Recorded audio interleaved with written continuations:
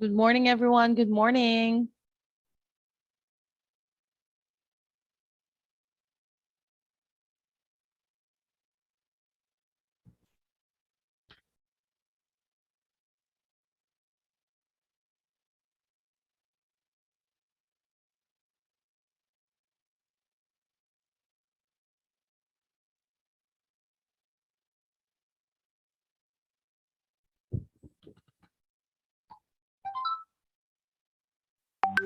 Good morning, everyone.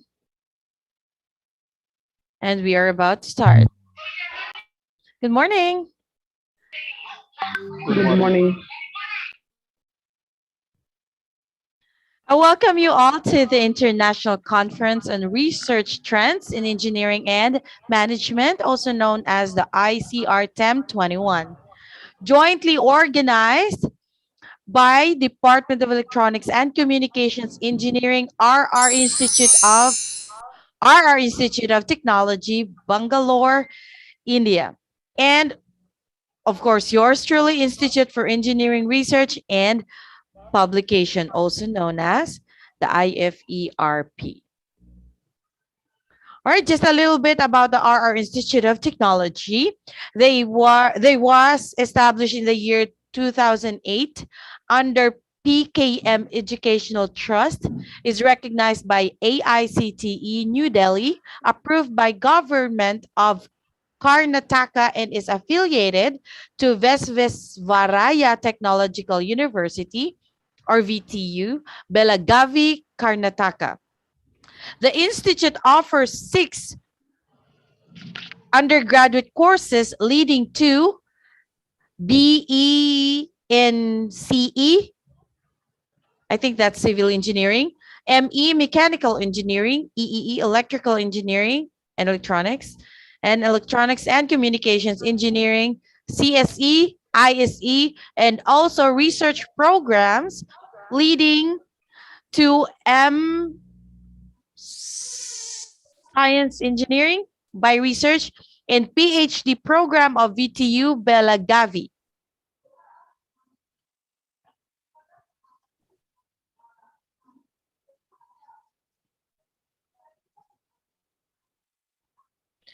RRIT get accredited by National Assessment and Accreditation Council in the year 2018 with a vision to be a respected and sought after education institution. RIT is very much engaged in equipping individuals to be capable of building learning organizations in the new millennium. The Institute maintains a synergistic relationship with the industry through MOUs, where the RRITians are given opportunity to work on live projects. Now, here's a little short video about IFERP.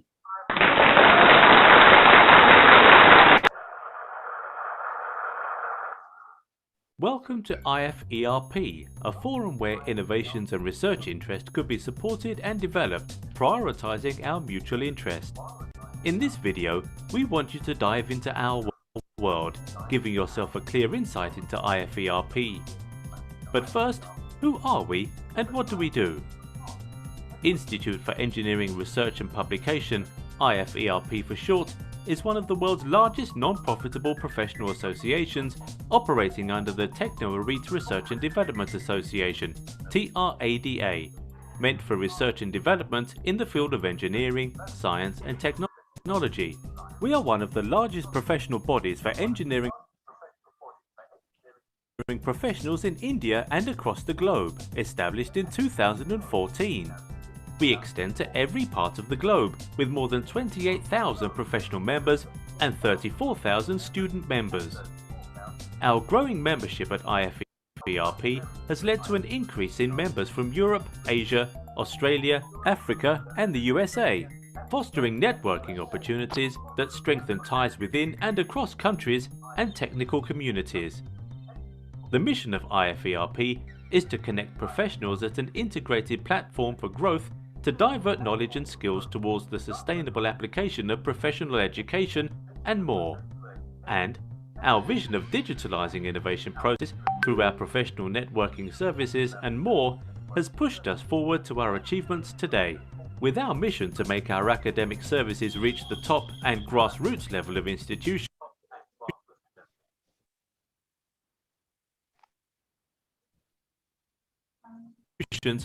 we are funding colleges to organize conferences and scientific events, enabling researchers incubated at different areas of our country to directly contribute towards the transformation of India. IFERP simply connects engineers, exchange global innovation, and acts as a bridge between researchers and academics by organizing international conferences, world conferences, faculty development programs, webinars, seminars, providing membership, and more. Some of our conferences include WCASET Malaysia, WCASET Jakarta, ICAS ETAM APU Malaysia, and many more. We've also organised scientific events in association with renowned universities done in the past, with over 28,593 journal publication services, creating opportunities to get your research paper published in high impact factor journals such as Scopus Indexed, Web of Science, Google Scholar Index journals, ESCI, UGC approved, L Compandax, ISI, Chimago Index journals, and many more. To make our operations smoother and more perfect, we have been supported by our associated organisation, Association of Cloud Technologists, Global Association of Nanotechnology, International Association for Big Data Analysts, International Association for IoT, International Wireless Network Association, and World Association for Structural Engineers. We have also worked alongside several clients and partners both nationally and internationally like University Malaysia Sabah, APU Malaysia, UNJ Jakarta, MC University Thailand, Ajman University Dubai, PUP Philippines, IIUM Malaysia, ISU Philippines, FCPC Philippines, WCC Philippines SRM University, Galgotia University, Amity University, and much more government and private organisations in different countries. At IFERP, we believe that there's always a better way to treat professionals, and that is what we do. If you would like to see more or go deeper on IFERP, you can visit our website at www.iferp.in.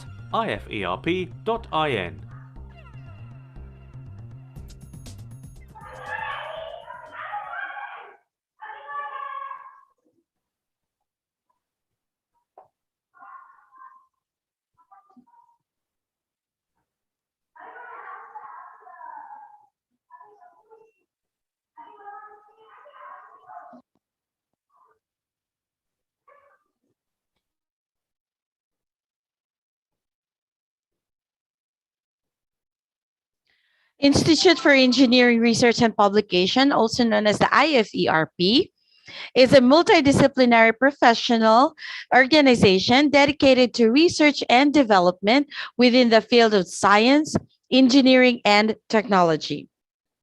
IFERP is a preponderant body that has brought technical revolution and development of science and technology. The IFERP Forum constitutes of professional experts and oversees technical leaders. There is no stone unturned to strengthen the spheres of science, engineering, and technology. These days, IFERP is one among the leading publisher of research papers in its prime quality, peer-reviewed journals, continuing, and analysis magazine. About the conference, this international conference on research trends in engineering and management aims to be a top-notch forum to discuss the current progresses in engineering and management fields, together with the recent developments based upon new concepts and advances in modern engineering and management.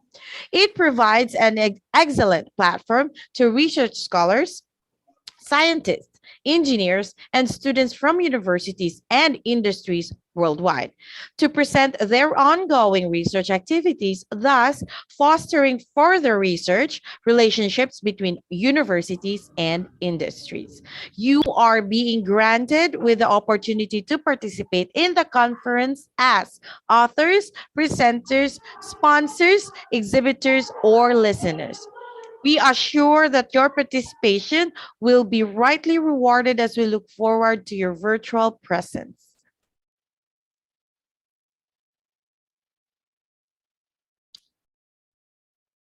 I would like to welcome all our honorable dignitaries. First, I would like to welcome our beloved Principal Dr. Mahindra KV, RR Institute of Technology. Then, of course, our eminent keynote speakers, Professor Marwan Al-Qaidi, Vice President for Research, the American University in the Emirates, Dubai, Chair SPC, IEEE UK, and Republic of Ireland. Dr. M.V. Reddy, Institute of Research, Hydro-Quebec, Center of Excellence in Transportation, Electrification, and Energy Storage, Hydro-Quebec, J3X1S1 Canada. Professor Dr. Hatem Hatef Albul Kadim Al Yasari, Professor of Economics, Sihan University, Kurdistan Region, Al Sulaimaniya. Mr. Rudra Banu Satpathy, Chief Executive Officer or CEO of Institute for Engineering Research and Publication, or IFERP. And of course, our technical. Let us also welcome our technical session chairs. Dr. Manjunath R., Professor and Head Department of Computer Science and Engineering, VTU Bengaluru. Dr. R. Uma, Professor, CSE Department, Sri Sairam Engineering College, Chennai. Dr. Mangala Gauri SG, Associate Professor, Electrical and Electronics Engineering Department, RR Institute of Technology. Dr. S.M. Subash, Associate Professor and Head, Department of Civil Engineering, Guru Nanak Institute of Technology, Hyderabad. Dr. Ramachandra C.G. Professor, Department of Mechanical Engineering, School of Engineering, Presidency University, Bengaluru. Dr. V. Sathireka, Professor, Management, Sri Sairami Engineering College. Dr. T. Porselvi, Professor, Department of EEE, Sri Sairam Engineering College. Thank you all for joining us even during this pandemic situation and imparting your expertise with us. I would also take this opportunity to welcome all our technical session chairs and presenters from reputed colleges of India, as well as from abroad, who has spared their valuable time in enlightening us today with their latest research studies. Now, I would like to invite for her speech, Mrs. Premula Gandhi G. Professor, Associate Professor, Department of ECE, RRIT Bangalore, to deliver the welcome speech. A very good morning to Good morning, madam. Very good morning. A very good morning to all the dignitaries and the guests and invitees and my dear colleagues and students. I welcome you all for the August gathering here. As we know, the aim of education is the knowledge, not of fact, but values. It is on occasion like this, we get opportunities to test our knowledge and understanding. We look forward to get an exposure about what the best of the brain thinks. The day is set for researchers with innovative thinking. So I extend a warm welcome to all the delegates who are with us for an exciting journey in the world of research. So I'm pleased to welcome our great visionary, Kempegowda awardee and our chairman, Sri Y. Raja Reddy sir, in his absence here. And also I extend to our secretary and director Arun HR sir for their extensive support in organizing this event in their. Now, on my own behalf and our institute behalf, I would like to take an opportunity to express my hearty welcome to the chief guest of the today's program, Mr. Banu Satapathy, Chief Executive Officer, Institute for Engineering Research and Publication, IFRP, for honoring our invitation to be as a chief guest for today's program.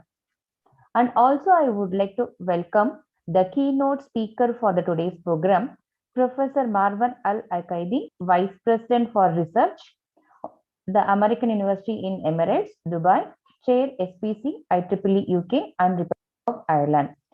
And the second keynote speaker, I would like to welcome Dr. M.V. Reddy, Institute of Research, Hydrocubic, Center of Excellence in Transportation, Electrification, and Energy Storage, Hydrocubic, JTX, ISI, Canada.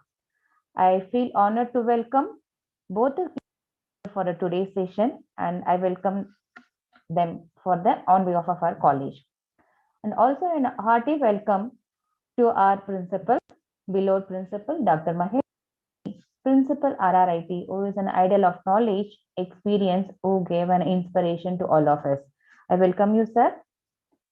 Also, I extend my warm welcome to our HOD, Dr. Sunita HD, for taking this program a grand success and for the initiation taken in organizing this. Welcome you, ma'am. And last but not the least, the key behind the event and the working person for throughout the day is Gomati. So I welcome you, ma'am, for this event. Without the delegate and without the participant, the event is not fulfilled. So I welcome all my student friends and the researchers and the keynote speakers and guests. I welcome you all once again. Thank you. Thank you so much, Professor. Thank you, ma'am. Thank you. I would like to call on next Dr. Sunita HD, Professor and Head of Department of ECE, RRIT, who is convener of this conference, to share a few words about our conference. Very good morning to one and all present here. Am I audible? Yes, you are, madam. Yeah, very good morning. Thank you all for joining us today for a 2 days international conference on research trends in engineering and management, jointly organized by RR Institute of Technology, Bangalore, in association with Institute of Engineering Research and Publication, IFERP. This conference is completely conducted on a digital platform due to COVID-19 pandemic. Research, as we all know, is necessary and valuable in our lives. It's a tool for building knowledge and facilitating learning. It's a means to understand issues and provide solutions. Scientific research is the research performed by applying systematic and constructed scientific methods to obtain, analyze, and interpret data, which provides us with the information and knowledge needed for problem solving and making decisions. The main objective of this conference is to facilitate the state of art research and innovations in various fields of engineering and management. It provides a platform for scholars, researchers from industry, and academicians to demonstrate their findings and studies.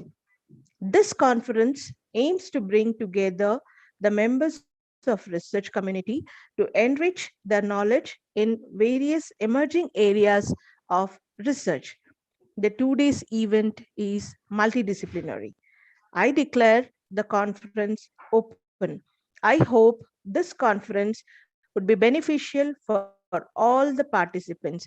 I wish you all good luck and thank you. Thank you so much, Professor. Requesting our beloved CEO, Mr. Rudra Bano Satpati, IFERP, to address the conference.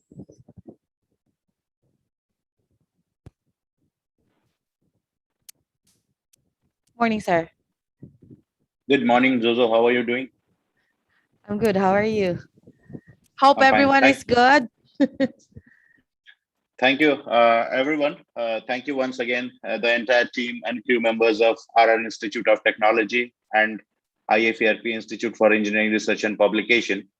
I feel obliged once again to speak on behalf of our organization and stream today online on 208th online event since pandemic. The number shows our commitment towards academic, and even though the world is facing the challenges of academic development and academic interaction through restrictions of travel and physical meetings, we are trying hard with our rigorous effort to bring a proper and well communicated and well channelized community, as well as well connected forums where the research works could be presented. And I'm really grateful towards the management and the academicians and the professors and the decision taking authorities and stakeholders of RR Institute of Technology for giving us a privilege and an opportunity to serve the academic community of scientific India, as well as southern part of India once again, by organizing ICRTM organizing the conference ICRTM.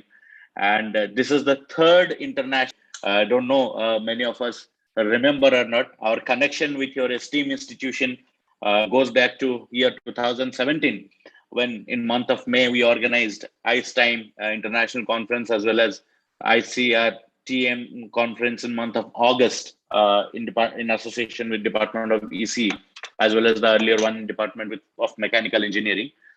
And once again, at that time, I visited the campus. It's a beautiful and lush green campus of 37 acres. And if I brief, the institution has been established by our foundation so that the education and proper technical studies could be delivered to the students, deserving students of Andhra Pradesh and Karnataka. With this vision, today RR Institute of Technology is one of the finest and successful organizations, successful institution that is promulgating and propagating high standard academic and technical education. The commitment towards the mission and vision of this esteemed organization states its priority, its importance to host this international conference amid this pandemic also. And once again, I'll repeat that since the globe is facing the crisis of COVID-19, this is the 208th international conference we are organizing. And these things are being possible because of the great network we have, the connections of all the institutional ambassadors, the state ambassadors, the office bearers of local chapters of IFERP, and the national ambassadors of different countries, organizing committee members, scientific committee members, advisory committee members, executive committee members, our revered keynote speakers for their thought-provoking skills of presenting the research ideas. With this vision, I feel proud and privileged to represent IFERP and RR Institute of Technology once again to speak on behalf.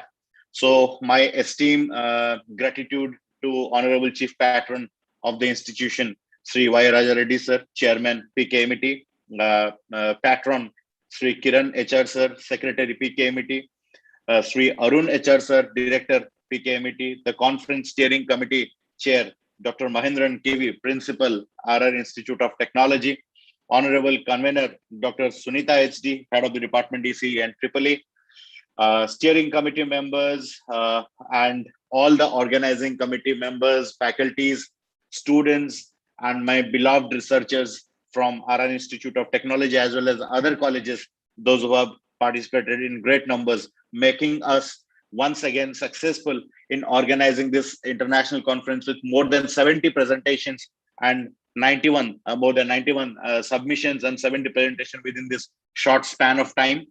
IFERP, Institute for Engineering Research Publication, is one of the finest and one of the largest professional organization. We began at 2014, and our vision is to connect with all the leading educational institutions, colleges, universities of different developing cities and zones and locations of country of our nation, and bring them upgraded through our connections, because we are keen in building international network. We have established connections with almost all leading universities, industries also, and at rapid rate we are collaborating with institutions to form institutional chapters. We insist our students and faculties and professionals to think beyond classrooms and promulgate their imagination, promulgate their thoughts beyond the borders of nations, beyond the limitations, beyond the walls of classroom, and those ideas would reach the research forums and research platform. In a while, we will be presenting at IFERP international forums, where our conference is being streamed virtually online in our dashboard, consisting of more than 60,000 plus members, as well as in our social media channel. So I hope these ideas and innovation goes beyond the research laboratories and classrooms and reaches the nook and corner of the globe. We are also connecting professionals and experts all across the globe with deserving students, intellectual researchers of our country, so that there will be a proper solutions and guidance and connections that will result with stronger academic community. The problem today we face is all about implementations and trials. The research what we develop in our laboratories and classrooms hardly reaches industries, factories, corporates, and trial centers to be implemented or applied. So this is the purpose. We are organizing some conferences based on applied technology, where technology reaches. The second step is that we are also connecting at a very rapid rate with industries and corporates and development centers, so that we will form a proper bridge and connecting channel between academics and industries. That is the foremost need of the country. Moreover, we are also trying our level best to provide ethical solutions and inputs, so that we come across the basic ideas and basic knowledge and skills which we require to establish our research claims, to how to write research paper, for example, and how to create a proper awareness among the students. And we are also having a vision to encourage research in Asia from age of 7 to 70, so that we will have a large span of population diverted towards the development of research, diverted towards the innovation. It may be engineering, it may be life sciences. As I speak today on behalf of IFERP, Institute for Engineering Research and Publication, I speak for engineering. When it comes to different sectors, yes, we have more than 18 plus ventures working in life sciences, medical, paramedical, management, humanities, social studies. Also in different fields we are working. We are working to integrate all researchers in interdisciplinary forum. With this process of establishing institutional chapters, I urge all the members of IFERP, institutional chapter representative, institutional ambassadors of different institutions, state, provinces, countries, and locations. I thank everyone for your kind support and making us stand today in academic forum, standing strong. And I really feel privileged and obliged to all our members and committee members, advisory council once again, for their support and for making IFERP one of the largest and finest institutions working hard today to bring an academic revolution. And our commitment towards providing uninterrupted academic solution will be continuing in upcoming days. And we are coming up with some advanced technology integrated with advanced artificial intelligence and machine learning, which will be the web and application interface for all the researchers and academicians, industrial professionals to access the knowledge center of the globe at a very rapid rate. I wish everyone a healthy and safe life. I request everyone to take the best out of this conference. We have some publications also where the research article will be published. We have some renowned speakers. We have some renowned experts, session chairs. Those will be reviewing these research works, and we'll try to take this research work ahead of this conference and trial for implementation. So I request everyone to take the best out of this, and I urge everyone to get vaccinated and lead a safe life. And I pray for all the engineers watching this conference today and engaged towards the research activity for a healthy life. And the words of Bhagavad Gita reverberates in my mind: Sarve bhavantu sukhina, sarve santu niramaya, sarve bhadrani pashyantu, ma kaschid dukha bhavet. And I wish people of India as well as other countries associated with this conference, particularly a healthy and safe life. Thank you very much. Thank you. Thank you so much, sir. Next, I will be glad to welcome and invite our honorable principal, Dr. Mahendra KV RRIT, to address this gathering. Thank you, one and all. Thank you, ma'am. Good morning to everybody. Good morning, sir. Good morning. Hearty welcome to all the participants, chief guests, and renowned speakers from different industries. I request all the participants to kindly interact with the people who are presenting the papers, so that you can get good knowledge, good exposure to various research going on in different fields at different levels, and you get some good thought process, so that we can do some better research and interact with the people. This is all what I wish to say to everyone, and all the best for the conference, and congratulations to Department of Electronics and Communication Engineering to host such a beautiful conference. All the best. Thank you, sir. Thank you so much, sir. And I would also like to introduce our preceding books: the International Conference on Research Trends in Engineering and Management,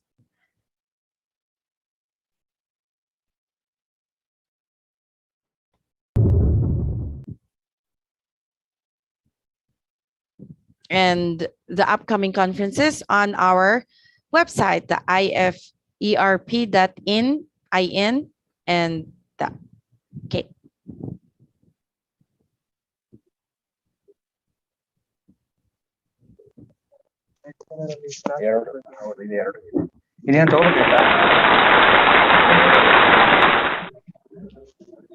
load ಆಯ್ತು, ಅವನಿಗೆ plywood ಸಿಕ್ಲಿಲ್ಲ ಅಂತ ಸರಿಯಾಗಿ.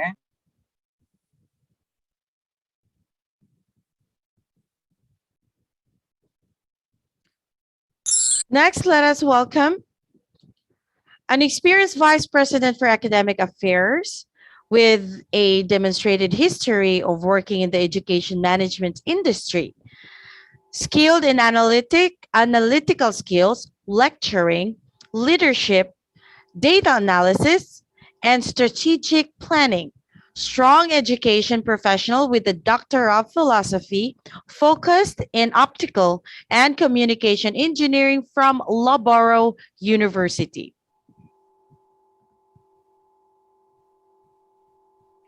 Doctor of Philosophy, Field of Study of Optical and Communication Engineering, Loughborough University in 1985 to 1988. His designation as Vice President Research and Dean of the College of Computing and Information Technology, the American University in the Emirates, Dubai, UAE. As VPR is to encourage research that has practical application for both economy and society in UAE and the region. Working as Vice President for Academic Affairs, Arab Open University, Kuwait, experience started his career as lecturer in software engineering, communication engineering at Plymouth University, senior lecturer at De Montfort University, and served as director of external Affairs with almost 21 years in De Montfort University. It's our immense pleasure to welcome Professor Marwan Al-Akaidi. Thank you, ma'am. Good morning to you all. Good morning. It is a pleasure to be with you this morning or this afternoon. It depends wherever you are. I'll be asking permission to share some of screen, please. Give me permission.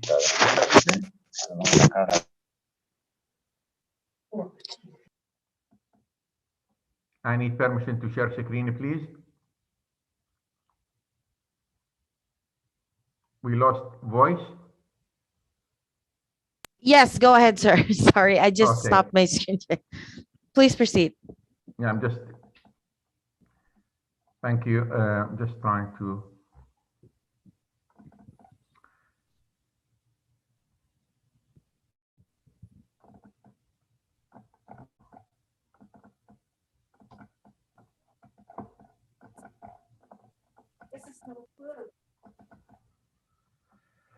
Okay, I will talk about the future of the smart city worldwide. And this is a project I led about a couple of years back, and we have implemented some of the information on smart city, and the technology should be a smart city in Singapore.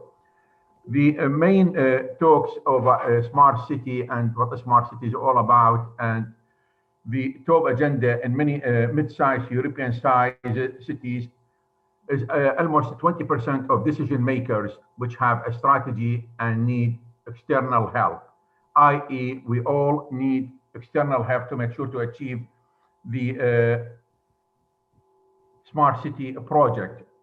The new mega market for utilities and why it is mid-sized cities required.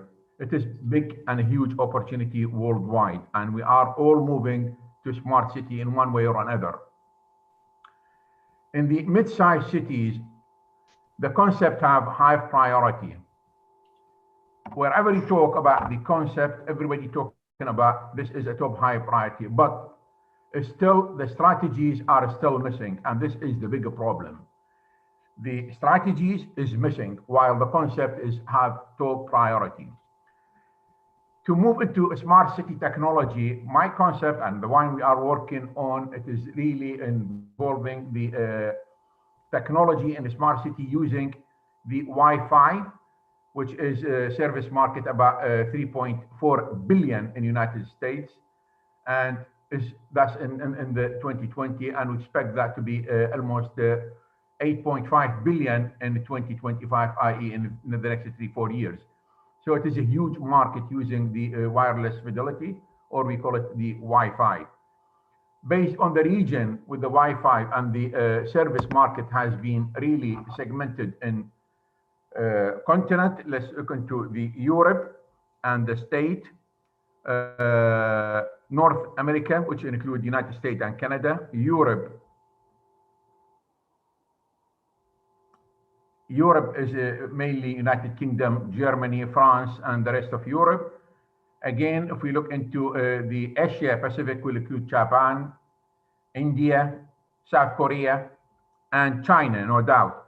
The Middle East is including some of the Africa, the Middle East, and Latin America, Brazil, and Mexico. So the wireless fidelity is really effectively used, and we expect that to be really more and more increase in that work.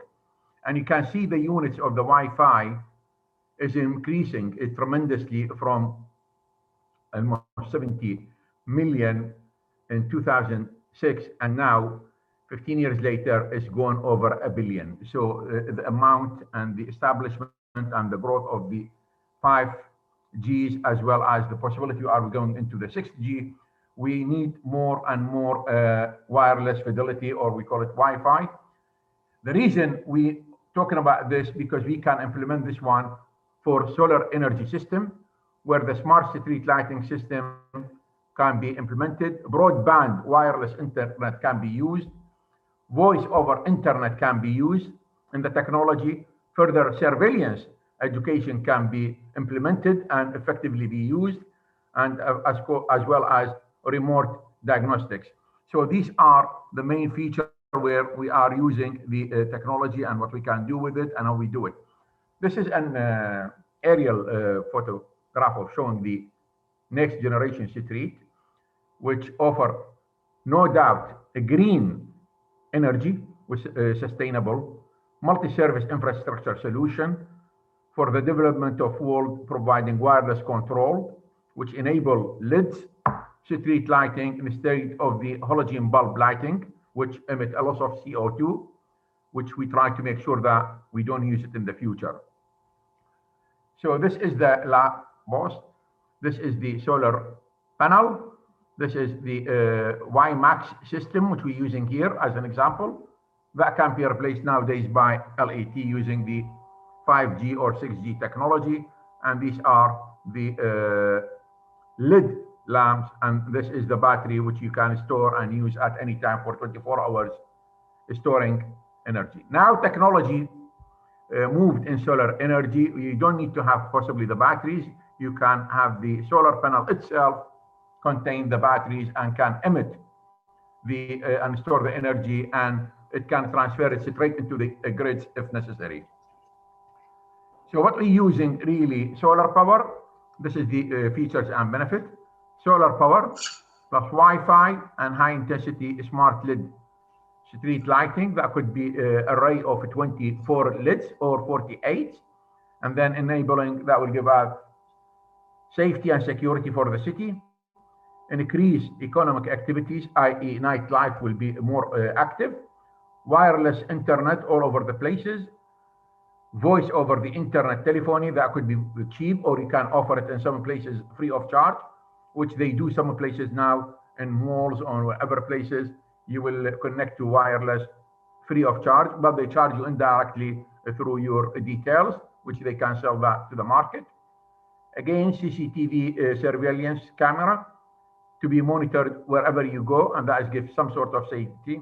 And it is important to have that in some area we require.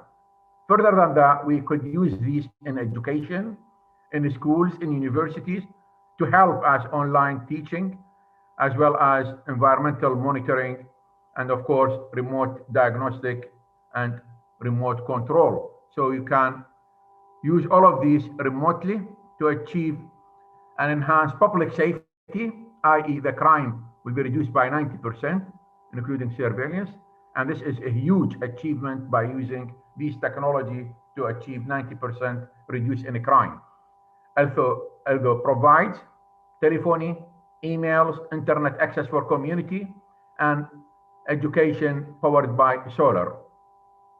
And this is really give you a clean environment, clean energy, which can nearly about 2 tons of carbon saving per 4,000 lights. So this is a huge saving and a clear environment and healthy environment in the end of the day.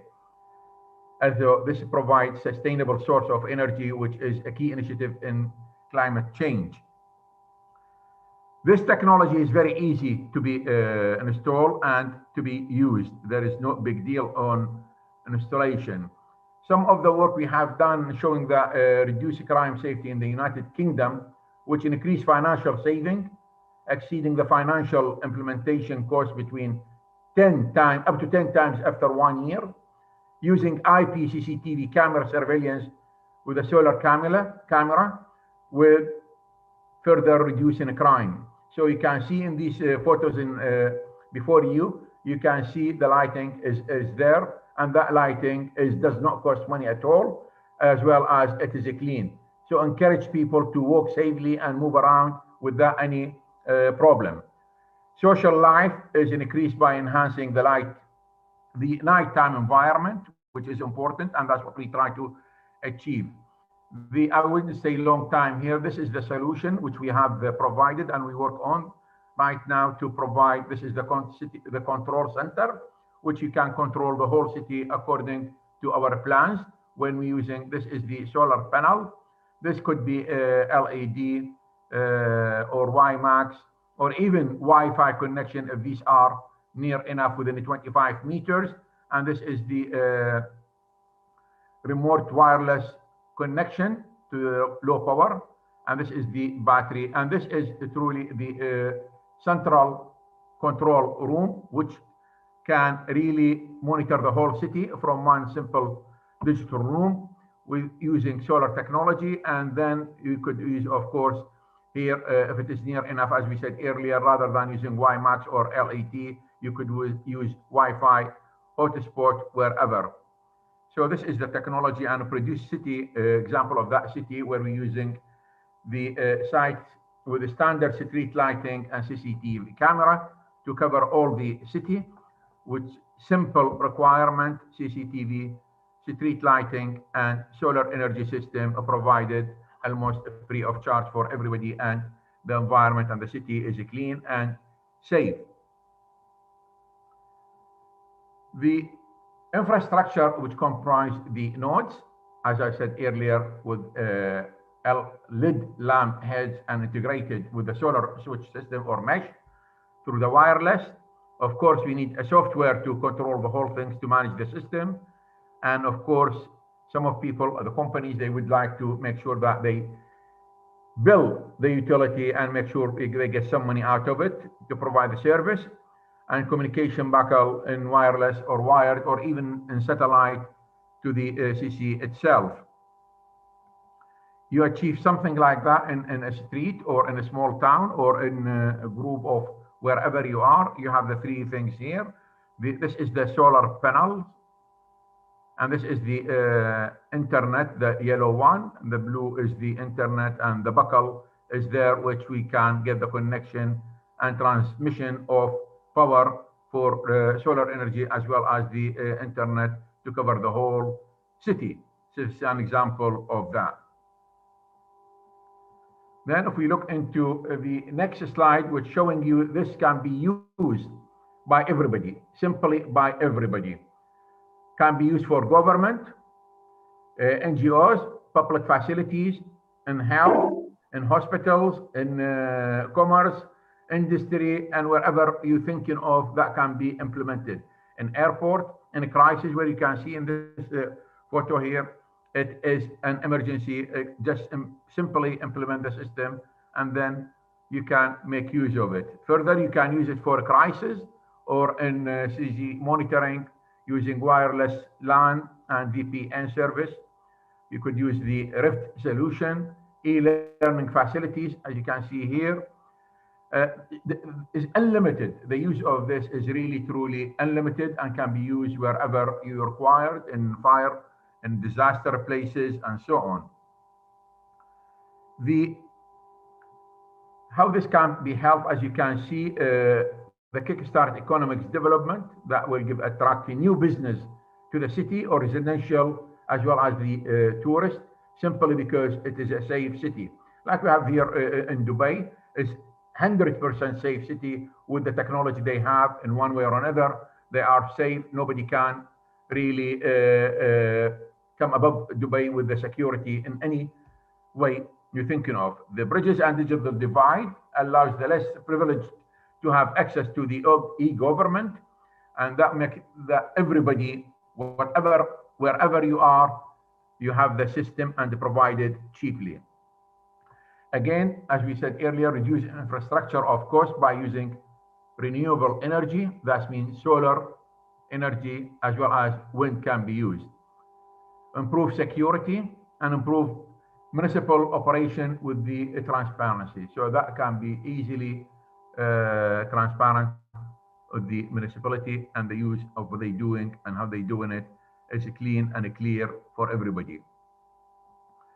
Of course, these technology, as we said, we're using the WiMAX or LTE, Wi-Fi, and so on, with the gigabit solar switch required to provide embedded wireless client to provide access point hotspot for wireless broadband communication and the process control telemetry. And these can be providing, given us the solar system, which nowadays a huge, and I know I've been communicating with manufacturing. One of them, the top one is in India, to be honest, with the top technology and how they can replace the battery. If you look into what we have seen here in this area, that battery can be replaced nowadays with the solar system itself, will be with the new technology of the panel itself, can store the power or the energy from the sun directly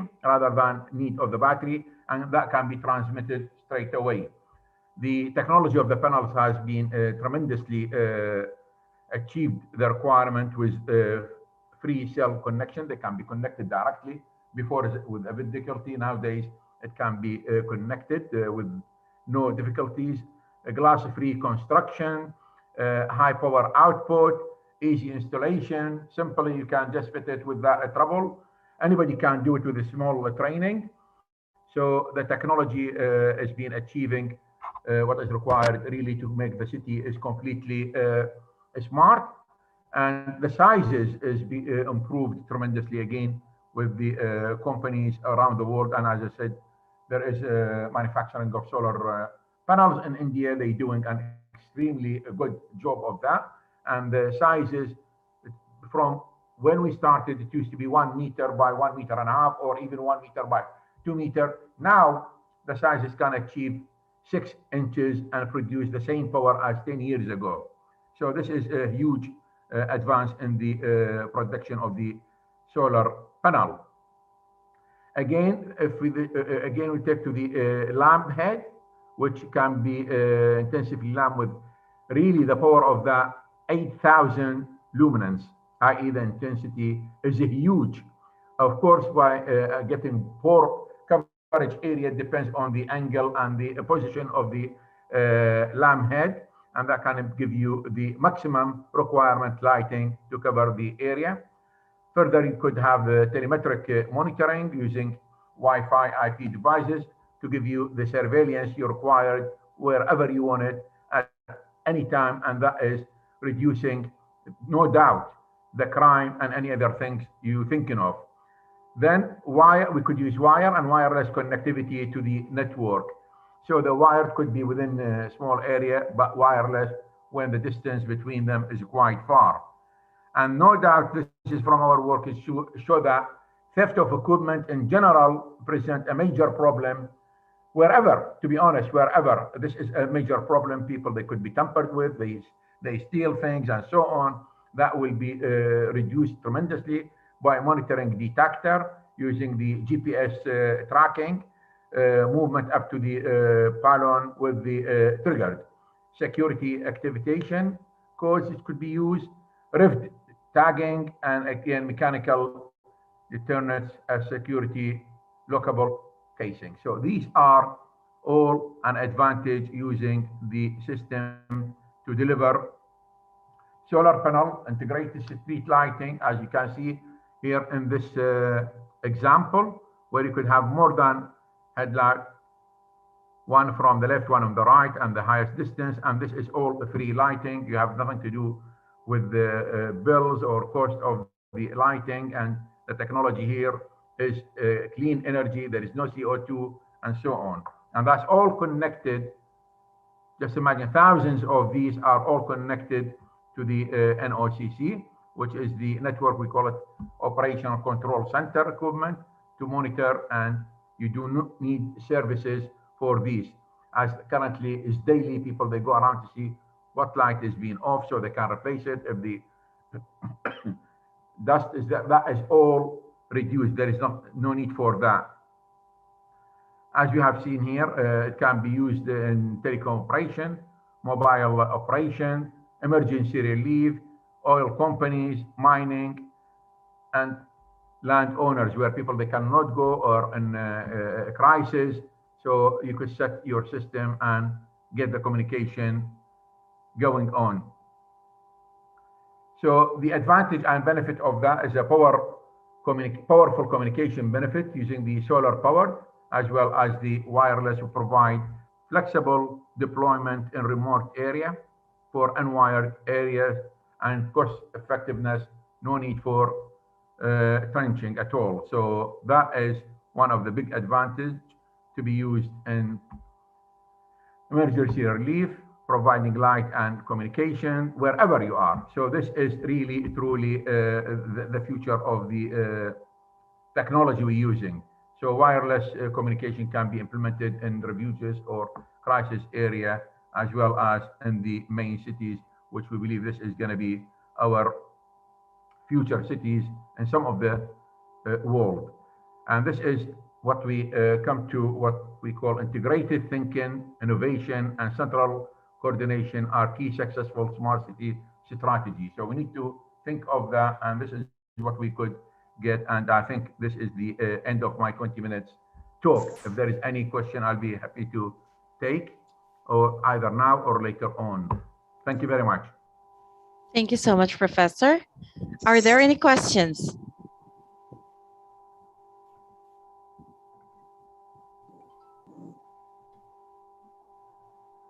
Okay. All right, and we will now proceed. I'll just go ahead and share my screen.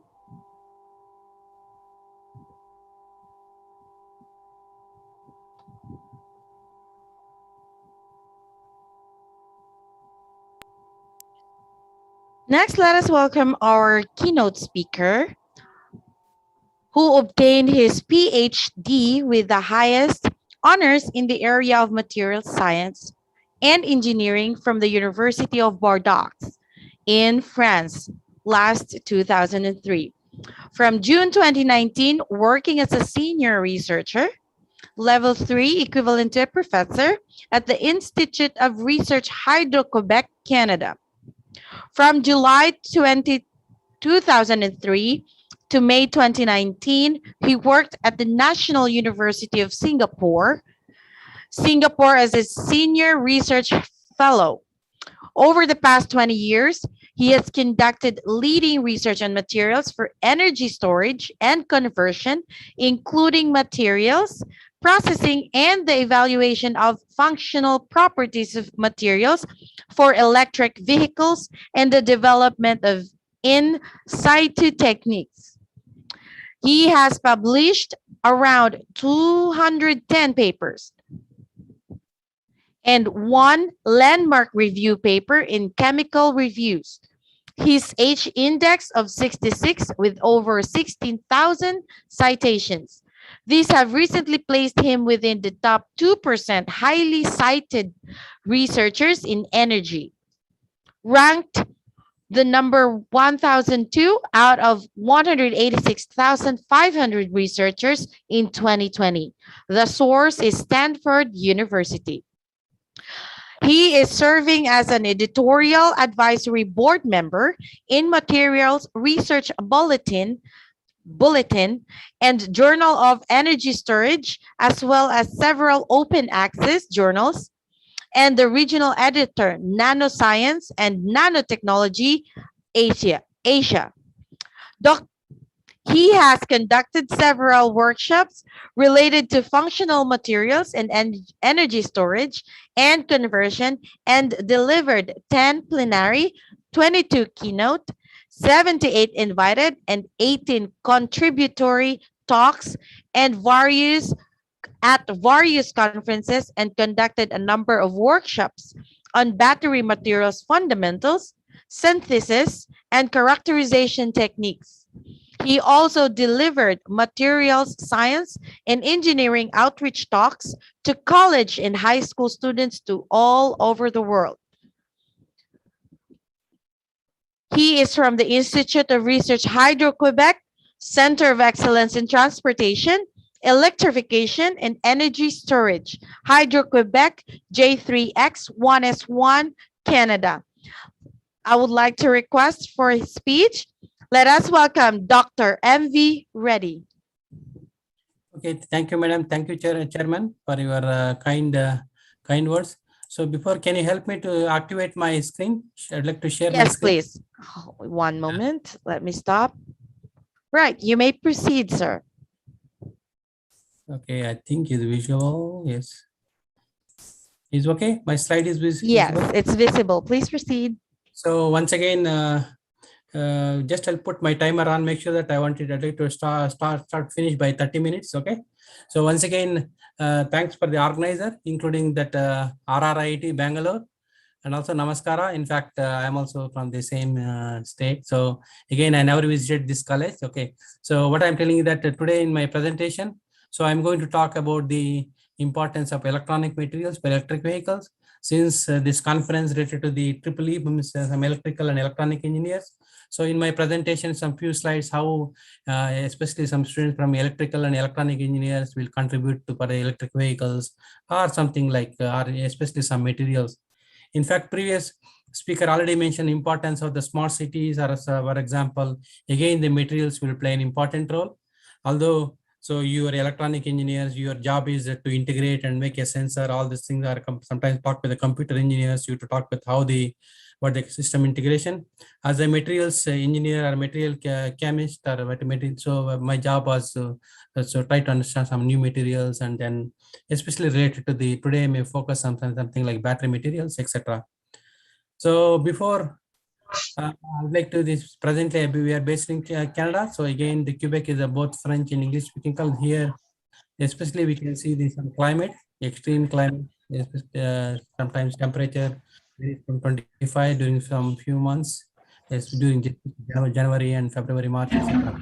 What I am telling that the materials will play an important role, especially work with especially autonomous vehicles, again, the sensor, radar sensor, the environment, etc. So this is my outline of my presentation. So what I'm telling that in Singapore, we've been trained a lot of from the different category, from the high school and junior college, and some graduate from different university, from both science and engineering. So some students are able to, including I'm talking about the lower outreach. So I think some students are able to present in the where some publications related with prestigious international conferences, and some they are able to present in the like for example science and engineering fair, few conference in the Intel International Science Fair held in the USA, and some place like Poland and Japan, etc. So I think we have a small contribution, which is from Singapore, as well as a lot of friends from the India, as well as from Iran and some other parts of the world. I think that we still utilize our lab almost some 4 to 5 our laboratory. So these are my small collaboration between Singapore as well as from India. So although my interest was something like mainly focus on battery materials, and some other interest on some nanomaterials and etc. So again, we know that materials for human history started from the Stone Age, Copper Age. Again, as the electrical or electronic age started in the Silicon Age in 1960.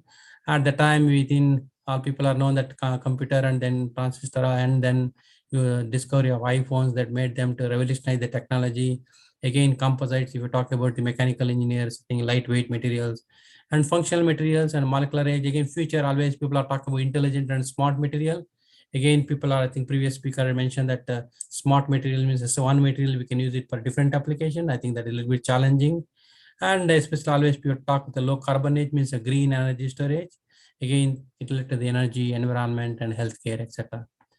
So again, as a researchers or a human, always our job is to look for the any materials or anything, whatever the research we do, it should be sustainably, and then it has to create a healthy lifestyle, and we to reduce the life pollution. I think that is very important for to get it required for any smart city development. Again, materials are probably classified based on the, for example, electronic material. Again, we know the silicon, germanium, these materials are very useful materials in terms of the what they call electronic material. And then sometimes you talk about supralloys or lightweight materials are very useful for the depending on the applications. And sometimes if you talk about optical materials, suppose people are talking about this sensor or something transparent and photonic crystals, again, the optics also will play an important role. I think today we are focusing something like related to the energy storage materials. So again, the importance of steel and importance of, for example, lightweight material, for example, composite materials, so that we can use it for the aerospace applications. Again, people are telling, I think previous speaker mentioned the Singapore, you can see something like smart building and smart cities. So these are the previous some few images I collected. So again, another area is the optics. So again, we can use it for the smart material. If you talk about the electrochromic windows and mirrors, I think glass for optical fibers or something lasers, etc., etc. So again, I'm talking the research is needed for the smart material. If you talk about the smart building, also if you talk about the especially lighting, I think previously speaker have been talking on the smart glass, plastic and flexible organic materials, and materials for resistive switching memory applications. I think this is very important for the application point of view. Again, suppose if you consider LiDAR, I think now presently LiDAR sensors are really expensive. I think now mainly we need to revolutionize the low cost LiDAR technology is needed. And 3D, 4D materials by especially graphene and CNT based for smart city applications. And again, smart material 5G and 6G. We know that everybody, due to COVID, I think a lot of people are using the internet. I think sometimes, again, I think everybody wants to pass internet. I think again, we need a smart, what they call the 5G, 6G technology materials are needed. And if you talk about smart grid, again, materials also needed for autonomous vehicles, etc. And also, if you talk about the smart chargers, again, so these are all the research is needed, very important research needed in terms of this use of the some materials here. We can use it for electronic materials. So again, so I'm going to mention that if you talk about, always people are talking about green renewable technology. I think we know that we have different, if you consider solar, hydro, and battery, something like for wind, etc. Again, always people are renewable means it should be less pollution. And then again, if you talk about energy storage, is an interdisciplinary area of science and engineering. So again, it will come under, for example, electronic engineering, automobile or mechanical engineering, etc. Again, I'm telling that depending on the research, depending on expertise, I think people can focus on that one. So today our main job is that if you want to go good for the high power density or high energy density, we need a smart materials with, especially I'm going to discuss some important fundamentals behind this this issue. So in summary, the importance of energy storage. If we talk about the battery, again, batteries we can use it for the smart grid applications or residential applications, or you would like to store the solar energy, wind energy, or run with electric vehicles. I think these are important, and we can reduce the CO2, etc. As we know that there's a world data, again, the fuel price is increasing. I think that is the way always, not only in India, throughout the world. So people are thinking about to reduce the for example, pollution by use of the electric vehicles. So that is one thing. And another important area, I think previous speaker had talked about, suppose for the large scale PV applications, again, you would like to store the solar energy. We need a low cost battery material packs. I think the cost of the battery pack slightly higher. Now, is there any possibility look for the something like breakthrough materials with high energy density materials are needed to underwrite test to reduce the cost? I think these are very important points, important areas to be concentrated. And I'm talking about the, if you're electrical engineers, I think the autonomous electric vehicles, I think is like a driverless vehicles. It will use artificial intelligence and then LiDAR and radar type technology, sensing technology. Again, the major benefits of this autonomous vehicle is lowering the fuel consumptions and development of the smart cities and reduce the CO2 emission, etc. Again, the autonomous vehicles, these are the expected revenue, and also we can reduce the, for example, vehicular crashes as well as so that is the things. So the typical, for example, the photo of the autonomous vehicle, again, you can see the LiDAR sensor, cameras, and GPS and computer as a what they call central processor. So again, I'm mentioning that also somewhere inside, so you can see something like, for example, backside something like we have a battery pack, the front we have something like inverter. So there's opportunity starting from the computer engineers, electrical engineers, or EEE engineer, a mechanical or automobile engineer, all engineering in the development of materials. So this is a way we can contribute. That's the importance of the conference. In fact, this conference, I think their excellent talks are going to cover this type of this particular area. So these are the opportunities. Again, I'm telling that since it's the interdisciplinary, lot of opportunities going on with a different type of for example, electric and autonomous vehicle things. So just I'm going to introduce, I think all people are carrying this type of mobile phones. It contains something like pouch cell. For example, you can see positive and negative terminal. And later we use something like, for example, if you use a laptop, we have cylindrical cells. So future, if you're running with electric vehicles, you can use this type of cylindrical cell, put in a different type of big packs. So again, remember, so if you want to use bigger, like depending on energy, so we need too many, almost like mainly around 2000 cylindrical cells are put in a big pack to run your car electric vehicles. So suppose if you work with the smart grid, again, the materials are same. Again, that what the fabrication technology is slightly different. And the main issue for the smart grid, I think people are looking for material should be low cost and long life. So that is the main thing, especially, you know, that bulk generation, the cost has to be reduced. Then only we can use it for this. So if you talk about smart materials, electric vehicles are great. So always you get high energy and power density, and then high capacity.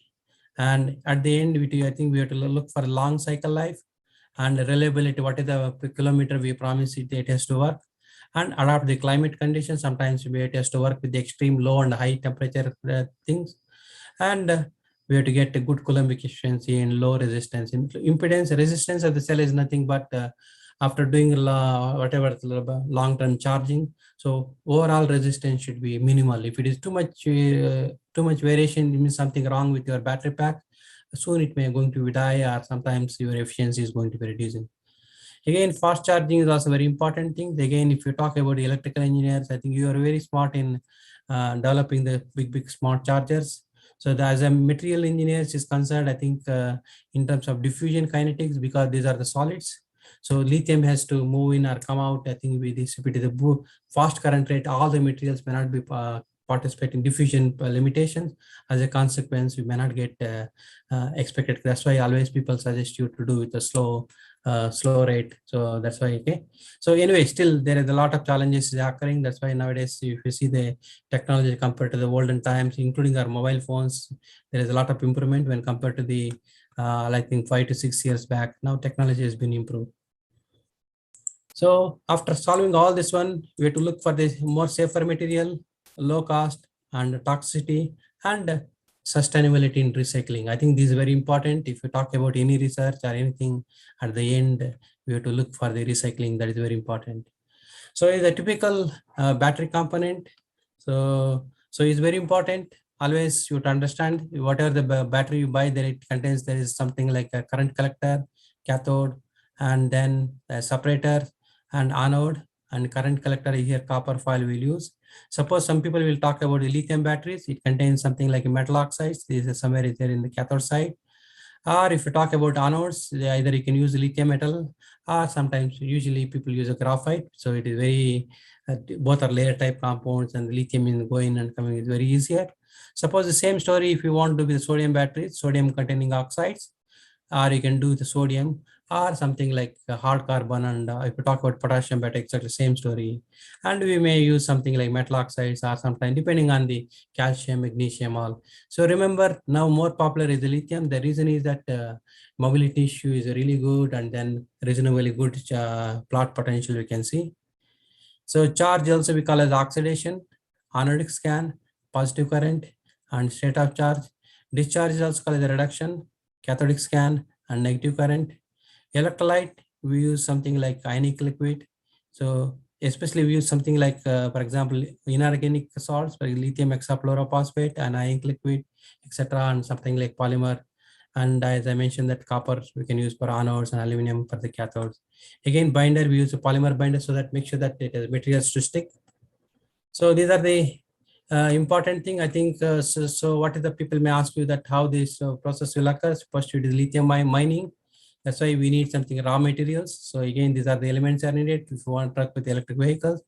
Again, another important one is if you talk about the sensors, I think there we need something silicon, or silicon nitride is also very interesting, because for electronic applications, especially the silicon, also nitride, because they need hard materials.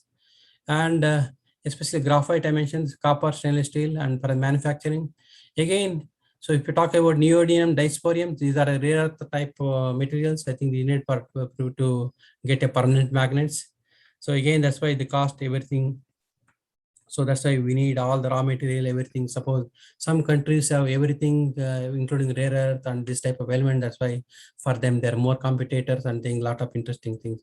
I think for them, it's a little bit lower cost when compared to like India, wherever some, especially that's why sometimes people always try to look for alternative. For example, lithium is replaced by sodium or potassium, etc. Different type of the technology. So these are the 2019 Nobel Prize is given with one of the both chemist and physicist. I think he's one of the almost like 99 or now the oldest Nobel laureates. So I think this year is the 99 years. So Professor John Goodenough. So what I mean, in addition to 3 persons, I think one well-known person, Michel Armand, also play an important role in the development of the lithium battery. So this is a principle of batteries. It contains shuttling of lithium between one side from the cathode to anode. So for example, electron will pass to the external circuit. During discharge means reverse reaction. It means lithium is going to go back to earth. That's why we call it the rechargeable. Rechargeable means what? For example, cobalt 3 to 4 plus during charge. Again during discharge, again 4 plus to 3. That's why we call it redox. It is a typical current versus voltage potentials. As you can see, the importance of the, if we reduce this oxide cobalt 3 plus to 4 plus, and then so that's why we call it a reversible peak. Similarly, if you plot the voltage versus capacity, you may get something like, depending on the cathode or chemistry, you may get some plot potentials, and this is a cathode minus anode. In practically, I'm telling that the voltage of the cell is very good, means that we need something like different gap should be higher, and we have to get a higher charge, a higher capacity is needed. So these are the different type of machines, the mechanism. So as a layman, I think we need something like oxidation reduction. Most commonly, intercalation, deintercalation is a concept is when used for commercial electric vehicles, or the reason is that we don't see much of structural variation during this type of the mechanism. Anyway, we have something, if you talk about silicon, tin, alloy, and different type of oxides, and goes different type of mechanism. So it is very important if you want to look for low atomic weight. So automatically, it's based on this formula, we can calculate the theoretical capacity of any materials. Anode should to get a lower discharge potential. Cathode should be higher charge discharge potential. The voltage of cell is nothing but difference in charge minus average charge minus discharge. And energy density is nothing but the voltage of the cell multiplied by capacity. Finally, and also the material should be stable with solvent and etc.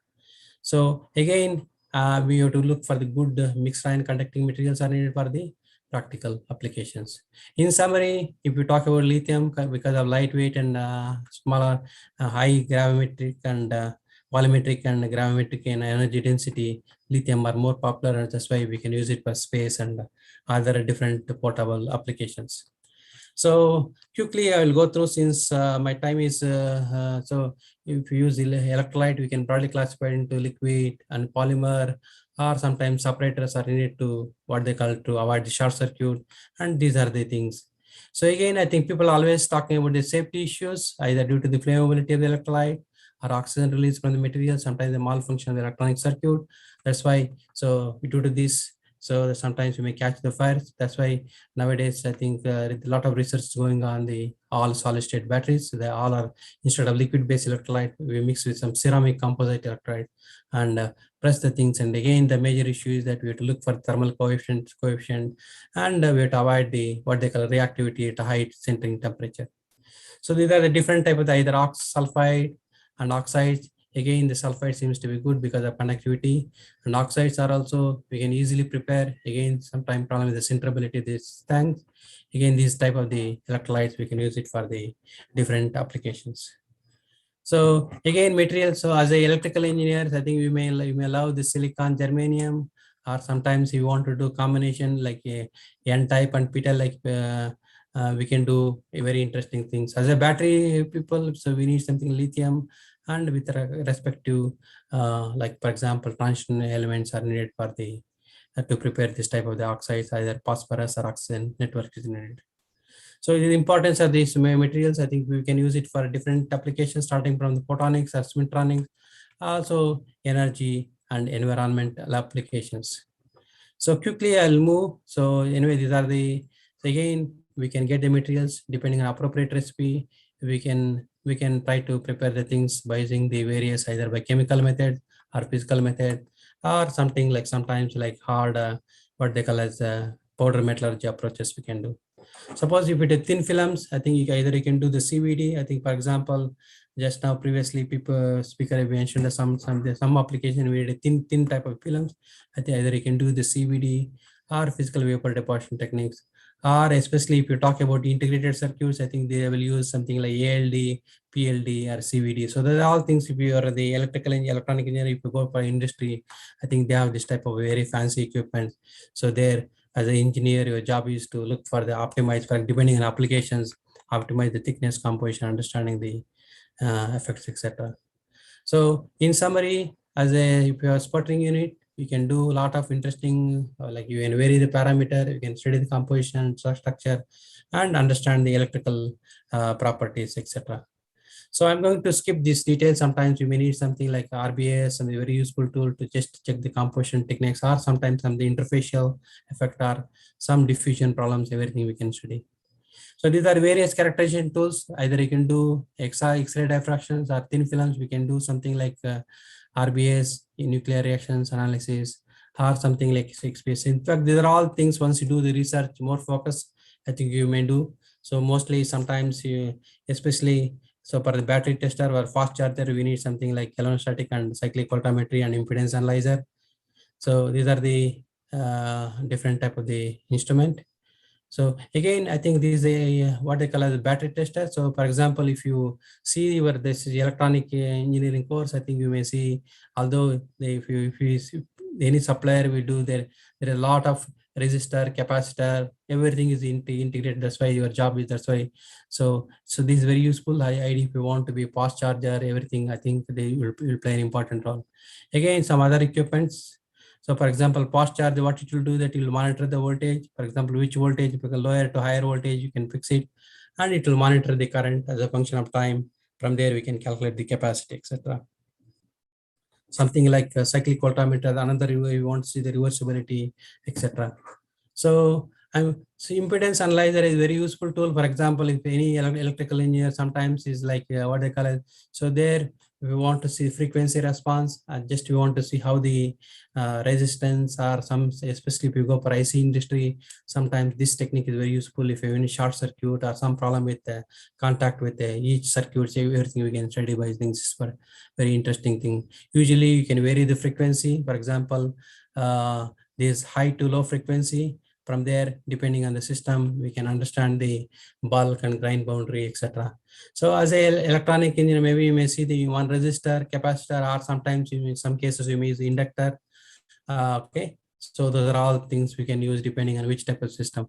Or sometimes if your sample is homogeneous or not, that's why this technique is very useful. So quickly, I'll skip since I don't have much time again. So this technique is very useful to understand the reaction mechanism, etc.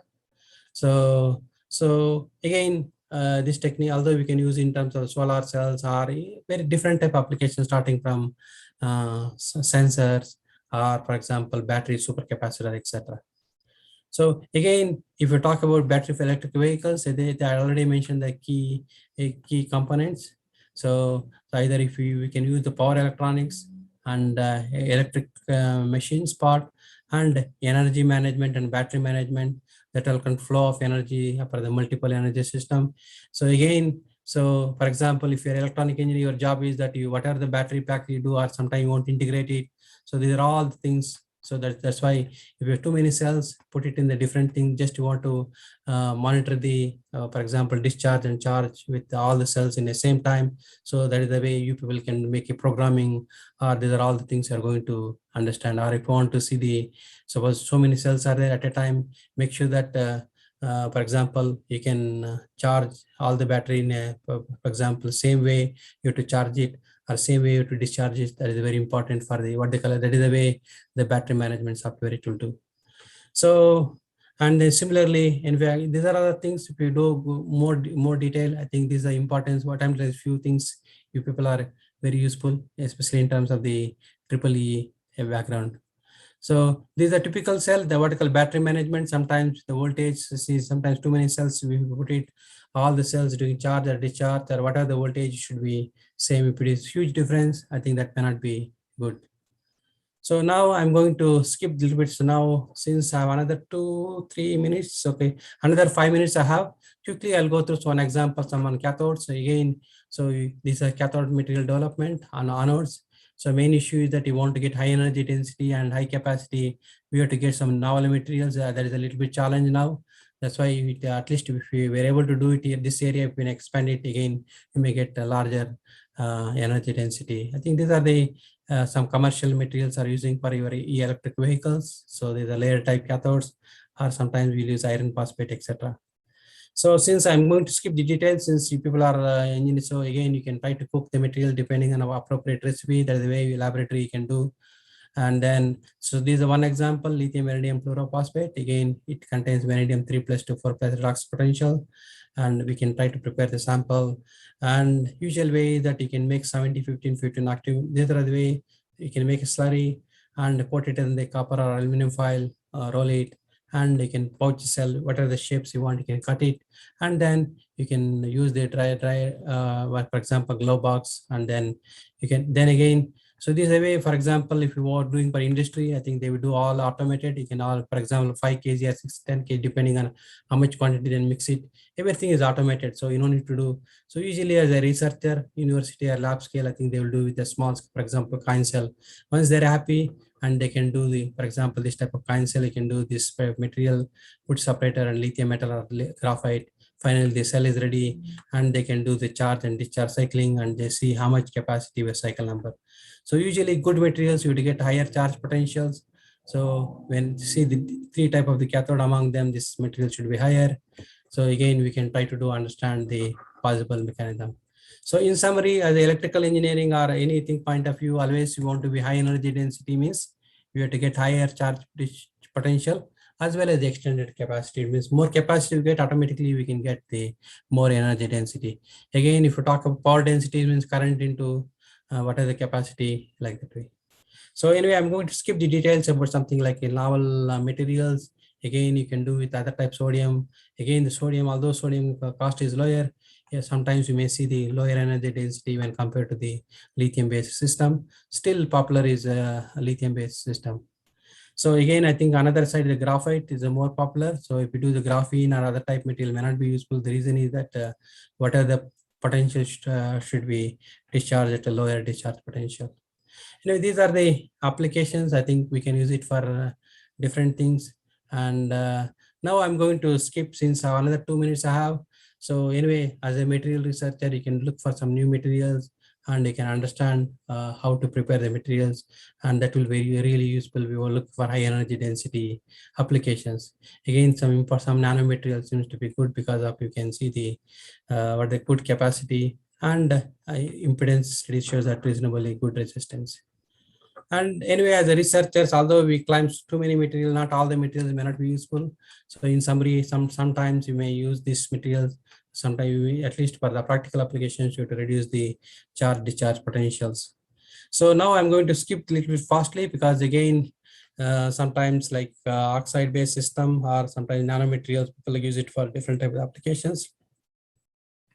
So just quickly I'll go through. So importance, for example, the solar cells, again, thin film solar cells, silicon already has a good technology, or sometimes if you're a researcher, people, they can do organic dye-sensitized and perovskite type solar cell. Again, some nanomaterials like TiO2, people can use it for, if you're good, we can see some improvement efficiency. I think this material also, we can do something like photo batteries. So there's a new way people with the sunlight, they can charge the battery. That is also concept, is also some proof of concept have been demonstrated. And these are the story about the perovskite based solar cells. So I'm going to skip the detail. Again, another important area, the sensors. So if you talk about the automobile or gas sensitive, I think the materials will play an important role. I'm going to skip a little bit details. And anyway, another area, there's something like supercapacitor. Again, some materials we can use it for the, for example, I want to fast charging, all this one. Again, although the voltage is limited or energy density, still people want to be fast charging. Again, we need appropriate way we have to quote it, etc.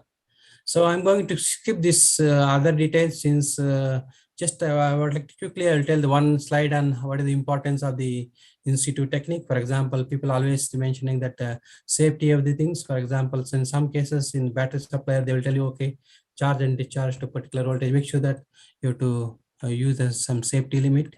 So that's why it is very important. And then the reason is that sometimes some battery supplier, they will tell you particular voltage, you have to stop, you have to do it, don't exceed the limit. Sometimes if you do that one, there is a huge volume variation, or due to this one, it will release some oxygen as a concept. I'm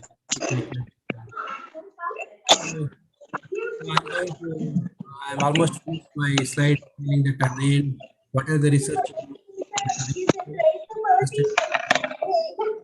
And then, anyway, this is a way we can do. I think we can this way. What I'm telling that materials you dispose in a proper way, and then so either you can do different type of the what they call as a hydro and pyrometallurgy approaches you can do. I think these are the small conclusions. I think instead of conclusions, since so why I'm telling that always people like we can talk almost same presentation for 2 to 3 hours also we can talk. I think the overall summary is that just like a motivational talk. So whatever the briefly I summarize.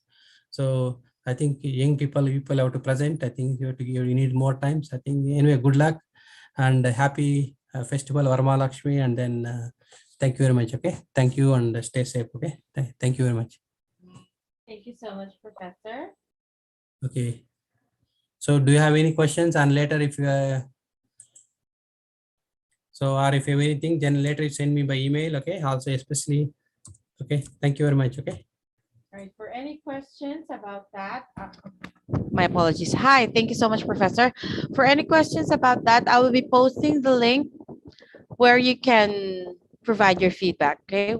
Yeah. That is very important. That's why time is also very important. I don't want to take more time. Okay. Thank you very much. Okay. Okay. Thank you. Thank you so much, Doctor.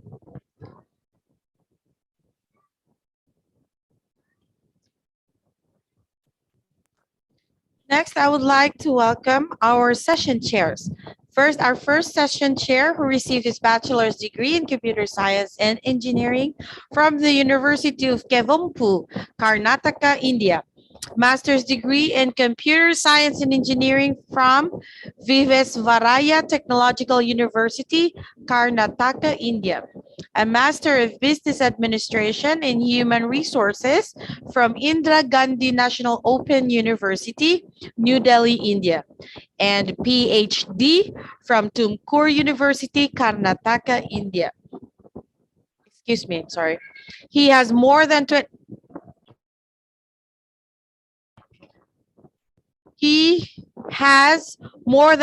years of experience in academics, industry, and research, currently working as a professor and head in the Department of Computer Science and Engineering at RR Institute of Technology, VTU, Bangalore.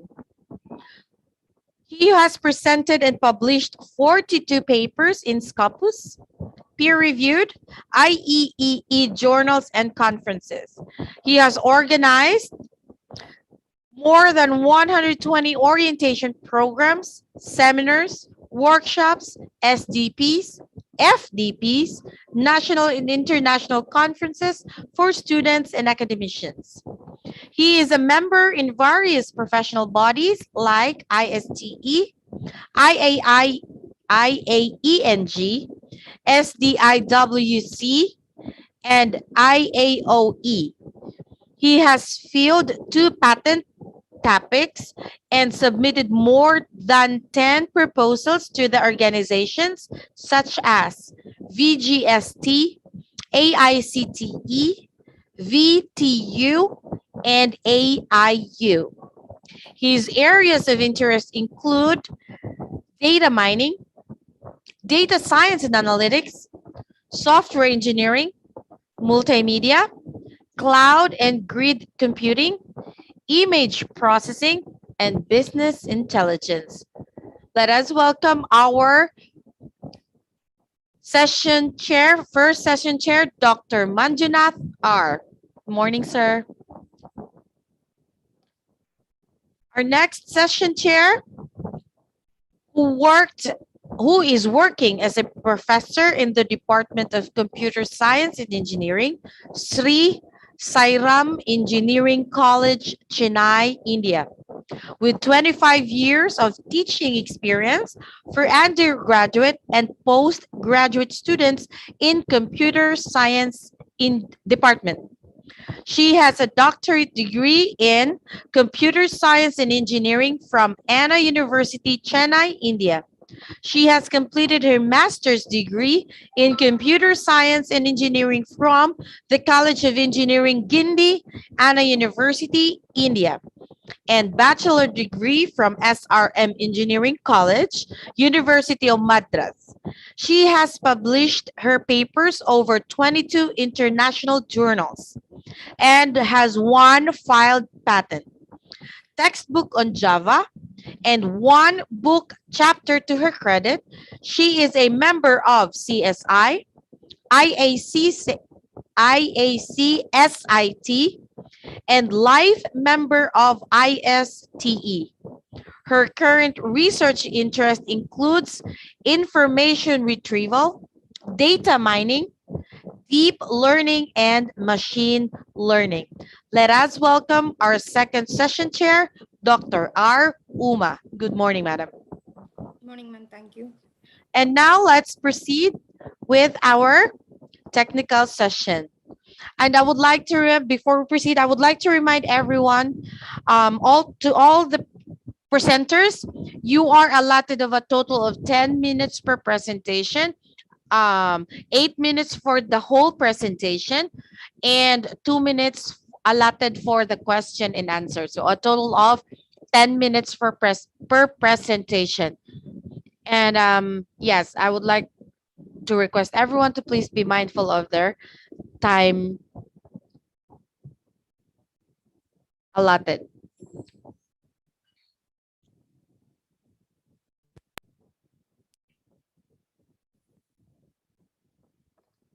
All right, then let me go ahead and call on our first presenter.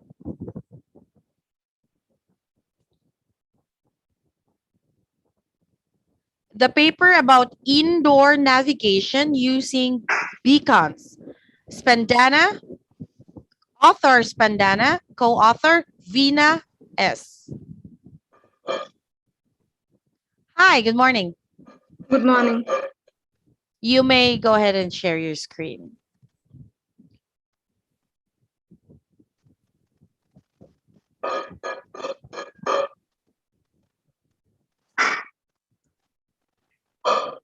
Is it visible? Almost there. Yes, it is visible. Can you please have it on a presentation mode and proceed? Thank you. Good morning, everyone. Myself, Spana. I'm a tech student from PES University. Today, I'll be presenting a paper on indoor navigation using beacons, guided by Professor Veena. I was an assistant professor in PES University. So I'll start by telling why we require this project. So at first, we know that GPS units are used. GPS technology is widely adopted one in order to obtain the location base, but it has certain limitations when we consider it in implementing in the indoor space. So if we consider implementing GPS for the indoor environment, it is the signals get blocked by the walls and other obstacles, and also it is cost ineffective. So because of all these drawbacks, we considered an alternate method for indoor navigation, that is by developing an application which provides location-based information in the indoor environment using the Bluetooth beacons and the smartphone devices. So once we get the correct, accurate location in the indoor environment, we can calculate the shortest distance from the source to the destination using the digester algorithm. So literature, these are the certain papers that I considered, a few main papers, so which tells about why we require this project and why it Bluetooth, why Bluetooth technology is more is better than other technologies like Wi-Fi, RFID, and other ultrasound and other network. So working principle. So before that, let us see what are these Bluetooth beacons. So the beacons are the wireless devices that uses Bluetooth low energy in order to transmit the signal to the nearby devices at every regular interval. So just like the Wi-Fi routers, these devices, these Bluetooth beacons, they will transmit the signals at every intervals, at every specified intervals, and at specified broadcasting power. So the working principle, it starts at first by creating an application using Android Studio tool and implementing and adding the blueprint of the indoor environment where we wish to implement this concept.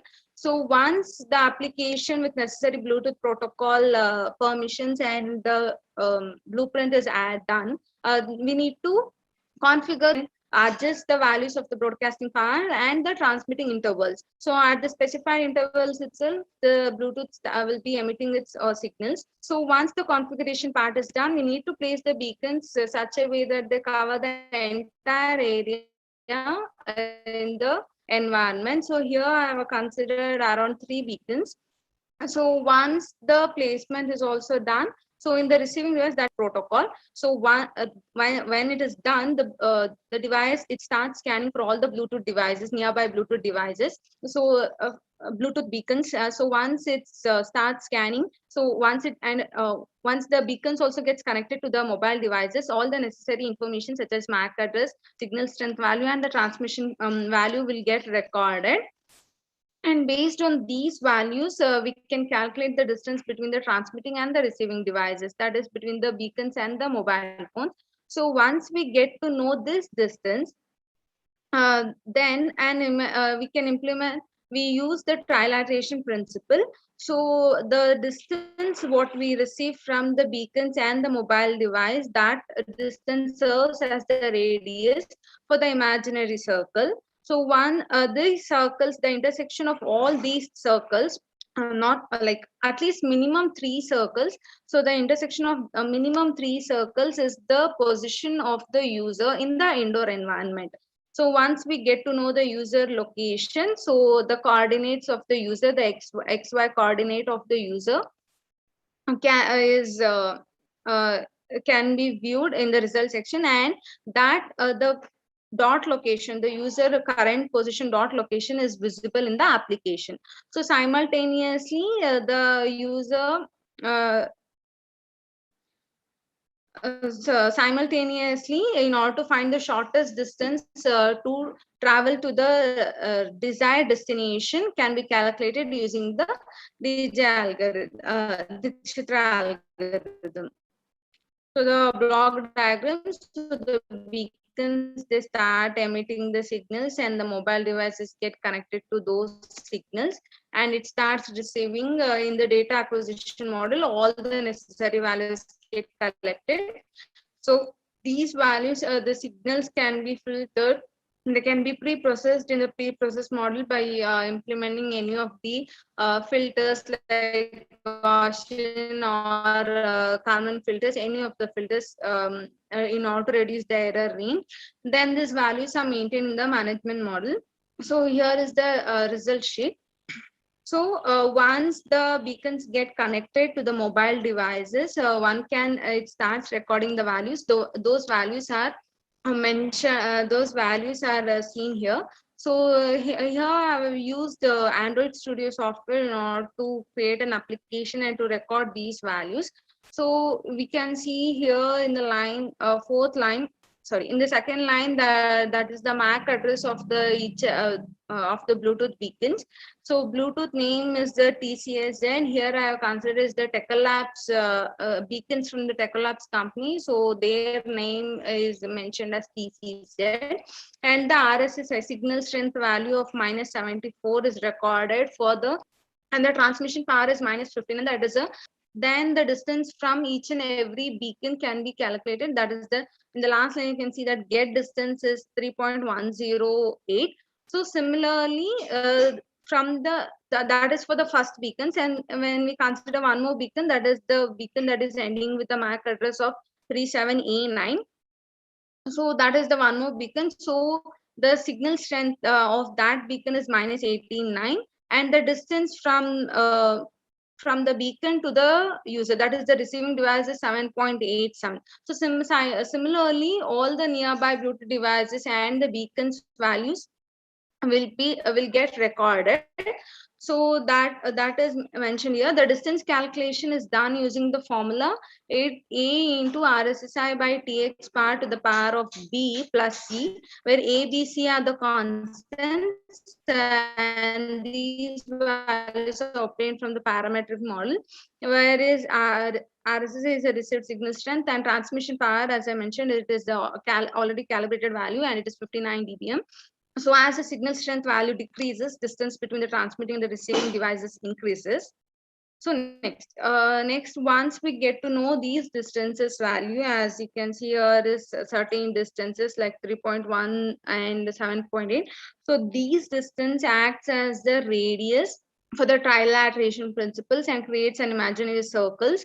So that based on the intersection of all these circles, we can get the coordinates of the user in the indoor space. So here in the line, sorry, yeah, in the line 53, that is the starting third line, you can get here, those are the coordinates 13.039 and 77.50. So that is the coordinate of the user standing at this position. You can see in the second image, wherein the purple dot location, that is the location of the user, and the coordinates of that position is mentioned in the third line. Similarly, as the user moves further just a step forward, the next one more values will be recorded. Then the movement can be visible in this application. So this is the blueprint that I have considered, and the the purple dot here, it represents the user dot location.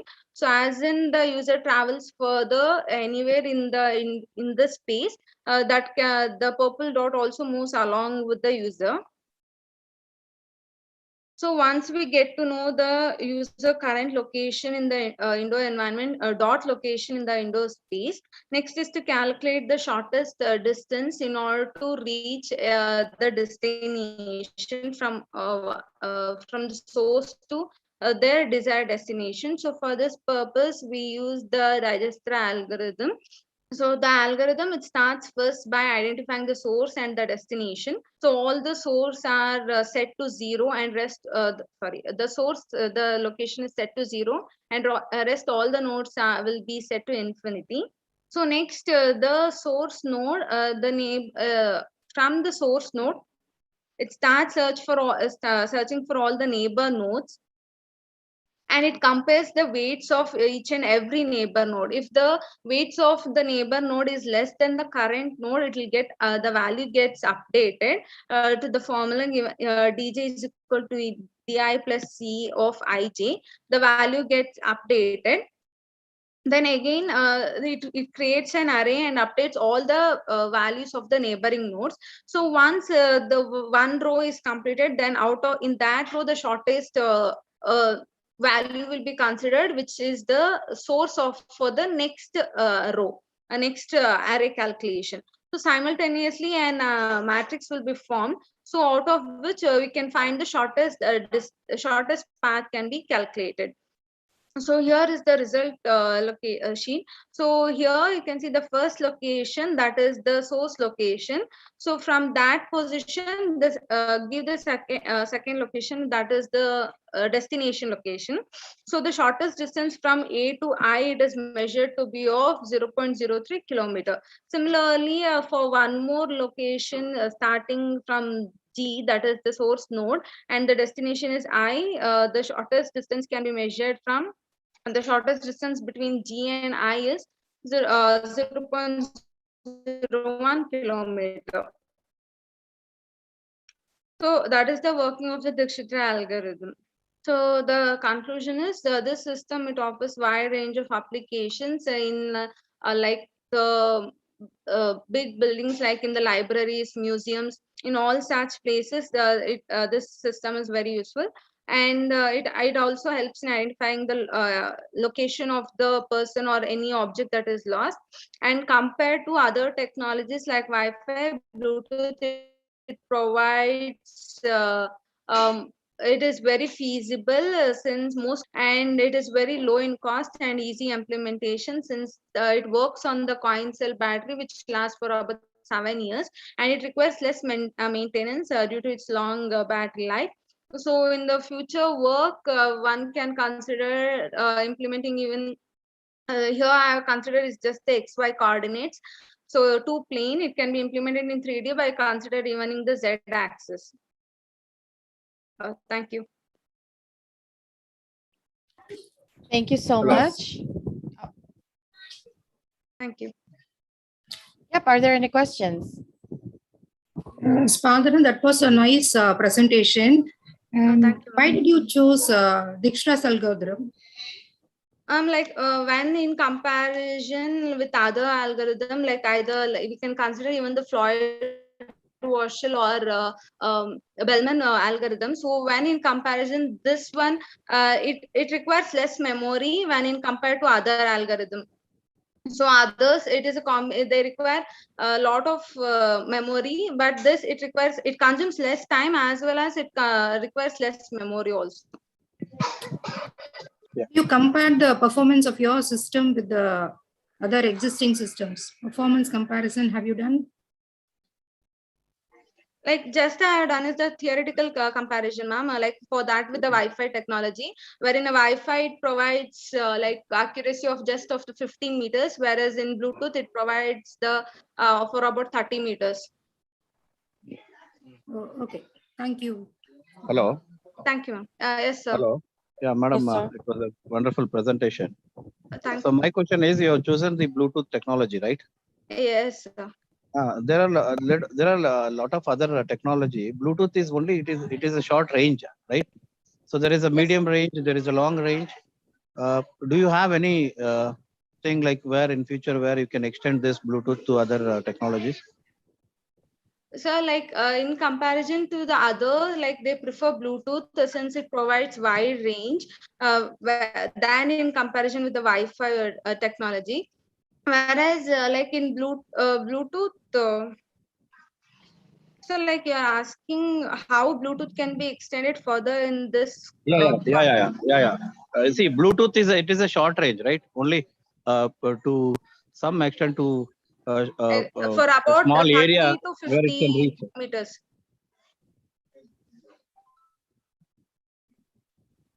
Hello? Yeah. Go ahead. Yeah, like it provides the accuracy, like the distance calculation, like it provides for about 30 meters distance. So some beacons, they also provide up to 70, but this one, it provides around 30 meters length. Okay, madam. Thank you. All right, thank you so 30 much. meter Are range, there, it provides for that range, sir. Yeah, thank you. are there any other questions? All right, let's go ahead and proceed. You may now stop sharing your screen. Thank you everyone. Very much welcome. And let me call on the next paper about an analysis of deep learning models for dry land farming applications. Author Mrs. S. Mitra and co-author Dr. Tij Nagamaleshwari.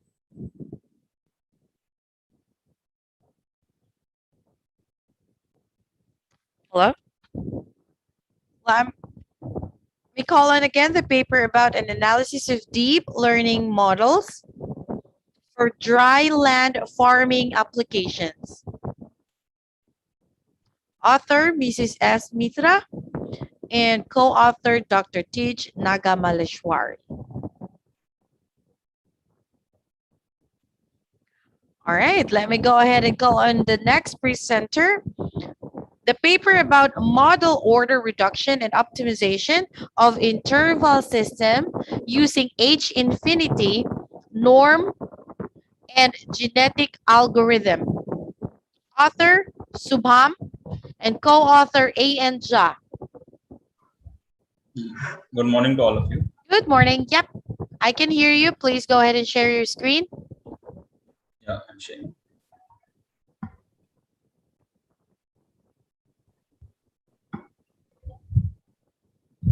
Is it visible? Yes, it is. And have it on a presentation mode, please. There you go. Thank you. Go ahead. Good morning to all of you. My name is Shivam, and currently I am doing my MTech in process control from Netaji Subhas University of Technology, and I will be presenting my paper on model order reduction and optimization of interval systems using an H infinity norm and genetic algorithm.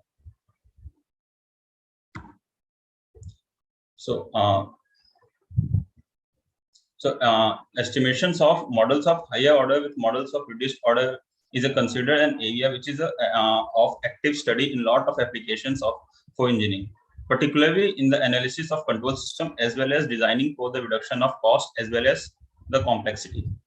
Model reduction is an outlet of the system as well as theory for the control that studies about the properties of dynamical systems for reducing the complexity along with the preservation of the nature of their input output. So the model order reduction problem is a trade-off between two conflicting desirable objectives. To derive from the higher order system a model as a simple lower order as possible, and the lower order model should be reasonably close enough to the original system and having all the characteristics of the original system. Some of the reasons for using reduced model order for better understanding of the complex system, to decrease the computational complexity of the system, and to reduce the hardware realization of the system. In case of interval systems, when system parameters are bound to vary within a finite range, then the system has structured uncertainty denoted as an interval system. So many systems have coefficient data constant but uncertain within a finite range. Those systems can be modeled as interval systems. So coming to interval systems. For interval systems, if we have to reduce the order of higher system to a lower order system, a basic principle is Kharitnov theorem, which defined as the Kharitnov theorem can be called as an extension of Routh's stability criterion to interval polynomials. The Kharitnov theorem states that in an interval polynomial which has an infinite number of members, it is Howard stable if and only if finite small set of whole polynomials known as Kharitnov polynomials of the family are Howard stable. And Kharitnov theorem is useful in the field of robust control, which seeks to design system that will work well despite uncertainties in competent behavior due to measurement errors, changing in operating conditions, equipment, wear, and so on. Coming to genetic algorithm. GA have been the search algorithm which help in mimicking the mechanism of the natural genetics as well as the selection. GA have been made of three main operators. Reproduction, which is individual strings are copied with respect to the value of fitness function. Crossover, that is members of strings that have been produced recently in mating pool and mated randomly. Third, mutations, the random alteration in the value of positioning of the string. Basically, GA selects individual at random from the current population to be parents and uses them to produce the children for the next generation. And over successive generation, the population evolves and converges towards an optimal solutions. So this is how basically a genetic algorithm works. It begins by creating a random initial populations. So the random population which we have created, at each step, the algorithm uses the individuals in the current generations to create a next population. To create the next population, the following steps have, means are followed by genetic algorithm. First, scores each member of the current population by computing its fitness value. Then scales the raw fitness scores to convert them into a more usable range of values. Then selects members called parents based on their fitness. Then some of the individuals in the current population that have lower fitness are chosen as elite, and these elite individuals are passed to the next populations.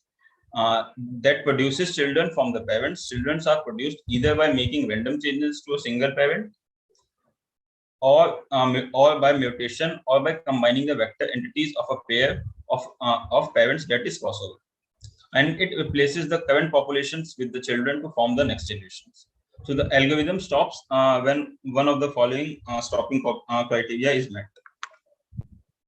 So I have basically taken a third order interval systems, which can be seen here, and I have tried to reduce it to second order.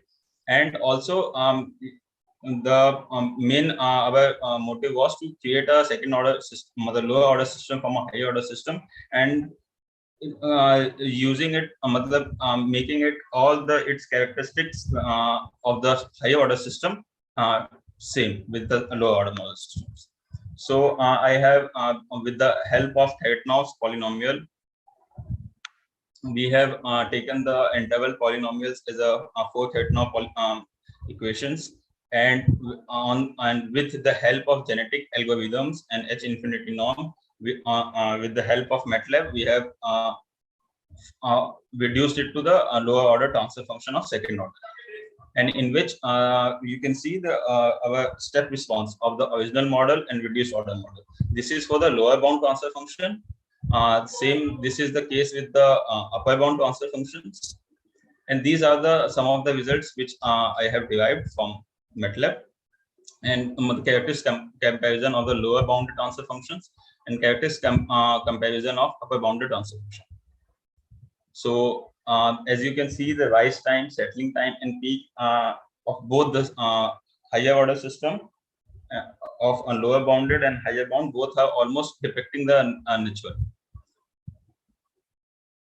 So as you can see, the border diagram also of both the system higher bound transfer function and lower bound transfer function of the reduced order system follows close to the original model of our system, and this shows that it's not it is only valid for a third order or fourth order system. It can be used for all other higher order system to reduce it to a lower order system. Thank you. Thank you so much. Are there any questions? Feedback? So it was a nice presentation. Thank you, So why specifically genetic algorithm? Ma'am, because the other previous methods which were used in the literature surveys which I have found, first of all, if you take a very high order system like a practical system like fifth order, sixth order systems, and for the previous algorithms which were introduced, there is some difference. If the higher order system is stable, then it is not certain the lower order systems which we are getting will be stable only if the higher order system is stable. That is not the case. In this case, it can be found with using appropriate fitness function. You will get, if your higher order system is stable, you will get a stable reduced order system. So future, how can you further improve the system, sir? Ma'am, I can further improve with the help of taking an example of more complex systems and using it further for reducing in low order systems.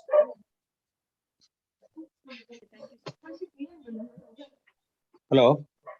Yes. Hello. Shubham. Yes, sir. Yeah, a good presentation. So my question is, what are the parameters you have considered for calculating the peak?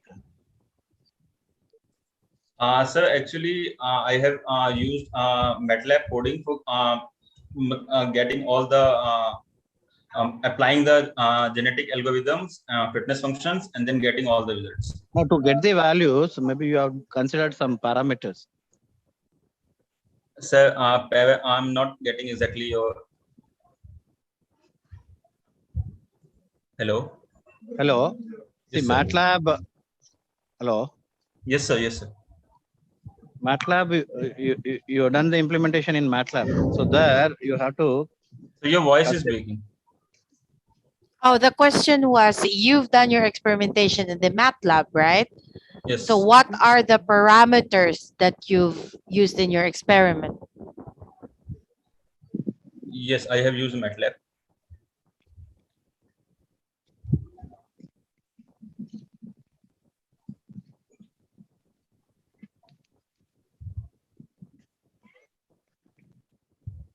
Okay. Okay. Madam, we can go with the next. All right. Thank you, sir. All right. You may go ahead and stop sharing your screen. Thank you. Thank you to Next, all.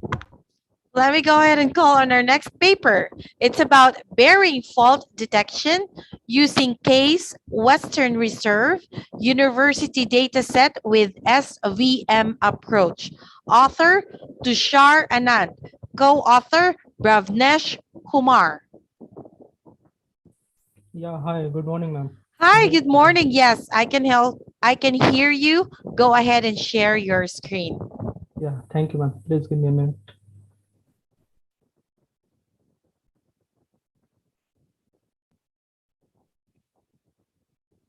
Oh, yep. I can now see your screen. You have it on a presentation mode, please. Yeah. There you go. Perfect. Thank you. Yeah, so my topic is bearing fault detection using the CWRU University dataset, which is the Case Western Reserve University dataset with the SVM approach. So my name is Tushar Anand and my co-author name is Bhavnesh Kumar.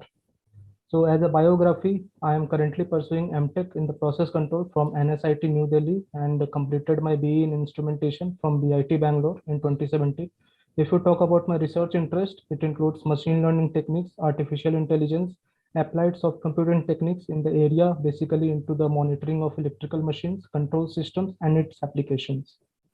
So in my paper, the abstract goes like the induction motor, which I have considered, it's basically a three-phase induction motor, which is like a variety of regions, which is used in the industry for its reasonable prices, low maintenance, simple and strong construction, and greater efficiency. So it is most widely used in majority of the industries.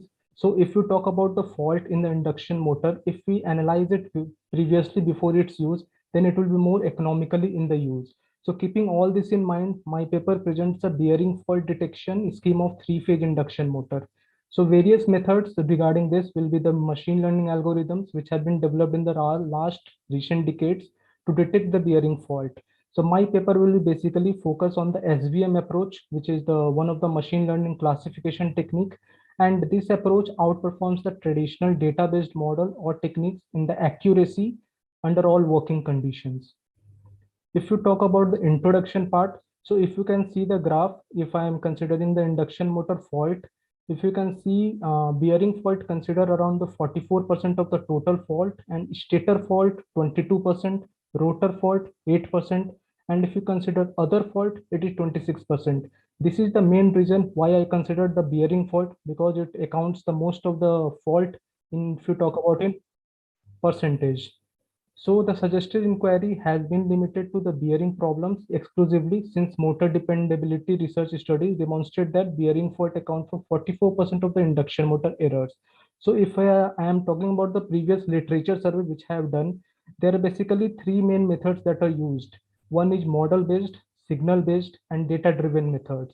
So the disadvantage, if you consider into the model-based approach, the fundamental disadvantage of the model-based technique is that the fault identification is only feasible if a one-to-one mapping between model parameter and physical coefficient is created.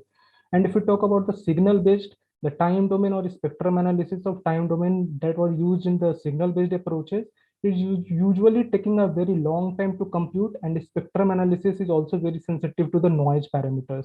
So regarding this, I have considered the data-driven approach, which basically give the fault analysis of both the healthy and the fault state. And basically the unsupervised and the supervised learning methods are the two types of data-driven methodology which are basically used. So in my data description, the data which I've collected from the CWRU University, it is basically a vibration data set, which is available online as an open source. So after getting that data set, I have classified this data set into the 10 categories. As you can see in one of the columns, the first one, bearing fault category, into 10 from A to J.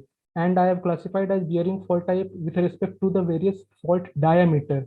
As you can see in the graph here, the first three with respect to the classified with respect to the diameter. So first one 0.007 inch, 0.014 inch, 0.021 inch for ball fault, respectively for inner race fault. For normal fault, since there are no fault, that's why you call it normal. And for the outer race fault, with respect to 6 o'clock position, with respect to the various fault diameters.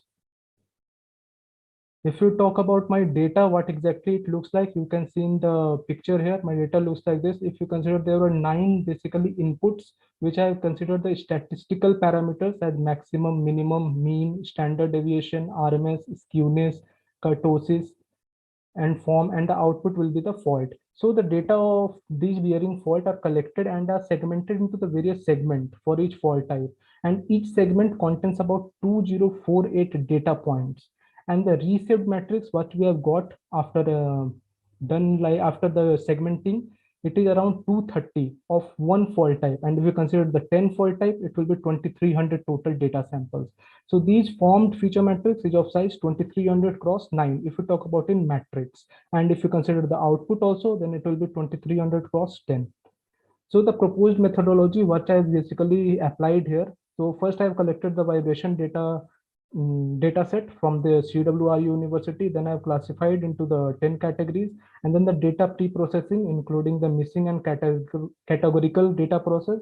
Then I have done the feature extraction, splitting data set into training and test set, fitting this SVM classifier to the training and test set, varying the train and test split ratio with respect to the kernels that were applied to the SVM algorithm. And after that, I have obtained the train and test confusion matrix with the accuracy, and basically my result shows the classification report with the predicted accuracy. So let's talk about a little bit about the SVM based fault detection. So it is basically the supervised learning method for classification that uses subset, which we call that support vectors. And in the decision boundary will be a hyperplane of this. So with what I have done is I have considered the 4 kernels to this: linear, polynomial, sigmoid, and RBF. So if you talk about train test split ratio, as you can see in the figure, if you train and test split ratio, if you keep to the 50s to 50s, the total it is 230 data samples. So if you keep it to 50s to 50, it is 115, 115, and respectively, I have done like with respect to the ratio 60-40, it will divide as 138-92 training set and test set. I have divided the training set and the test set from the original data sample. So respectively, I have done the train test split ratio as a variable from 50s to 50 to 90s to 10. So if you talk about the results, what I have got, so basically after applying this SVM algorithm, the SVM classifier result basically gives us the F1 score overall accuracy. And after applying the train test split ratio, the graph shows the train test split ratio around of 70:30. The train test split ratio is considered as 70:30, and total 161 data samples considered for training set, 69 for test set. So of all the, after applying this algorithm, so basically the what accuracy, as you can see in the graph, so the first blue line is showing the linear kernel. If you see the linear kernel, it will be around 96.3 something. And if you talk about the polynomial kernel, it will be quite low, around 96.1. If you talk about the sigmoid kernel, it is quite approx 96.522%.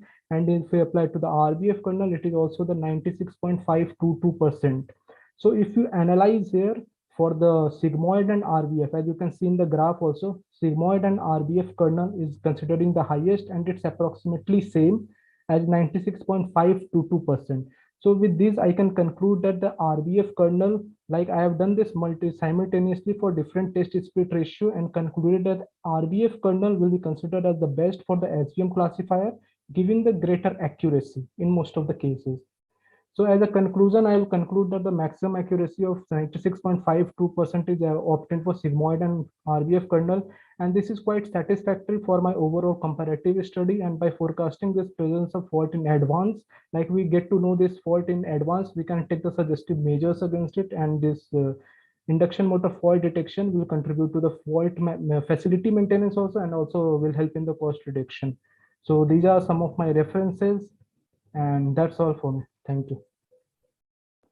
Thank you so much. Do you have any questions or feedback?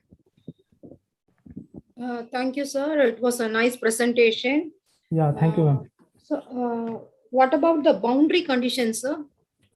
Yeah, so with respect to the boundary condition, I haven't, like, my research topic was not inclined to that basically. So basically what I have done, the SVM classifier I have used, I haven't like classified into with respect to the hyperplane, and the boundary condition I haven't done the like with respect to training and test set.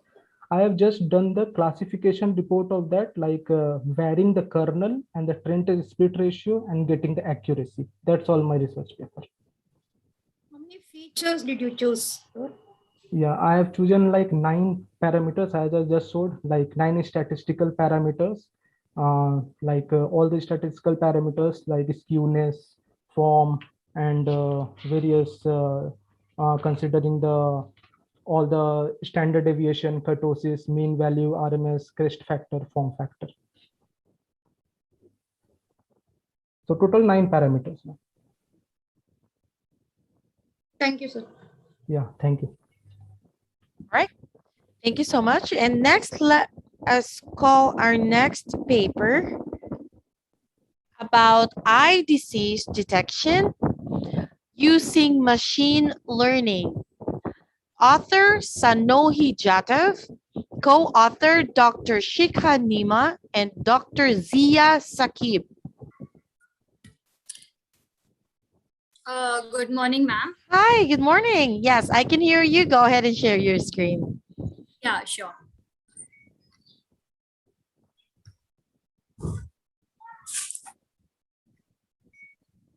Can you see my screen? Yes, please have it on a presentation mode and you may proceed. Should I switch off my camera? Your preference.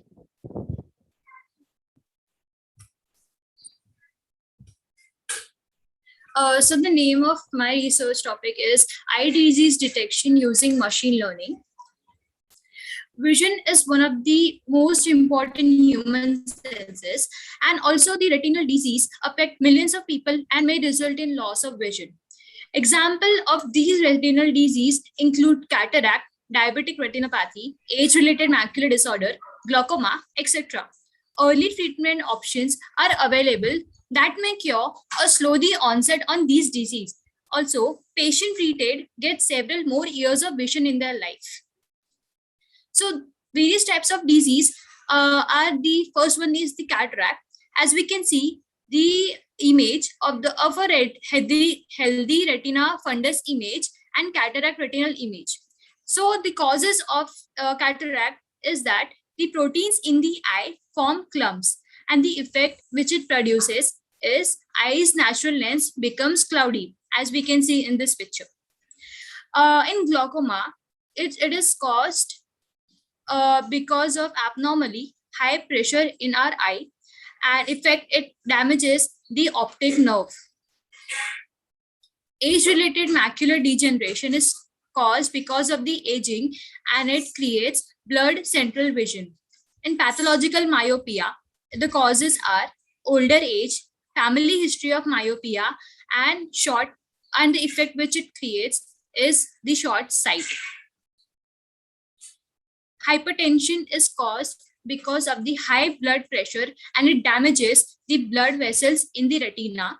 In diabetes, it is caused by the high blood sugar from the diabetes, and it damages blood vessels and stops blood from passing through the retina. So there are various types of diabetic retinopathy.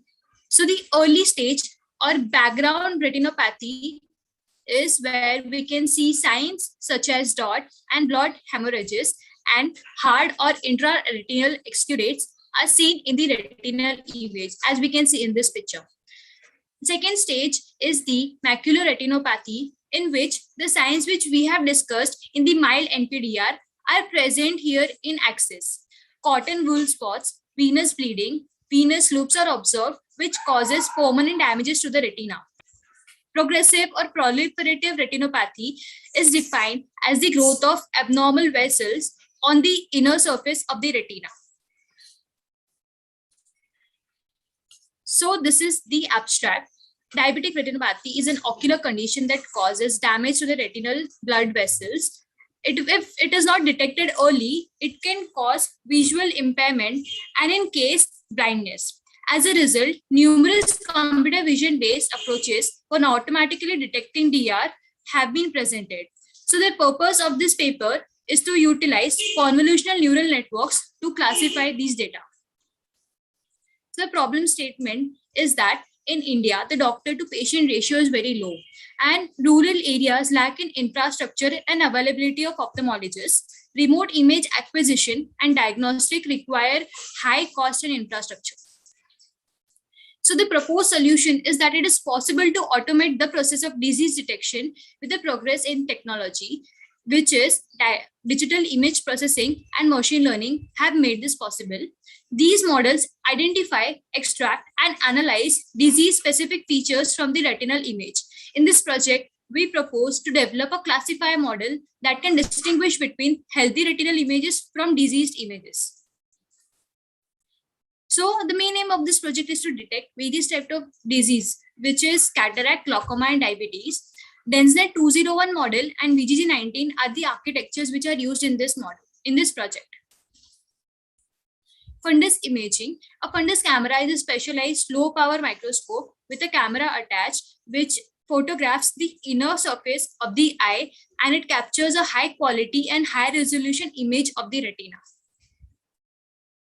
Machine learning algorithms learn from data to find hidden patterns without being programmed where to look.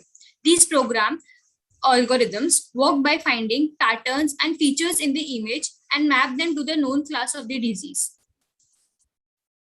Neural network reflect the behavior of the human brain. They perform automatic feature extraction without human intervention, and neural network rely on training data to learn and improve their accuracy over time. One of the most well-known neural networks is Google's search algorithm. Convolutional neural network is a type of neural network which is able to capture the pattern at any location across the retina. Our main aim is to develop a deep learning model for detecting retinal eye disease using fundus images.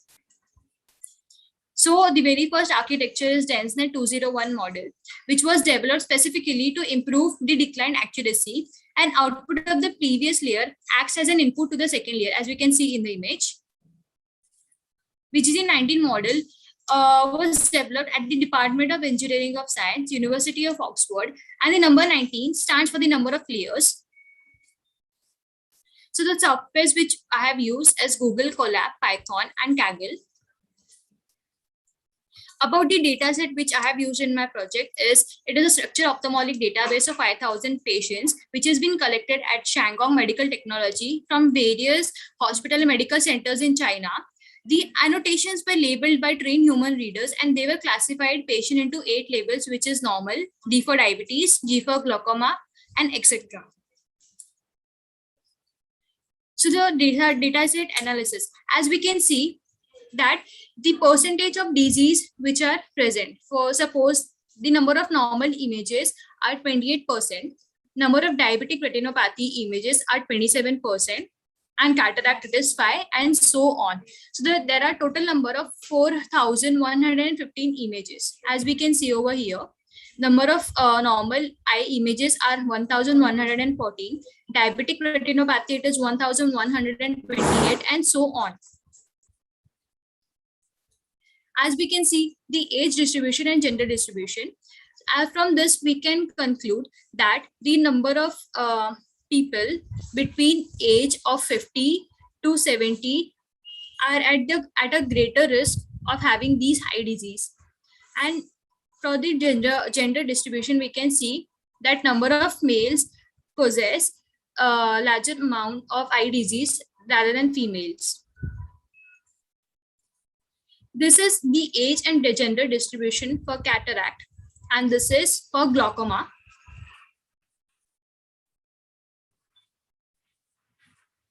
This is for the diabetes, which is diabetic retinopathy.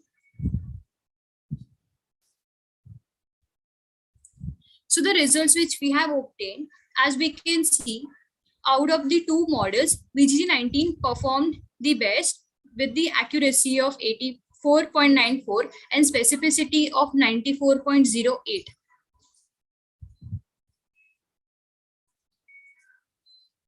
So this is a graphical representation of our results from this previous slide.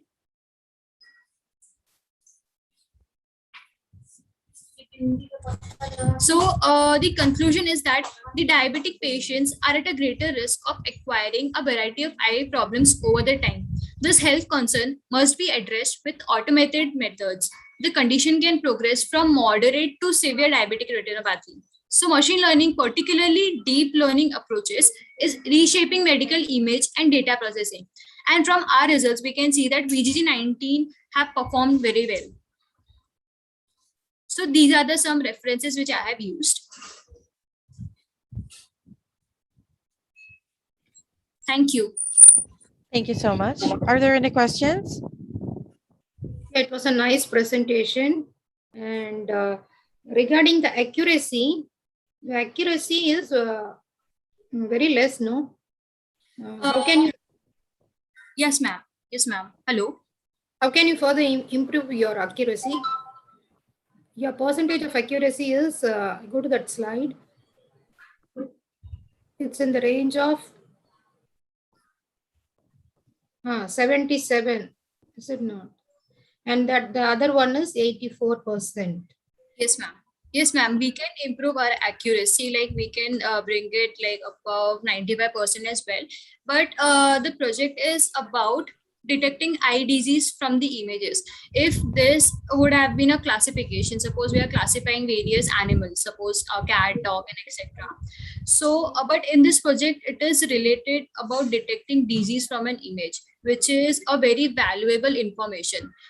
So this is the reason why we are not like the accuracy is this much, and the specificity and precision which we have gained is this 94 and 84.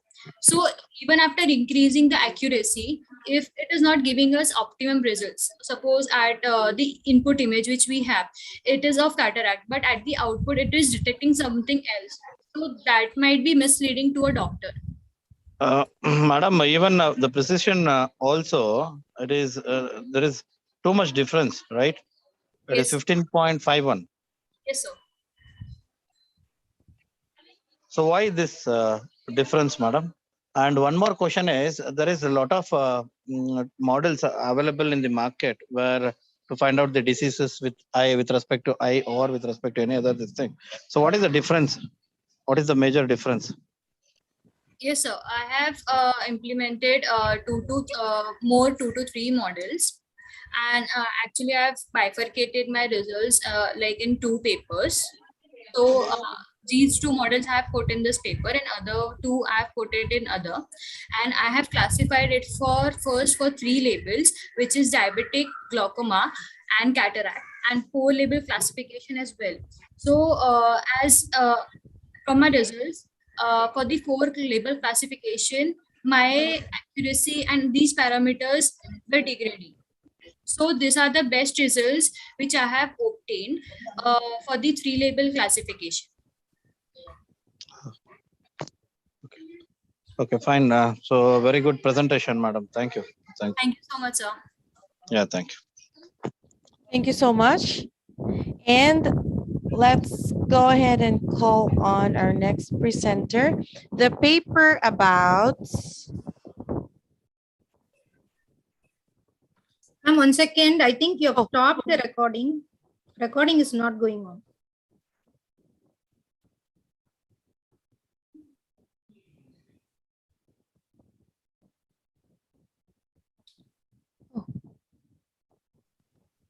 We are actually live on YouTube, so it's okay. I think I recorded it live. I recorded it in my computer earlier. Hold on.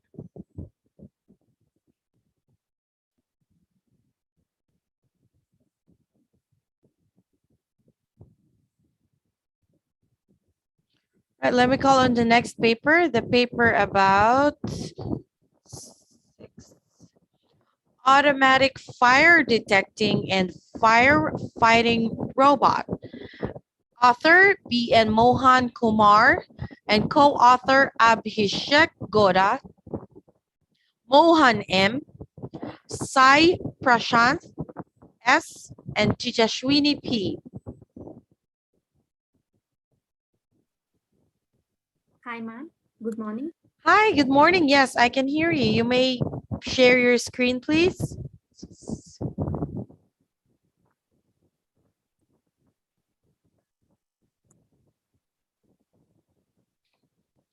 right, I can now see it.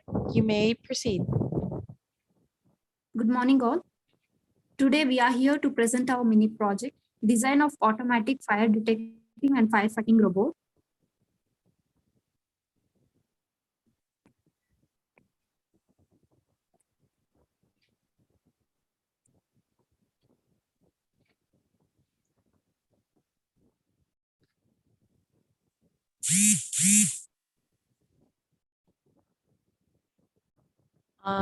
Hello?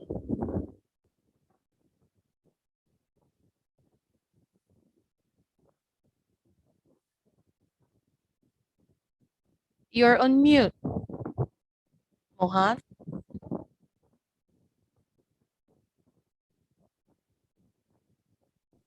Hello. There you go. Oh, Shreya. Okay. Yep. Go ahead, please.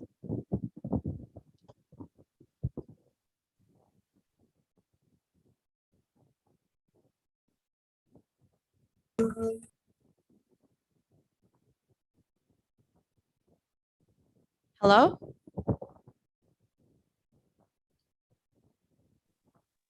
I lost your audio. Hello. Yes, I can hear you now. Go ahead. Good afternoon, all.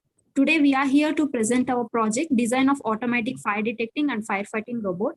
I am Tejaswini from 6M ECE, RR Institute of Technology, and and my presenters are Abhishek Gowda, Mohan, and Sai under the guidance of Mohan Kumar sir, Assistant Professor, Department of ECE, RR Institute of Technology.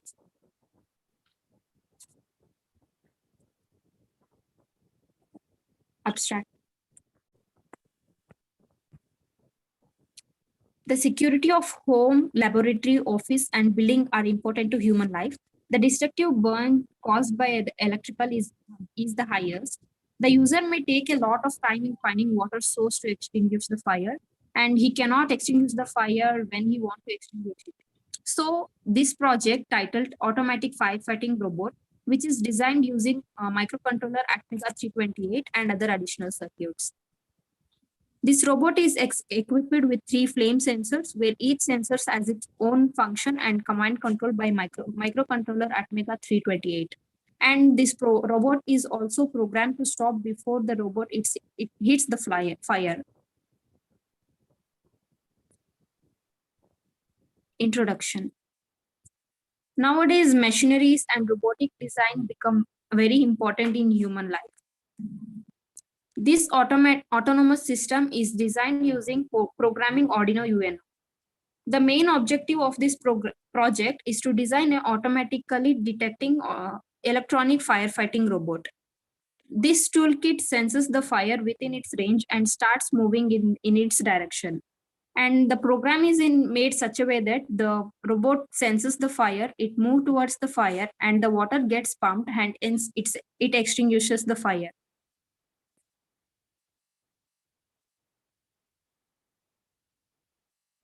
Next. Literature survey. Lynette Miller and Daniel Rodriguez. Here they discussed about the development of robot that is designed using light emitting diodes. Next, Sahil S. Shaw. He discussed about the fire robot using embedded system. This robot was designed to detect a household fire. Next, Swati A. Deshmukh. Here she discussed about the fire detection system, and she used sensors to detect the fire. Next, Abhilash Tumatkar and Sumit Bayode. This project is very costly, and they used thermostat sensors and Wi-Fi enabled camera, etc. Now I request my friend Mohan to continue with the session.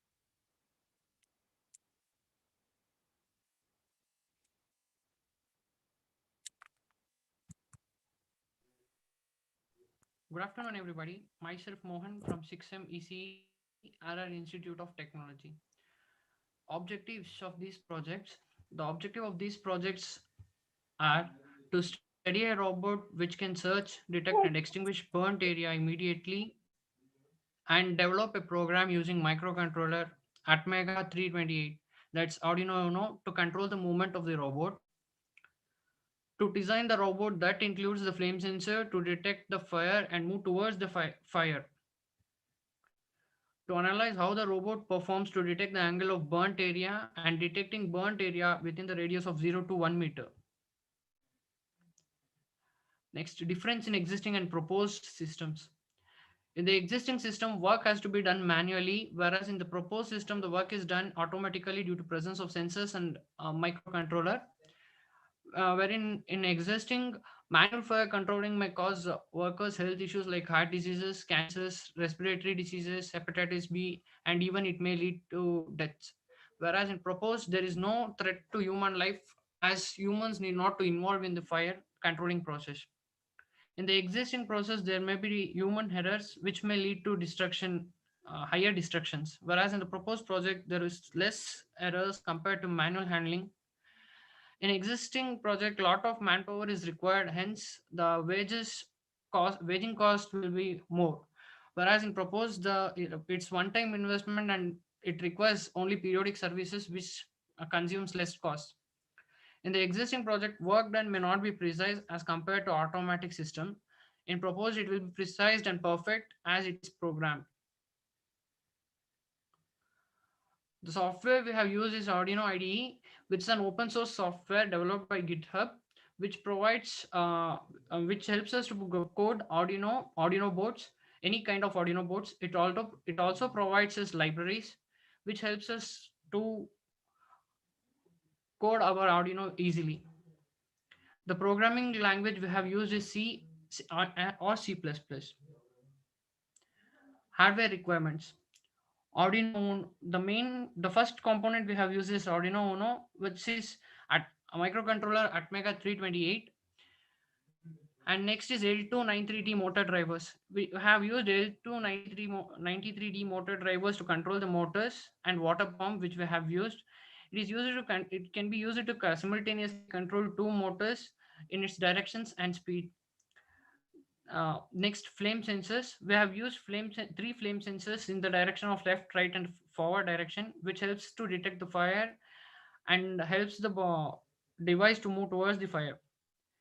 Next, four-wheel chassis. We have used four-wheel chassis, which is used as a base for our project, which includes four bow motors and four wheels. And we have used DC servo motors. DC servo motor, we have used it for directing the water pipe towards the fire. The servo motor can rotate from 0 to 180 degree. 180 degree. It consists of feedback system which helps the servo motor to know its shaft position.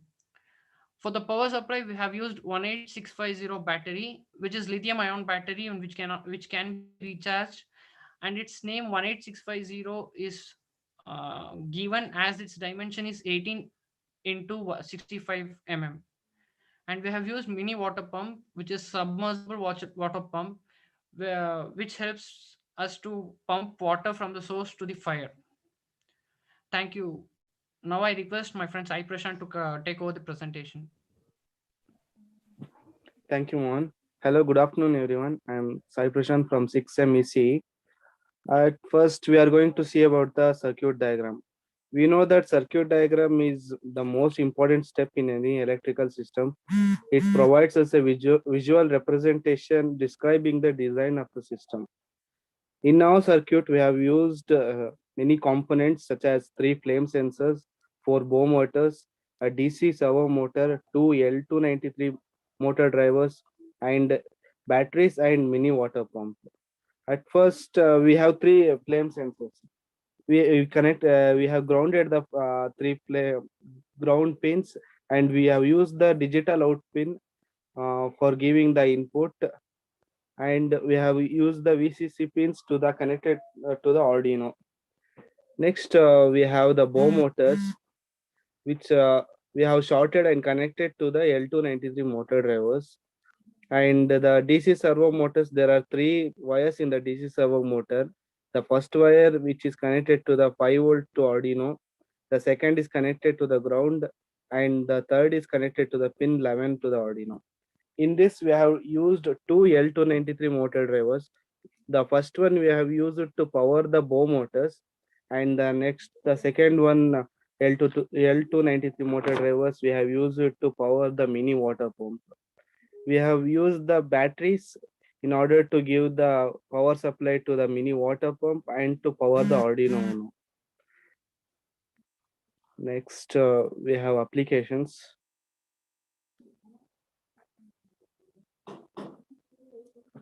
The first application is it could be used to enter small spaces that are impossible to access by a person. If there is an underground basement or if the place is damaged, humans cannot get in the fire-prone areas directly. So we can use this robot to get into there and see whether the humans can reach safely or help them to get out of that area. Can be used in the server rooms. Server rooms, it is an area set aside within a business for data storage servers and computers.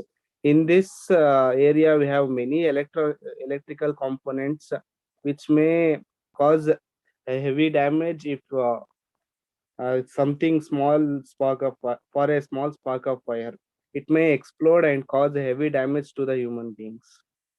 And extinguishes fire where probability of explosion is high, like chemical industries where they use highly dangerous and flammable chemicals in a large quantity. There could be high chance of explosion in these areas where humans are not safe to get in there. Usable in power plant control rooms, captain bridges, and flight centers.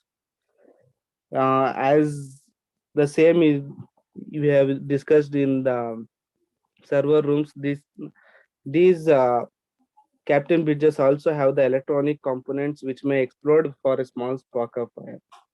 So the humans are not safe in there to go directly and access there and extinguish the fire. So we use our robot to get the access into it. Now I request Abhishek Gowda, my friend, to take over the presentation. Good afternoon to one and all. Myself Abhishek Gowda. Advantages. Linear detection line. It means it detects the fire along with the sensor cable. And secondly, rapid reaction time. It responds to the fire fastly and is 24 hours a day. It's ready to use. No external power supply is required, and flexible positioning of used in small areas also can be installed into an accessible and it minimum environmental damage, much environmental which leads to the any other pollution.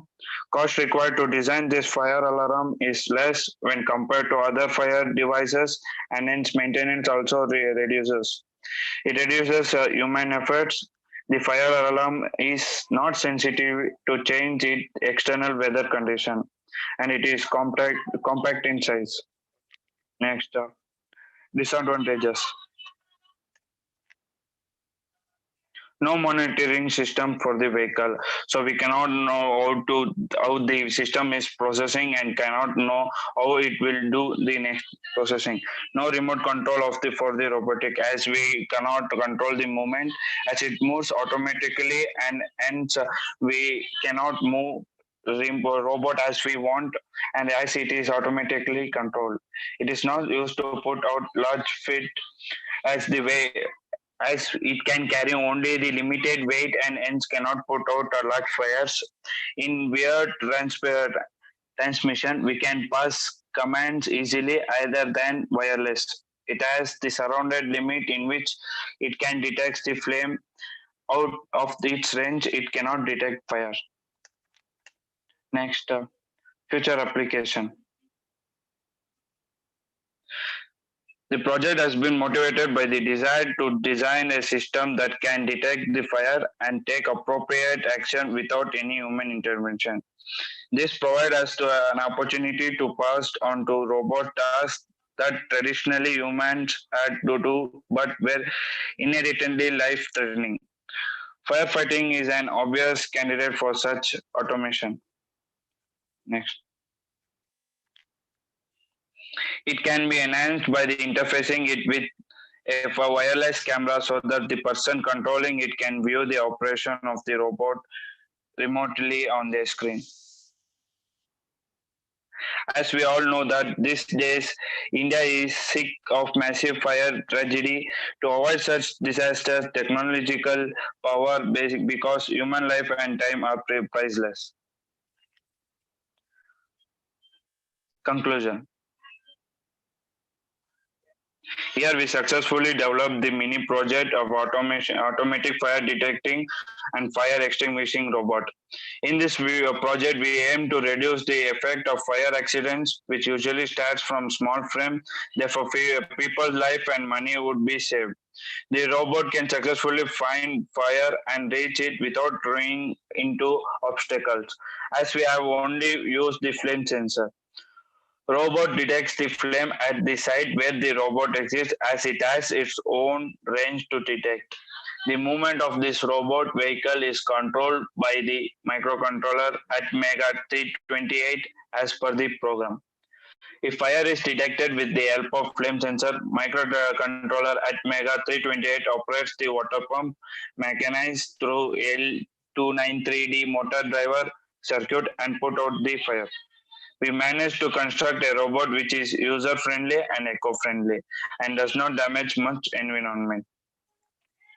Next. We have referred. Abhishek Goda. Thank you guys. Yeah, Yes, sir. Abhishek Goda. So Yes, sir. good presentation. So my question is like example when we fix in a server room. So during the applications you said that okay, it can be fixed in the server room also, right? Yes, sir. Yeah, sir. Okay. So my question is, what are the procedure? What is the procedure, or what is the constraints? What are the constraints to fix this?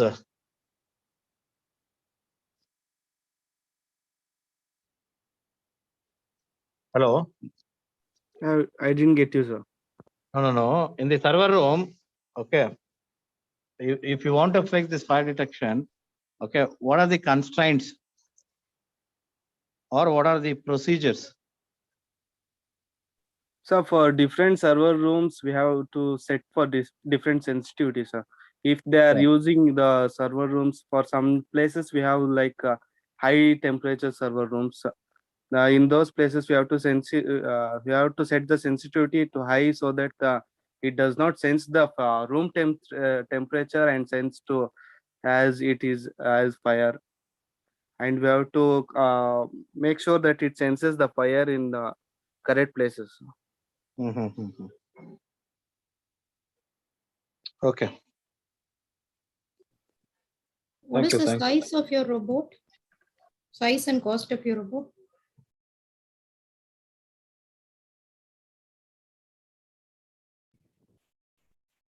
Guys, what is the price or cost of your robot? Madam, question is, what is the price? Hello, what is the cost of the robot? It's around 4K to 5K, ma'am. Have you implemented? Yes, ma'am. We have implemented, ma'am. Range of the robot? It's around 3 to 5 meters, ma'am. 3 to 5 meters. Okay, thank you. As we have used the sensor, low range sensors, ma'am, so only. Okay. Thank you.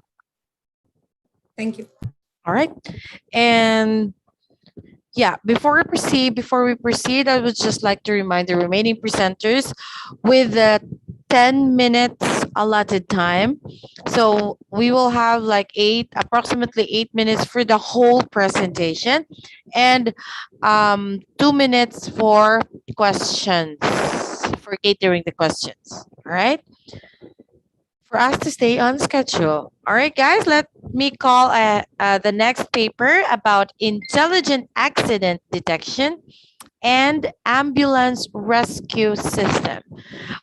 Author Rakesh, co-author Pradeep. Yes, ma'am. Hi, yeah, I can hear you. Please go ahead and share your screen. Thank you, ma'am.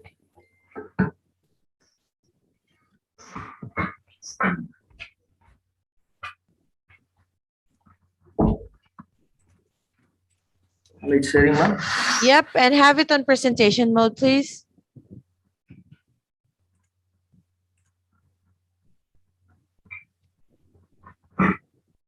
It's available, ma'am. Yep, go ahead. Thank you, ma'am. Thank you for giving the opportunity for this section.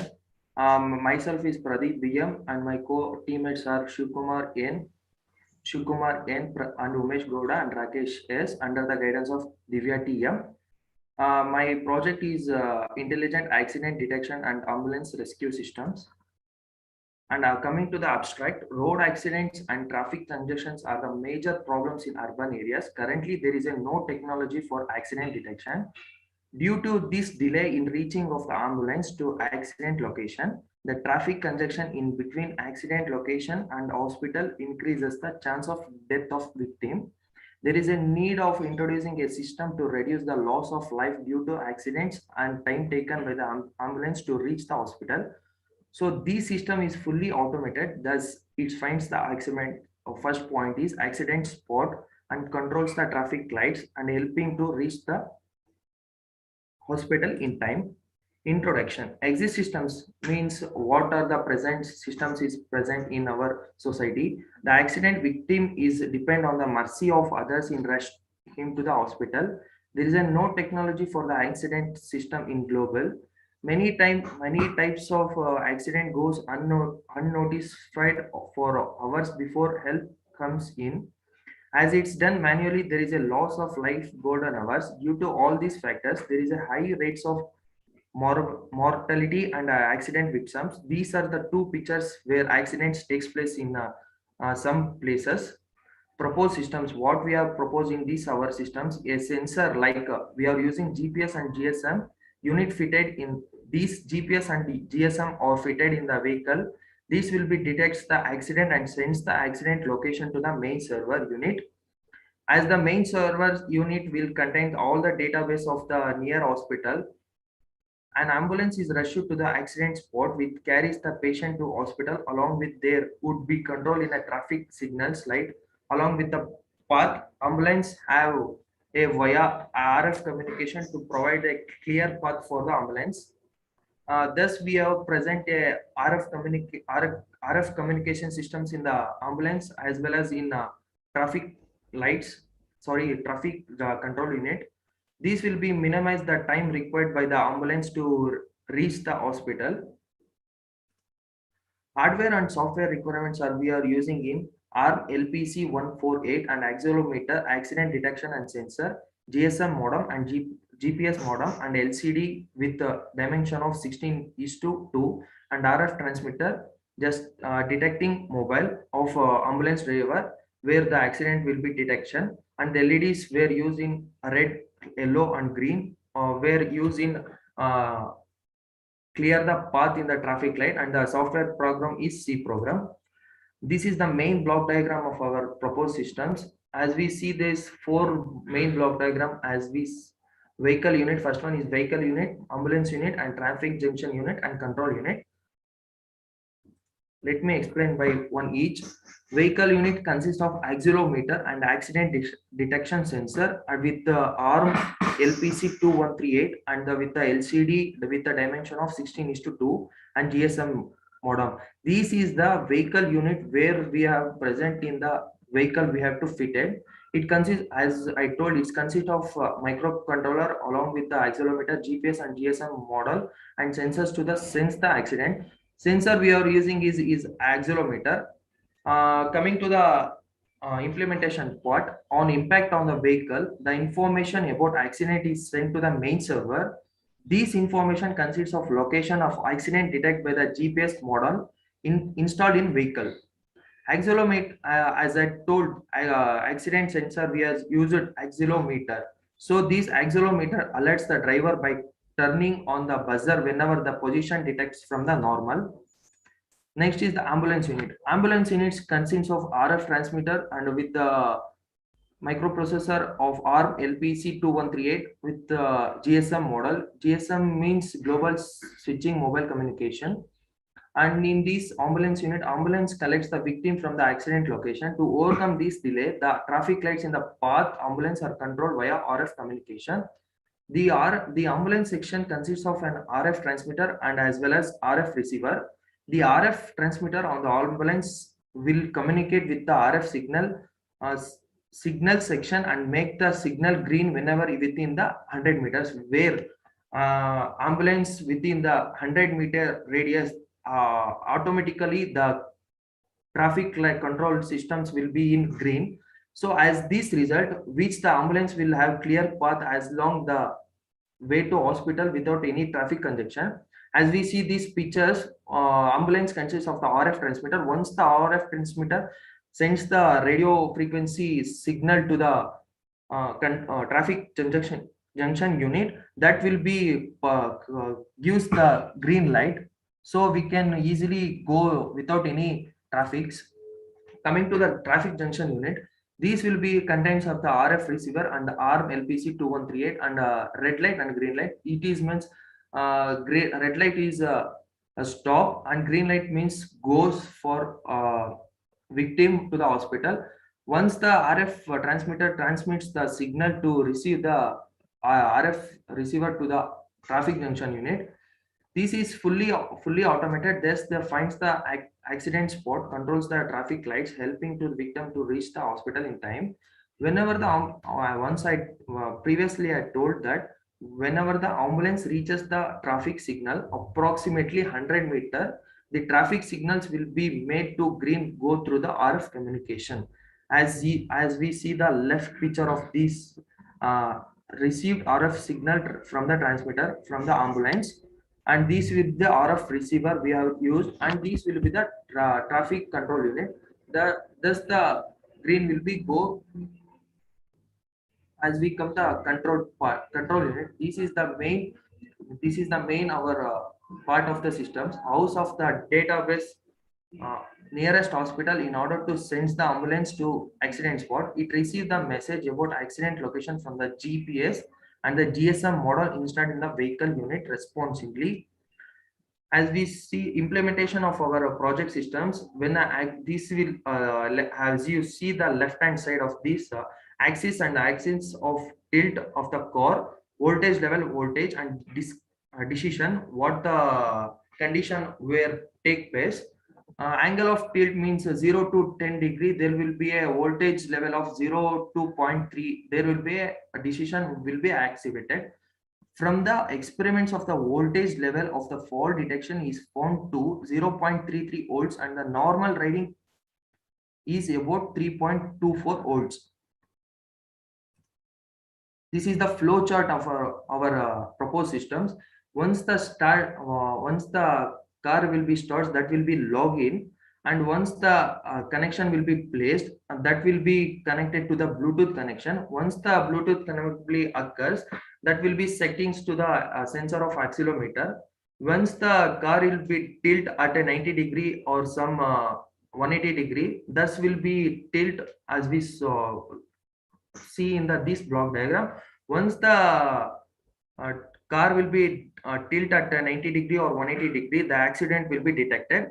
This location will be goes to the message alert on buzzer. As we see this LCD display with the 82.7443 north and 73518686 east. This is the latitude and the longitude of the accident detection place where the accident is occurred. And the traffic control unit and control unit operation. All the traffic signals in the path are controlled via RF communication, radio frequency communication. Absolutely. A traffic unit will consist of RF receiver. The RF transmitter on the ambulance will be communicated with the RF receiver on the signal junction and make the signal go green. Control unit will house all the database of near nearest hospital in order to send the ambulance to accident spot. It receives the message about accident location from the GPS and GSM model installed in the vehicle unit. As we come to the conclusion, we have presented a system to detect accident automatically and give a clear way to emergence purpose in a vehicles on the road, so that they can reach their destination in the least time without stopping at any traffic intersection between any others. This system can effectively implemented for entire city with a large population for better results. These are my references we have taken. And thank you. Thank you so much. Thank you. Questions? Have you implemented the system? Do you have a model car? Yes, ma'am. Yes, ma'am. We have. What is the uniqueness of your system when compared to the other systems? Ma'am, unique means once the victims placed in a accident location, there will be a traffic congestion will be more, ma'am. As we implemented, we have go for green, ma'am. As the ambulance collected a victim from the accident location, the traffic congestion will be go green, ma'am. Zero traffic will be applicable for this system implementation, ma'am, compared to other system. Okay, you do an exhaustive literature survey and you study the other systems also. Okay. Yeah, ma'am. Thank you. Hello. Hello. Yes, sir. Yes, sir. My question is like it will signal the ambulance, right? Yes, sir. To rush to the spot and to get the patient, right? Yes, yes, ma'am. Yes, sir. In future, maybe you can extend that where it can signal the hospital also, like where it can signal the doctor also. Yes, sir. So it will help to be ready in the hospital where to operate the patient based on the. Yes, sir. Yes, sir. So that can be implemented in future also. What I suggest. Yeah, sir. We can, sir. Thank you, sir. Okay, madam, go ahead, madam. Thank you so much. All right, everyone. I would like to request to turn on their cameras. I will be, of course, getting my remembrance. We will be getting our remembrance for this conference. So please, I'll be needing your big smiles for today. Come on. Hi, Ayan Arsiga.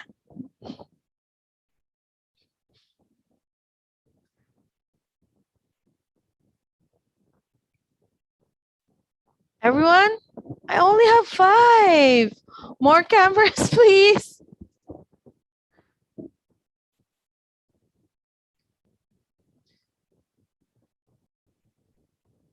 Right, we will be getting more photos later.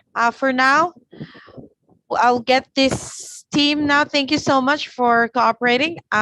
Please hold that smile because I will be capturing 3 pages. All right, 1, 2, hold, say cheese.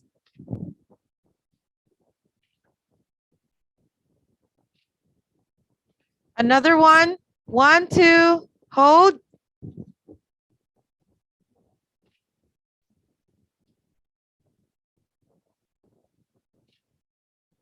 And another one, last page. 1, 2, hold. Thank you so much, guys, for your cooperation, and let's proceed. The next presenter is the paper about camouflage-based emergency vehicles priority with intelligent traffic control using movable road dividers. Author, Mrs. Anshu Deepak. Co-author, Grishma. Shruti, Yash Shawini, and Ramya. Go ahead.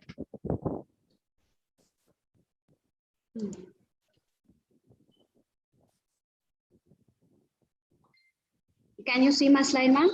Yes, I can see your slide. Please have it on presentation mode. Good afternoon to one and all. Myself Shruti AS. I'm here to explain you about camouflage-based emergency vehicle priority traffic control using mobile road under the guidance of Mr. Sanchu and my One moment, teammates please.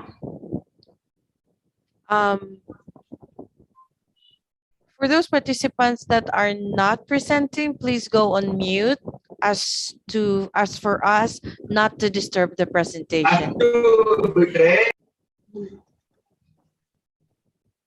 And my teammates are Grishma, Yashaswini, and Ramya. Oh, all right. Go ahead, please. These are my contents that I will explain you now. Our main aim is to reduce the traffic using mobile road dividers. I will be considering two roads, Road A and Road B. If the vehicle density is less in Road B, the divider moves to that direction and vice versa. RGB LEDs are placed on either side of the road. When the ambulance is traveling at 1 kilometer distance, ambulance driver sends a message by using Wi-Fi module. Using UDP TCP protocol app, driver selects any one road. Then the RGB LEDs turn into green. And divider moves to the opposite direction and makes a way for ambulance. After that, divider comes back to its normal position. The person who used to reach his destination in 1 hour or 2 hours can now reach in half an hour or 45 minutes due to the implementation of road dividers. People may violate the rules of traffic rules and they may not carry license or jump signal. To avoid this, our project presents automatic number plate recognition. It recognizes plate localization, character recognition, which makes it easier and faster to identify the number plate. Message is sent to the vehicle owner for its violating his rules, and simultaneously it is sent to the nearby police station. This is the block diagram we are used in our project. In this figure, we have connected camera, power supply, Wi-Fi module, ultrasonic sensor, laptop with CV, DC motor, LEDs and LCDs connected to the processor. LCD is a small low-cost display which is easy to interface with a microcontroller because of an embedded controller. A DC motor is an electronic motor operated by DC, known as DC motor. A motor that is DC motor converts electrical energy to mechanical energy. Ultrasonic sensor is an electronic sensor and it is an electronic device that measures the distance of a target object by emitting ultrasonic sound waves and convert the reflected sounds into an electrical signal. Power supply is used and H-bridge L293D is a motor driver integrated circuit. Here output pins are connected to the motors when input pins are connected to the Arduino GPIO pin. The main thing here we are used is Arduino Mega. Arduino Mega 2560 is a configuration. It is a microcontroller board based on 80 Mega 2560. It has 54 digital inputs and output pins, 16 analog pins, 4 UARTs and 16 megahertz crystal oscillators, USB connection and a power jack and a ICSP header and a reset button. These are the components we are used in our project, that is Arduino Mega, Wi-Fi module, ultrasonic sensors, relays, H-bridge, power supply, IR sensor and DC motors, LCDs. Software requirement used in our project is Arduino Suite and TCP UDP app. Interfacing Arduino Mega with LCD is as shown here, and with ultrasonic is shown here, and DC motor is shown here. And this is an internal demo implementation model of our project. Operation of mobile road dividers. Let us consider the two roads A and B. Two sensors will be kept either kept or placed at each of the road, both at the entry point and the exit point. let us consider IR2 and IR4 as entry point and IR1 and IR3 as an exit point. Threshold will be given as 30 vehicles. Signal will be red. IR2 census counts till the 30 vehicles enter the road A. When the threshold limit exits more than 30, the signal is sent to the road dividers start to move towards road B, making that side of line as red signal. To avoid any accidents during the movement of divider on either side, ultrasonic sensors are attached. These sensors, if any objects are present. One of the divider is moved completely, the signal on the road A turns green.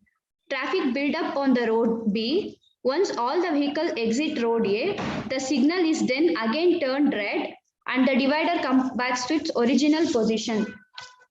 The road divider comes back to its original position only when number of vehicles entered at the entry point IR2 exit at the exit point IR1. The census monitors the number of vehicles entered and exited. By this way, traffic congestion can be reduced and better utilization of lanes can be done. In ambulance detection, due to the delay of time, emergency cases may affect. This is due to the effect of ambulance movement and collision of a vehicle may occur. To avoid this situation, again movable dividers came into the picture. The difficulties can be avoided using the traffic light control system based on the radio frequency transmission. RGB LEDs are placed on the either side of the road.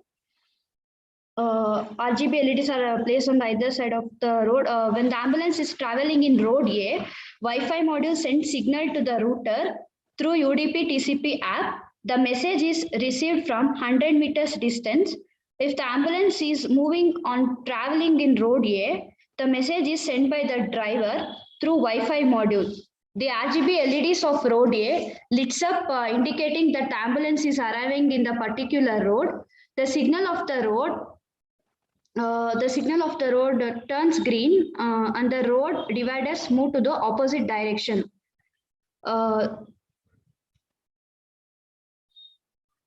The signal of the road turns green and the road dividers move to the opposite road, making extra space for the ambulance to pass. Once the ambulance is passed, the signal turns red and the RGB LEDs goes off and the divider move back to its normal and original position. In this, we are adding the number plate recognition. This is a camera positioning. This is a flow diagram for the ANPR, that is automatic number plate recognition system. When the camera captures the image of the number plate, image will be pre-processed by image manipulation technique for the plate localization and character recognition, which makes it faster and easier to identify the number plate recognition. Basically, it consists of 3 concrete steps, namely number plate extraction, character segmentation, and templates matching. Firstly, it's load an RGB image, and then grayscale recognition will be done, and histogram equalization, and binarization, and dilation, and lastly, plate recognition extraction. These are the conclusion. The main conclusion of our project. In this proposed work, we are aim to clear the traffic in accordance to the priority. It will help in to reduce the traffic highway. It is applicable in almost all areas. It will be applicable in the crossroad and traffic zone. Also, it is helpful for the government to apply traffic rules and and the people will follow the rules of traffic. These are my references. And thank you. Thank you so much. Are there any questions? So it was a nice presentation. And what is your future enhancement of this project? Ma'am, it will reduce the traffic congestion, ma'am. No, how you're going to develop it to a next level?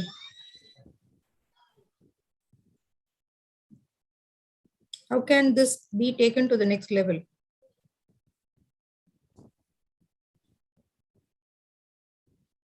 Okay, thank you. It was a nice presentation. All right, thank you so much. Let me go ahead and call on the next presenter. The paper about design and implementations of Hummingbird cryptographic algorithm using FPGA. Author Mohan Kumar. Co-author Nandish Reddy, Divya, Kishore, and Alangir Badshah. Good afternoon, ma'am. Hi, good afternoon. Yes, I can hear you. Go ahead and share your screen, please. Yes, ma'am.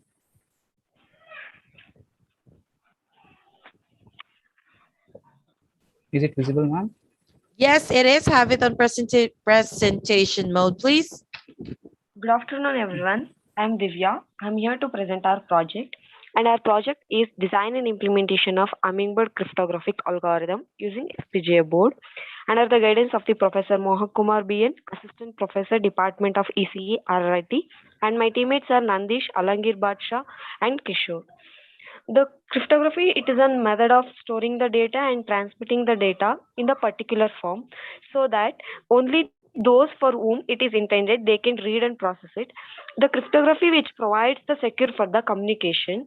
This cryptography we named as an hummingbird cryptography because the hummingbird is a small in size and less in weight and it flies very fastly. So hummingbird, it is a new ultra lightweight algorithm of a resource constrained devices like RFID tags, smart tags, and the wireless sensor nodes, etc. The main disadvantages of previous algorithms is area and the key size. Area and the key size. To overcome that, we are using this algorithm. In this cryptography, we are optimizing some blocks to get the high throughput and the high performance. Introduction. The cryptography, it is an art and the science of hiding the information. It has an elegant combination of a block cipher and the stream cipher. The block cipher, it encrypts the data in the blocks using the algorithm and the key. And the stream cipher, it is an encryption algorithm that uses key to encrypt and decrypt a given amount of the data. And it has a 256-bit key and 16-bit block size and 80-bit internal state register. Literature survey. These are the literature survey. The cryptography, it is not a new innovation. It was already used in the 60 BC. The previous algorithms are BCH encoder and the decoder, Reed-Solomon encoder, Elgamal encryption and the ECC encryption, LDPC and the AES. These are the previous algorithms. The main drawback of these algorithms is key and the area. The BCH encoder, it have a key size is 16-bit. It has a very less key size. In the Reed-Solomon also, the key size is 16-bit. In the Elgamal encryption, it has a 1024-bit key size. It slows the speed because it has a high key size. In ECC algorithm, it has a more complex and difficult to implement because it has a mathematical operations. In the AES, it has a different key sizes like 128-bit, 198 bits and 256 bits key size. It is hard to implement because it has a more mathematical operations. The AES and ECC are the most high secured when compared to the Hummingbird, but it has a drawback of area and the computational steps are more. The Hummingbird, it is an advanced version of the AES. And our main object in this project is to reduce the cost and area and improve the performance with the utilization of the less power. Next slide. Software requirements are Xilinx 14.7 ISE Vivado design, and the programming language is Verilog STL and the MATLAB. The hardware requirements are FPGA board used as a transmitter and the receiver. Like this is a SBox which is used for both encryption and decryption process. SBox is nothing but substitution process. Like we'll be giving input for encryption, we'll be giving input as a X address keys, and with respect to SBox, which we are using S1 or S2, S3, S4, like on basis of that, we'll be getting output. Like input will let us consider if we give input as 0, 1, 2, 3. If we go with S1 means we'll get a 8, 6, 5 like that output. For a decryption process, we'll be giving input as S1 of X and we'll be getting output as X address. Like this is an example for SBox working. We'll be giving clock reset and X address SBox key. and clock reset and X address key as the input, and output is SBOX key.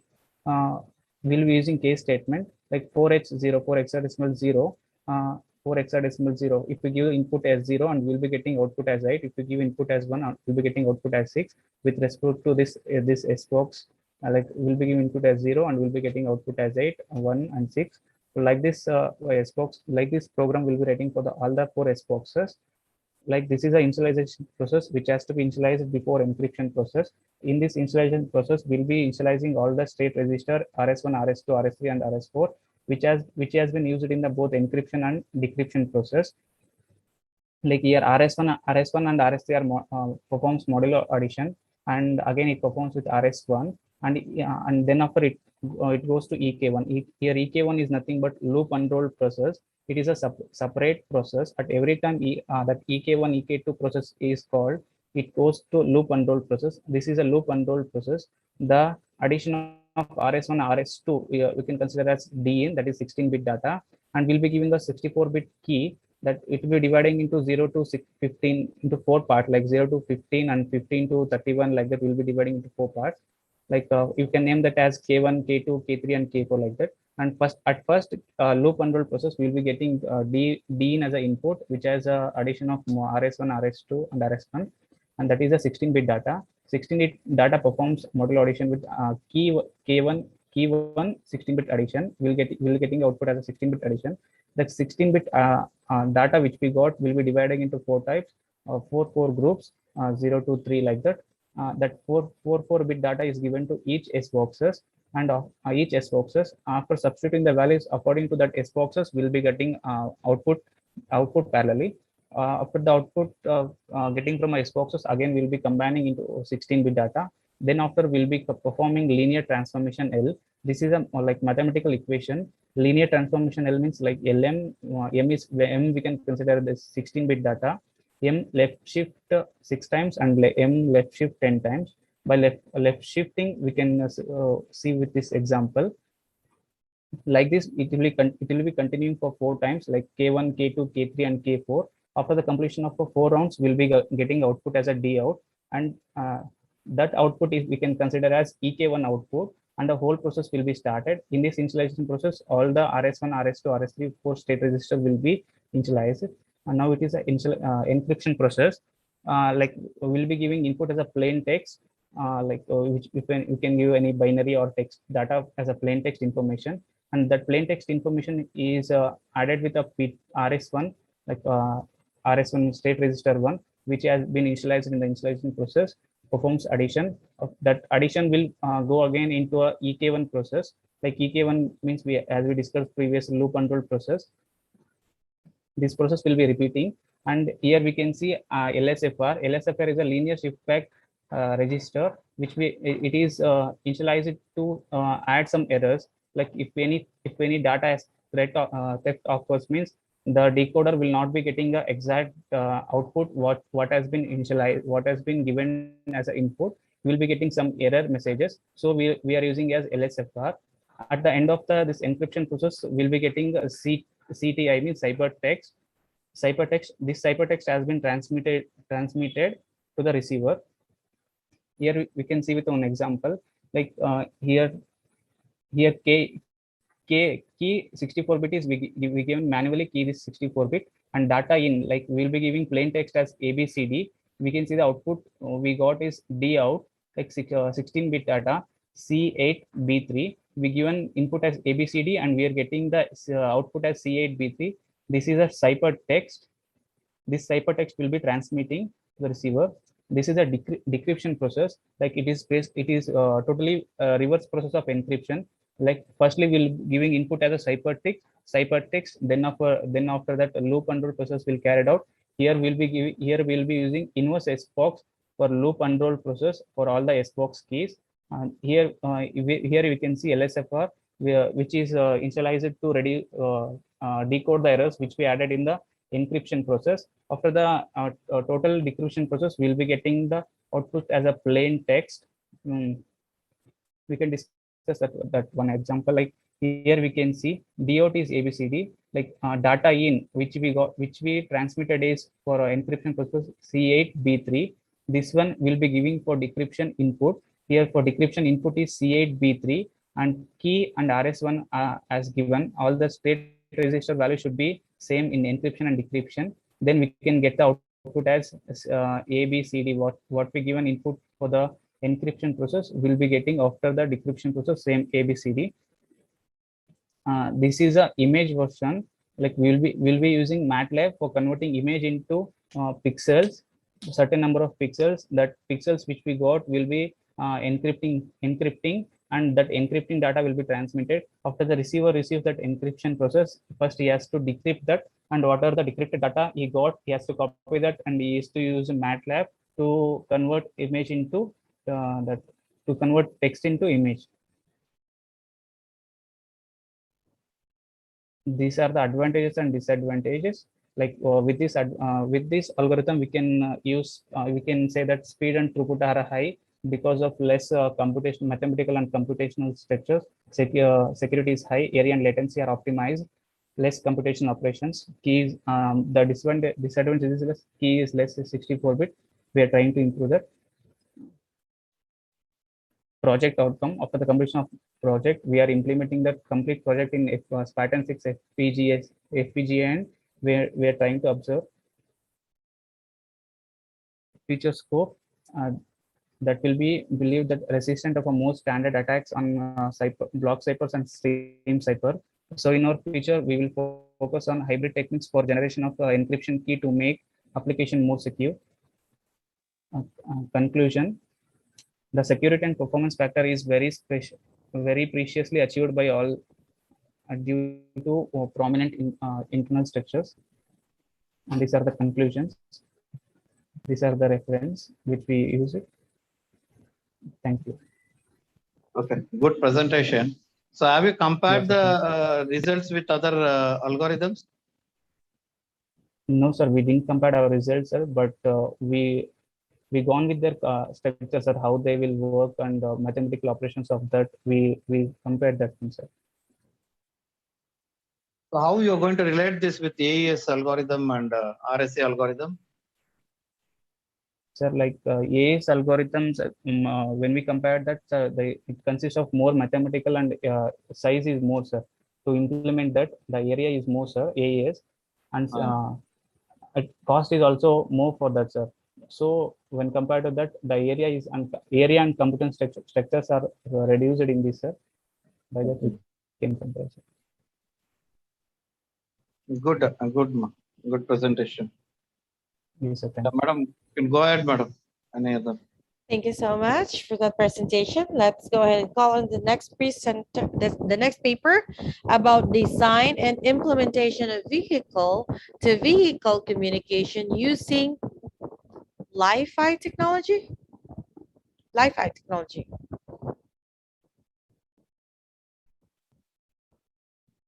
Author Sugyani Patil.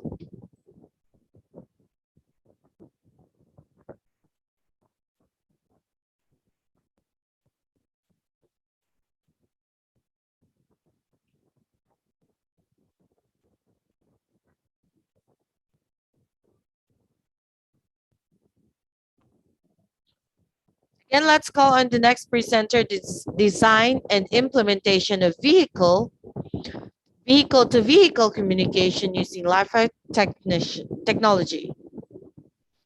Author Sugyani Patil. Good afternoon, ma'am. Am I audible? Yes, you are.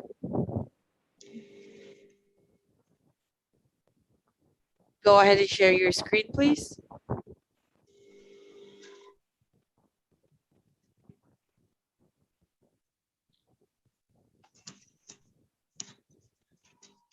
Right, perfect. Yep.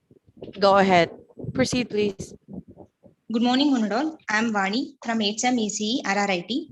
Today, I am here to present my project on design and implementation of vehicle-to-vehicle communication system using Li-Fi technology. Vehicle-to-vehicle communications ability to wireless exchange information about the speed and position or surrounding vehicles helps in avoiding crashes and traffic congestions. This vehicle-to-vehicle communication improves the efficiency of driving by enabling the vehicle to communicate accident-related messages. This assists the director to false proper decisions. Li-Fi, it is a light fidelity, is a wireless communication technology that uses visible light to transmit data in real time. This Li-Fi is like Wi-Fi, except instead of using a router to transmit data, we are using LED light to send message over the visible light spectrum. Visible light has much wider bandwidth than Wi-Fi. Means Li-Fi enabled device can send and receive huge volume at extremely high speed at up to 224 gigabits per second, and it's also immune to electromagnetic interference. So we can use Li-Fi in radio frequency sensitive areas. The proposed system uses Li-Fi technology comprising mainly LED bulbs as mean of connectivity to send data through light spectrum.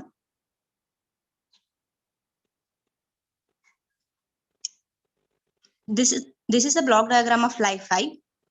The main components of Li-Fi are a high brightness white LED which acts as a transmission source and a silicon photodiode with good response to visible light as the receiving element. LEDs can be switched on and off to generate digital strings of different combination of ones and zeros. To generate a new data stream, data can be encoded in the light by varying the flickering rate of the LED. The VLC data rate can be increased by parallel data transmission using an array of LEDs, where each LED transmits a different data stream. The Li-Fi emitter system consists of 4 primary sub-assemblies: a bulb, RF power amplifier circuit, a printed circuit board, and enclosure. The PCB controls the electrical inputs and outputs of the lamp and houses the microcontroller used to manage different lamp functions. The bulb subassembly is the heart of the Li-Fi emitter. It consists of a sealed bulb which is embedded in a dielectric material. The energy from the electric field rapidly heats the material in the bulb to a plasma state that emits light of the high intensity and full spectrum. There are various inherent advantages of this approach, which includes high brightness, excellent color quality, and high luminous efficiency of the emitter in the range of 150 lumens per watt or greater.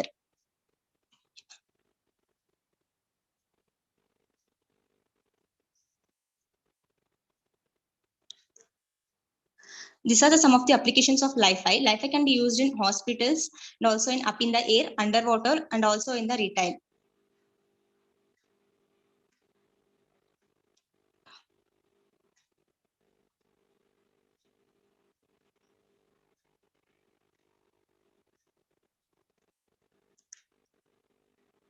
This is the proposed work.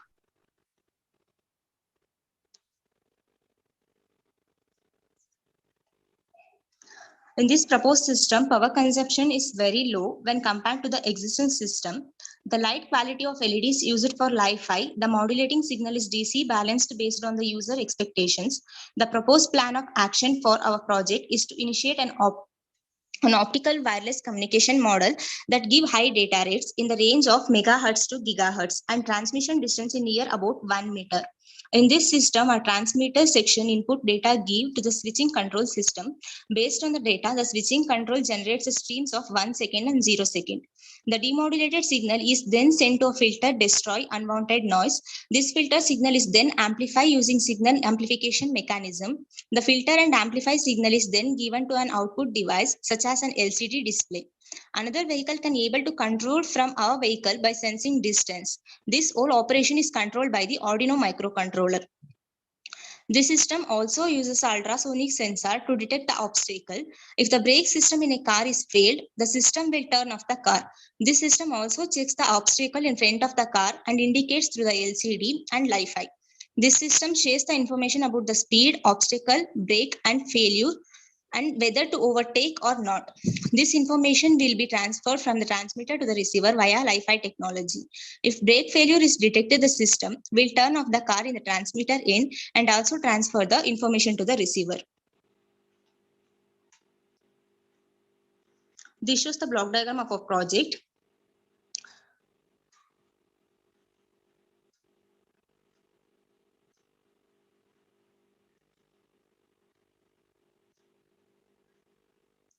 The transmitter block is consisting of DC motor, braking system, switcher, and Li-Fi transmitter module. Separate switch is used to transfer the data to the vehicle through Li-Fi module. The braking system provides the safety for the vehicle. If the braking system in the vehicle is not working properly, then the DC motor couldn't run. All the information about the transmitting status has been showed on the LCD. Thus, the LCD has been interfaced with the controller. Li-Fi module is consist of transmitter driver with the LED circuit. It transmits the data into the light signal. If the ultrasonic sensor detects any obstacle, then it will be indicated through the Li-Fi module.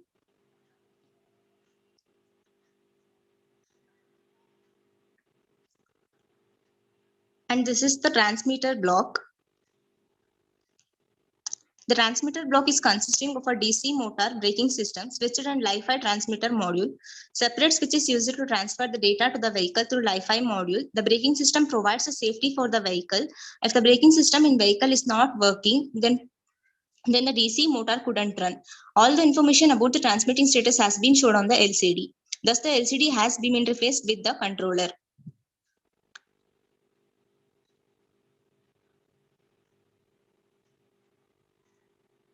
This is the receiver block. Receiver block consists of LCD DC motor buzzer with Li-Fi receiver module. All the instruction from the transmitter is received by the Li-Fi model. IR sensor has been interfaced with the controller to detect the obstacle nearer to the vehicle. Li-Fi module consists of a photo detector and amplifier. It receives the light signal and converts into the data signal. Then it translates it into the understandable data information. Li-Fi module consists of photo detector and amplifier. It receives the light signal and converts into the data signal. Then it translates into the understandable data information. These are the implementation results. Here we are using LCD display and Arduino microcontroller at Mega 328p and also ultrasonic sensor.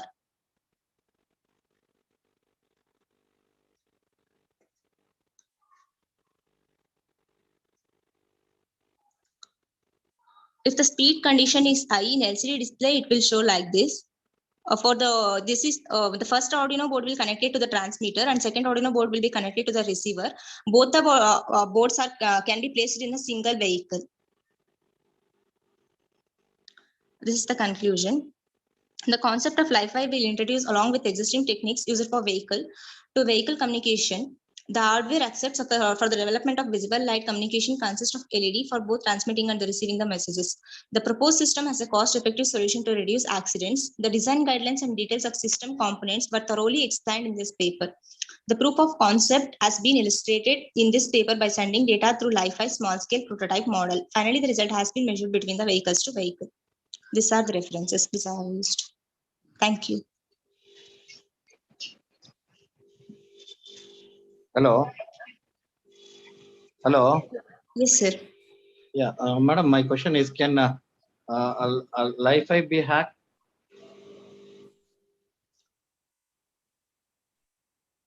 Sorry, sir. Can Li-Fi be hacked? I'm talking with respect to security. No, sir, no. Okay.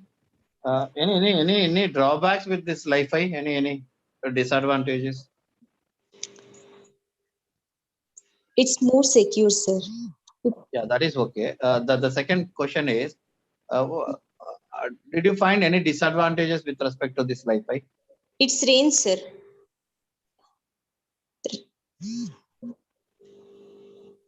Hello? Yeah. It's range, sir. Range. Range. Okay. What about with respect to the interference or with respect to the pollution?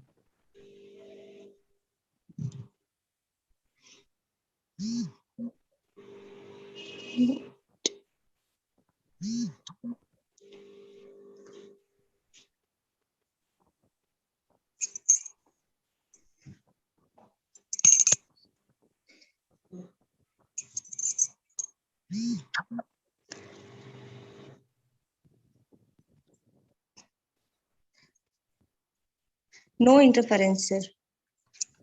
Yeah, go ahead, madam. Please go ahead. Thank All right. Thank you so much, Professor. Good presentation. Yeah, go ahead. All right. Let me go ahead and call on the next paper. It's about cost-efficient Arduino-based automated washroom sanitizing system. Author Aishwarya, co-author Dr. Sunitha. Good afternoon, ma'am. Hi, good afternoon. My apologies. It's okay, ma'am.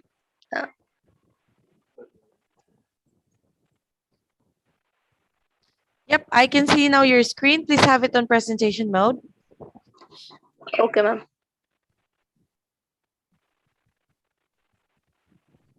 Right, thank you so much. Go ahead. Thank you, ma'am. Good afternoon, everyone. Myself, Prabha K. I've been representing my team members Aishwarya S, Anuradha Tripathi, and Amrendra Lakra. Amrendra Tripathi and Anuradha Lakra, and we have done this project under the guidance of Dr. Sunitha H.D. ma'am, and the title is Cost Efficient Arduino-based Automated Washroom Sanitizing System. Abstract. Sanitation has become one of the largest problems that people are facing in our country. And even today, 6% of urban people have been relying on the public toilet for their daily usage, where they still are not hygienic at all. And this has become the most basic issues that our people in our country are being facing everywhere and every day. And the existing method consists of a manual cleaning, where the manual cleaning is being done by a human being, which is not at all an easy task to be performed, and even it does not even exist in many areas also. The aim of our project is to provide a best solution for this issue. And the next is the block diagram, wherein in the block diagram, we have been using this ESP32 microcontroller, where it works as an interface to control the components, and it acts as an output and input detector. The block diagram consists of 3 units. The first unit is automated flushing unit, and the second is brushing unit, and the third is floor cleaning unit. The first unit, the flushing unit, there are 3 components in the flushing unit, wherein the first component is water detector sensor. The water detector sensor, it would detect the water level in the water tank. And if the water is not present in the tank, then the buzzer will get on, wherein the buzzer is the second component that we have been using in flushing unit, and stating that water is not being present in the tank. And the third component is relay, wherein the relay is an electronic device. It will be acting like a switch, wherein if water is not detected in the tank, then the relay would get on and water would get refilled in the water tank. This would be the first unit. And the second unit is the brushing unit, wherein the brushing unit consists of PIR sensor, IR sensor, servo motor, and brushes. PIR sensor detects the presence of human in the toilet, like human is there or not in the toilet. And the second sensor is IR, wherein it detects the presence of human. This both sensors, that is PIR sensor and IR sensor, will detect the range accurately. And after detecting the range accurately, a servo motor is being used, wherein the servo motor is being connected along with the brushes. Here, 2 conditions have been there. The first condition is the presence of a human must be detected, as it says that human has used the washroom, that the toilet. And the second condition is that water in the container to be checked, whether it is being flushed or not. When both the conditions are satisfied, then the servo motor would rotate with each step, pulling the flush lever down. If the toilet is not being flushed, then the servo motor would turn on and the flush lever would come down, and hence this automated flushing unit works.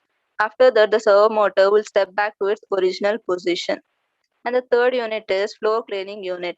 In this, the purpose of this is to spray the water from every different angles from the bathroom floor, so that the floor cleaning unit, where we are being using a DC pump and brushes, it is connected to a relay switch, and it turns on and off if the user is provided input. For providing this input, we have been using a Blink application, wherein in Blink application, we can create our own project and control the device by using a internet. In our project, Blink has been used in floor cleaning unit to control the DC motors. And we have been using a button, wherein the button is specified as a push button. It is presented by a user when he gets inside the washroom. Whenever the person gets inside the washroom, once he presses the button, then the then on the LCD, LCD would be placed outside the door. It will be stating that person is present inside or not. This is the working of a block diagram, and for this we have been giving enough power supply. And the next slide is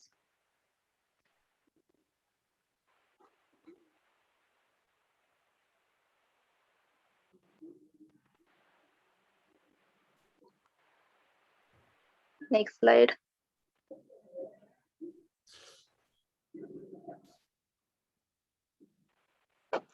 Yeah, the next slide is the output, wherein PI sensor will send the signal when the user has been entered, and the water level will also be measured, and it would be sent to the ESP32 microcontroller. Combining the both inputs, that is the PI sensor that the human has detected and the water level, the controller switches the servo motor, wherein if the water level is still in the starting range, wherein it would state that the human has not flushed the toilet, then the servo motor would turn on and it would flush the tank. It would flush the water in the tank, and it comes back to its original state. Similarly, the water pump attached to the interface also gets to the count, and it turns the relay switch on. And this how the water in the tank would get refilled. And water on the floor, and the water is also being used in the floor cleaning unit also. And this is controlled by a mobile application, that is the phone, and it can be switched on from outside of the bathroom, and it cleans the bowl with the plastic synthetic brushes. And the next slide is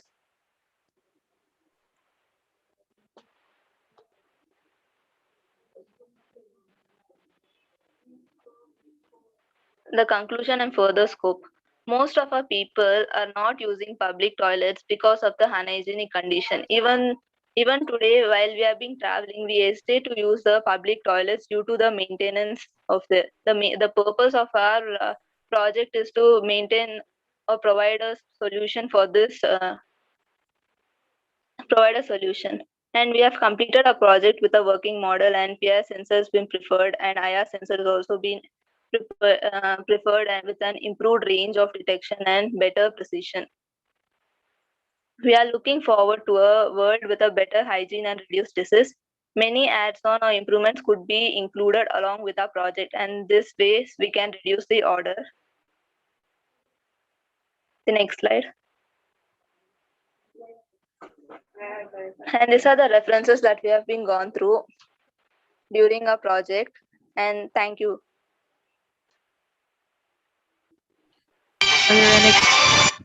Good presentation. Madam, one simple question. Yes, sir. Hello. Go What ahead. is the mechanism? Yeah, what is the mechanism used for the brushing? So the mechanism that is used for, so in this we have been using two brushing. So one is for the toilet cleaning, and the other one is for floor cleaning. The first in toilet cleaning, we have been attaching two brushes on the commode, sir, on the top of it, the either side. The human sits on it, and the either side the brushes will be fitted. And the other brushes that we have been using for floor cleaning is that as of now we have been used a static one, so wherein the DC motors were connected in between that. We have been placing the brushes where it would rotate 180 degrees, 360 degrees, so where the DC motors will be rotating and the brushes will be rotating along with that. Okay, very good. Okay, thank you. Thank you, sir. What is the cost of your system? Ma'am, the components components were like almost 1300, ma'am. The components cost were. Okay. And remaining the connections, everything has been done in almost 200. The total cost would be of 1500, ma'am. Okay, pa. Okay, thank you. Thank you, ma'am. Thank you so much. Let's go ahead and call on the next paper about a survey paper on kidney cancer and computer-aided methods for their image segmentation. Author, Anup Kumar Batulal Jayaswal. Co-author, Mahesh Bimsham Dembrani. Madam Jojo, madam, how many more papers are there? 3 more. Good. Yeah, tell them to finish up fast. Okay. Good afternoon, ma'am. Proceed. Okay. Have it in presentation mode, please. Yes, yes. Can you see my screen? Screen is visible to you? Hello? Yes, it is. Go ahead. Okay, okay. So my paper is on kidney cancer and computer-aided method for the image segmentation, and in which the contents are the introduction, library review, methodology, kind of data, source of data, scope and limitation of the research and references. So introduction, need of word, worldwide cancer statistics says that cancer is the second leading cause of the death worldwide behind cardiovascular disease. There were 18.1 million new cases of cancer worldwide that resulted into 9.6 million deaths. About 40% of cancer cases occur in the abdominal organ, that is kidney, liver, prostate, stomach, etc. So in kidney cancer statistics, kidney cancer is the 14th most common cancer worldwide. About 4,03,262 new kidney cancer cases were recorded, and about 1,75,098 patients died of it globally in 2018. Kidney cancer is the 90th most commonly occurring cancer in men and the 14th most commonly occurring cancer in women. In India, the projected incidence of kidney cancer is about 2 per lakh population for males, and among females it is nearly 1 to 1 lakh population. So about kidney cancer, it is a normal person. The kidney are located on the right and left of the body towards the back of the rib cage. The kidneys are covered with protective adipose tissue. There is an adrenal gland at the top of each kidney. In a normal person, the kidney may not have two, but it may be possible to live with a single kidney. In kidneys, there is a membrane called capsule. This membrane is flexible, and when kidney tumors is seen, the membrane is stretched. If the tumor is diagnosed earlier, it may remain in the capsule, and treatment may be possible by surgical removal of the kidney. So about kidney cancer begins when healthy cells in one or both kidneys changes and grow out of control, forming a mass called renal cortical tumor. A tumor can be malignant, indolent, and benign. Malignant tumor is cancerous, meaning it can grow and spread to other parts of the body. In indolent tumor, it also cancerous, but this type of tumors rarely spread to the other parts of the body. And benign tumor means the tumor can grow, but it will not spread. So type of kidneys are kidney cell carcinoma, urethral carcinoma, sarcoma, and Wilms cancer and lymphoma.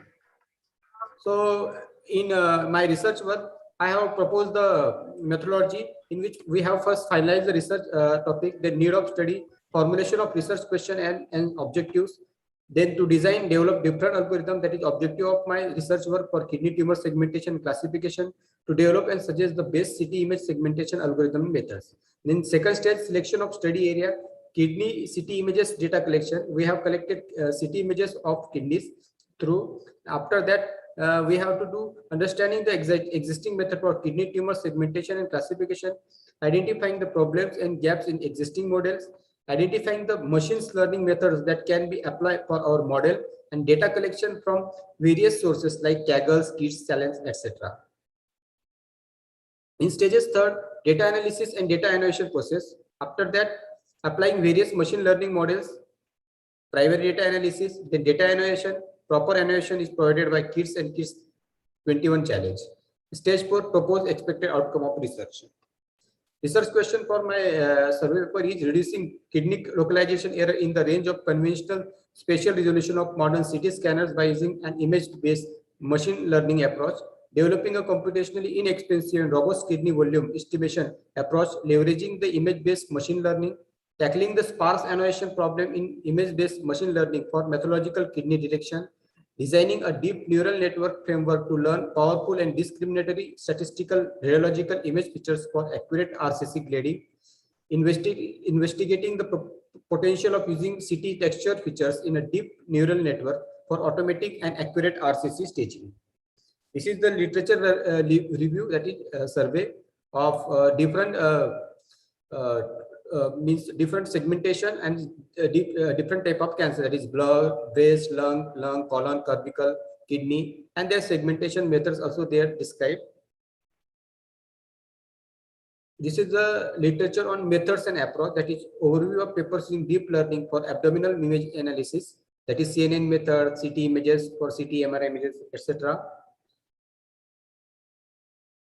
This is overview of papers using single deep learning approach for different tasks by using CNN method, AE, CNN, DQN,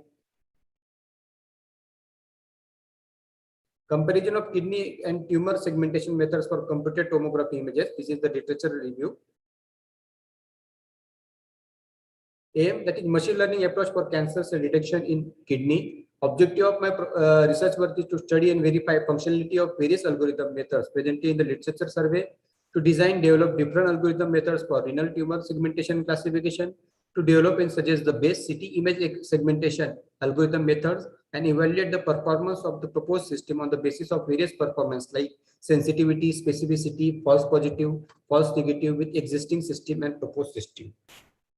This is the methodology: CT images, then image pre-processing, after that image segmentation, image classification, and machine learning based image classification model for renal cell carcinoma, renal cell clear carcinoma, and papillary renal cell carcinoma. Key kinds of data we have collected for that. The training and testing data is collected from KIDS 90 and KIDS 21 challenge data source. The imaging as well as ground truth tables were provided in an optimized Nifty format with shape of here num slice correspond to an axial review and progress from superior to inferior as the slice index increases in all cases. The patient was supine during image collection, and the height, width, origins does lie in the patient's left anteriors. Data is collected from case 19 challenge, GitHub repository with proper annotation. Source of data, scope and limitation of the research, that this research will focus on the study of CT images of kidney only. So it will influence verification of existing algorithms, methods, and designing of new ones for kidney tumor segmentation and classification.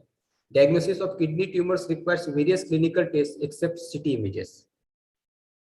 These are the references of my paper. Thank you, sir. Thank you so much. Are there any questions? So what machine learning algorithm you have specified? You have used the machine learning algorithm, sir. What algorithm specifically you have used?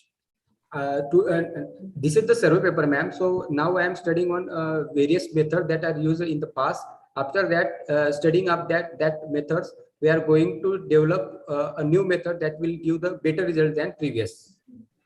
Okay, till now you haven't decided. No, sir. I'm now now I'm pursuing it. Okay, sir. So what are the features which you are going to use? For, sensitivity, specificity, false positive, that is. No, sir. Those are the metrics, features, kidney features, what you're going to use for identifying it as a cancer image. Kidney features. Tumors, ma'am. Tumors, that is. Okay, sir. Okay. Thank you. Thank you so much. Next, let me call on the next paper about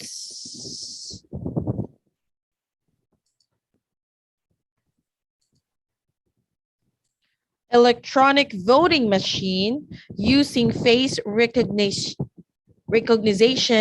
and fingerprint. Author Vani. Oh.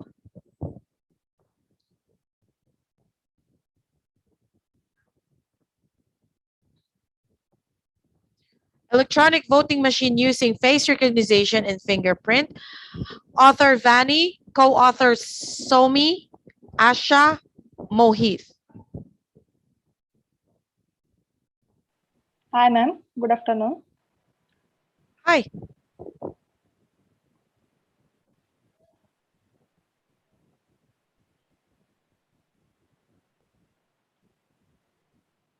Share your screen, please. I can hear you.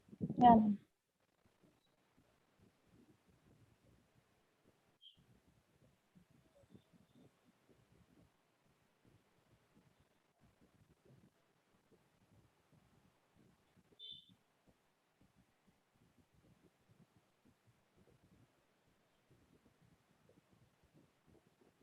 Hello?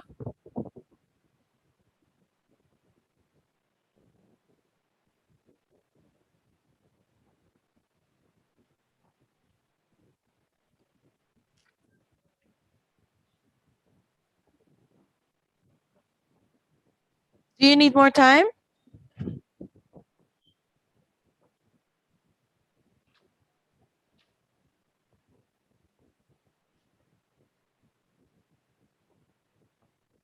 ma'am, 1 minute, ma'am.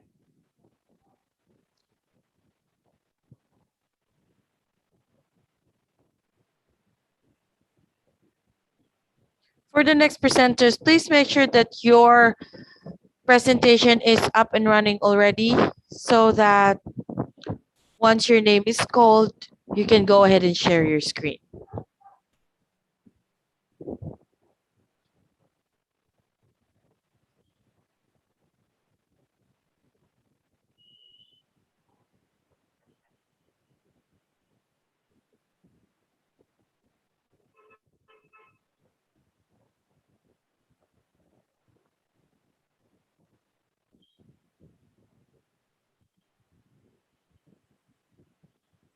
Shamya, do you need more time? I can call you after the next presenter.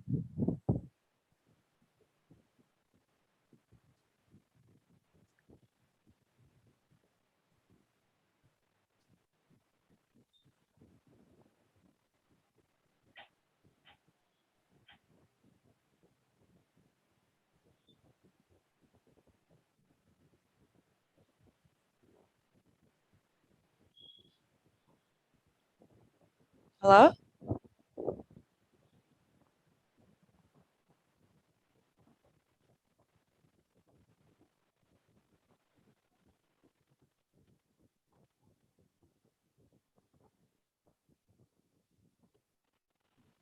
Hello, Samia?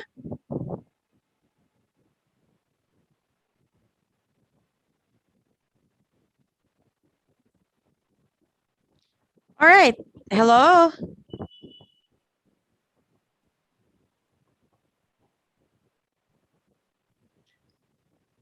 All right, I will give you time.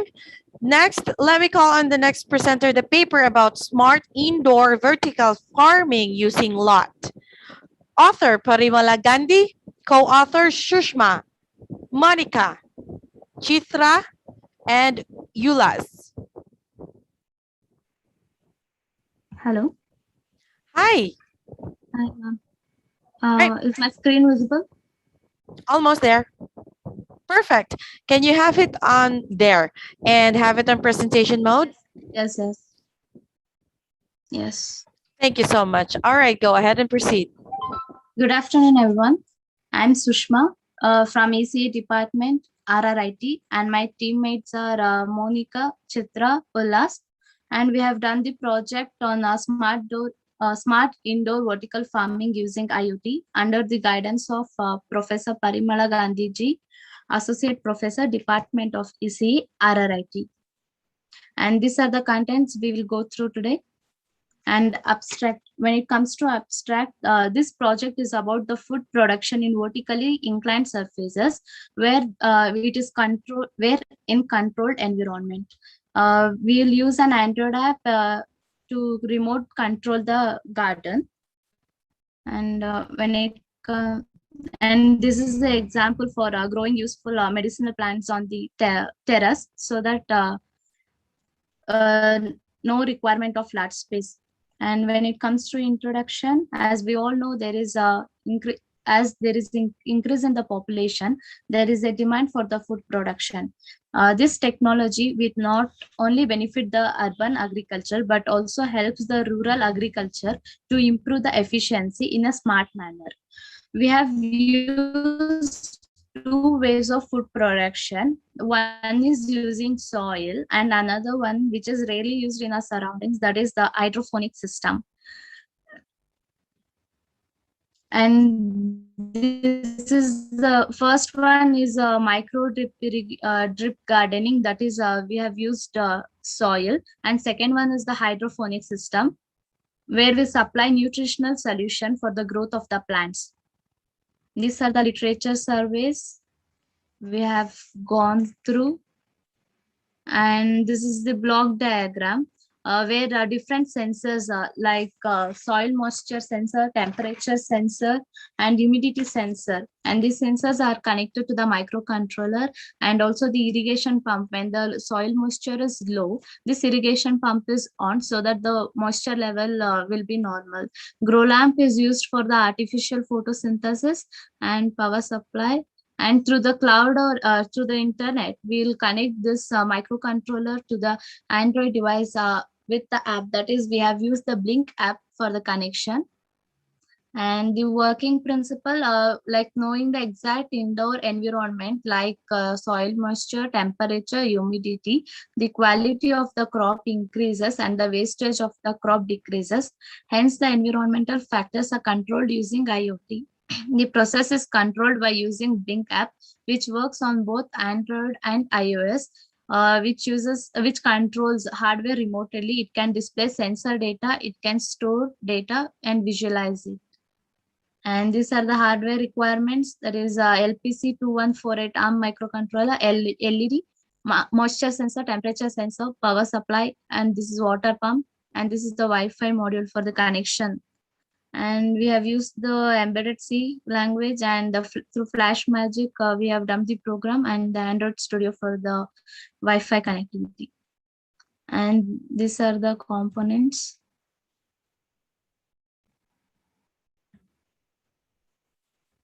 And these are the final snapshots of our project. And this is the hardware connections. This is the overview of the project. The top layer is using the soil. We have grown the plant, and the bottom layer is you're using the hydroponic method, where we supply the required nutrients in a liquid form, and without using soil, we have grown this plants. And this is the grow lamp circuit, which is used for the artificial photosynthesis. And these are the experimental results we have got. And this is the Blink app interface, where we control the moisture. And this is light on, light off, that is the grow lamp. And this is the pump on, pump off temperature. And these are the results we have got. When the temperature shows the reading of the temperature and the moisture level. And advantages, good monitoring of water regulation can be achieved. That is, the water wastage can be reduced. Affordable for small group of people, that is, we can also use in urban places. Easily implementable in urban gardens, yes, it's the same. And better control and more eco-friendly. Accurate values of temperature and humidity can be known. Saved space available for agriculture. Smart watering network. And when it comes to application, vertical zone will always be watered according to a specific schedule. Evaluate the real quantity of water required depending on the crop and type of soil. Used in many multinational companies. It can be used by any people who are passionate about gardening. And this is the picture how the vertical farming takes place. And the conclusion is that our project has multiple applications in research laboratories, like for case studies, research and development of particular plants like medicinal and mineral plants. The conventional method of supplying water to the plant includes disadvantages such as increase in dependence on place, overall high cost dependence on weather. Our system overcome these disadvantages by providing an effective supply of water to the plants. And these are the reference we have gone through. Thank you. Are there any questions? Yeah, it's a nice innovative project. Thank you, ma'am. Have you implemented, in what sense? Have you simulated or practically implemented the system? Practically implemented, ma'am. Oh, IoT, what are the devices, specifications, configuration you have? Sorry, ma'am? You have told that you have used IoT, is it not? Yes, ma'am. That is, ma'am, we have used the mobile application, ma'am. Mobile application. Yes, ma'am. It is called a Blink application, ma'am, for the for knowing the moisture level, the conditions, ma'am. Okay. What is the future enhancement? How can you take this further to the next level? Ma'am, next level is like hydroponics. We have concentrated on hydroponics, ma'am. Okay. Like it is very rare like when it comes to when we see in the surrounding, it is very rare using hydroponics method. People grow plants. So using hydroponics, we can grow more number like efficient plant, efficient crop. Okay, okay, try to go further. Thank you. Yes, thank you, ma'am. Thank you so much. Samya, are you ready? Yeah, ma'am. All right, good. Go ahead and share your screen. Again, the paper about electronic voting machine using face recognition and fingerprint. Right, perfect. Proceed. Good afternoon, everyone. I am Somya from EC Department, RRIT Bangalore. Today, I am here going to explain my project on smart voting machine based on fingerprint and face recognition under the guidance of Professor Siddhani Patil, Assistant Professor, Department of ECE, RRIT Bangalore, and my team members are Vani K, Ashayal, Mohit Kumar Singh. These are the contents we will discuss now. Then abstract. We all know that fake voting is still a major drawback in the election. In order to overcome this, we are designing a smart voting system based on fingerprint and face recognition. Next. Introduction. The main aim of this project is developing a fingerprint and face recognition based advanced electronic voting machine. If the voter is the authenticated one, then his or her finger will be placed on the fingerprint model, which checks for the authentication of the user. If the voter is eligible, he will be allowed to cast his vote in the voting system by simply pressing button against his favorite leader through a button. The control unit consists of an Arduino Uno microcontroller, push button for different operation of EVM. To perform this intelligent task, Arduino controller is loaded with a program written in Arduino-based C++ language. Next. Then these are the literature survey. Next. Then block diagram. Software components we are used in this project are Arduino Uno using C++ and Python, and the hardware components are web camera, speaker, fingerprint model, keypad, LCD, and power supply. Here, web camera and power supply is given as an input, and speaker is the output. Output of the PC is given to the input of the Arduino Uno. Here, biometric fingerprint model and keypad is an input. Total outputs will be displayed on the LCD. Arduino Uno is a microcontroller board. It has 14 digital input or output pins and 6 analog inputs. It contains everything needed to support the microcontroller. Simply connect it to a computer with a USB cable or battery to get started. And webcam is a video camera. When captured by the computer, the video stream may be saved, viewed, or sent on the other networks via systems such as internet. And the fingerprint model, the scanned image are compared with an earlier existing fingerprint of yours to get the correct identity. The comparison is carried out by the processor and the comparison is made between the values and regions. If the voter is not eligible to cast his vote, the message will be warned through speaker that person is barred from calling his vote. Next.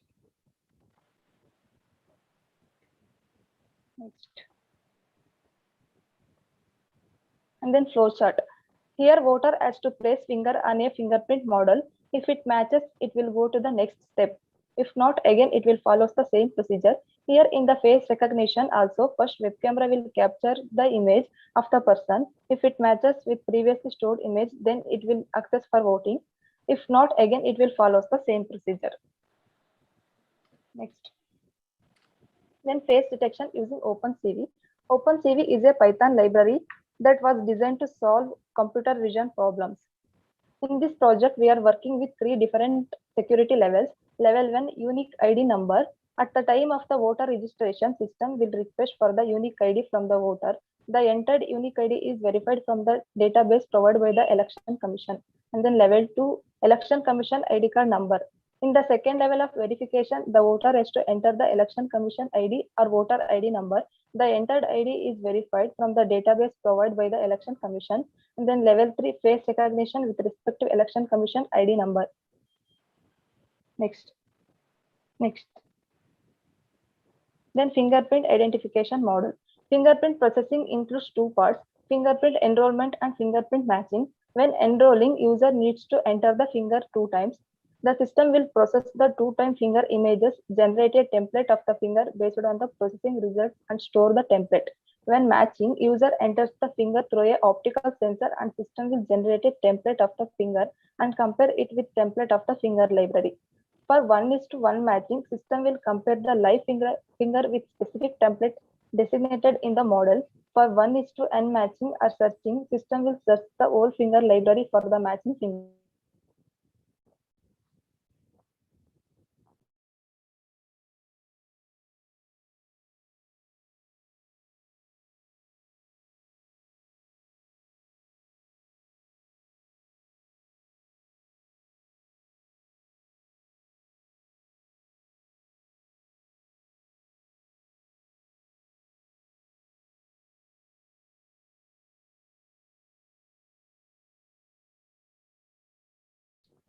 In both circumstances, system will next.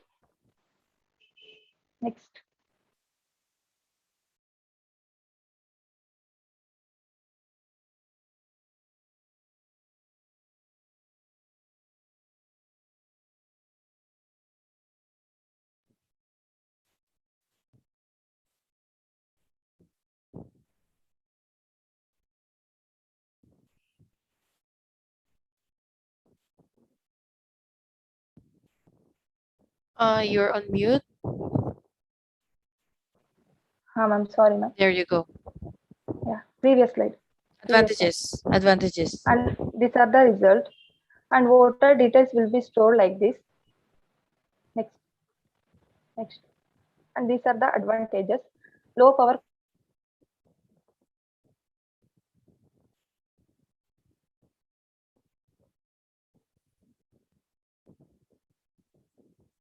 voting as from voting. Next. And these are the advantages.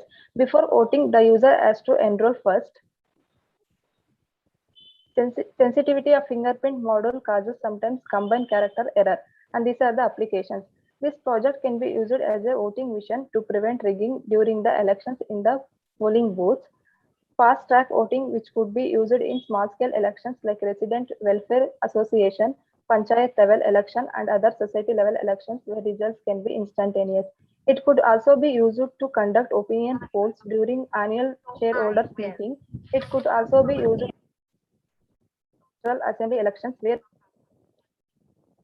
equal to 8 in the current situation on a small scale basis. Conclusion. The project and face recognition was mainly intended to develop advanced electronic voting machine, which helps in free which are basis of democratic country like India. Next. Thank you. Thank you so Can much. you tell something? Can you tell something about the accuracy of the system?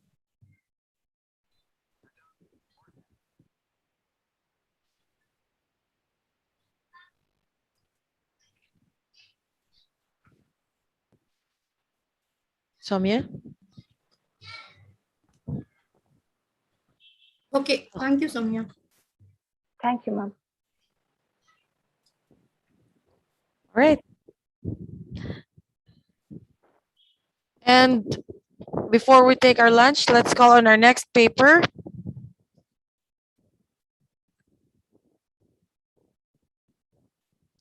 The paper about cybercrime. Author Anshu Deepak. Co-author Grishma.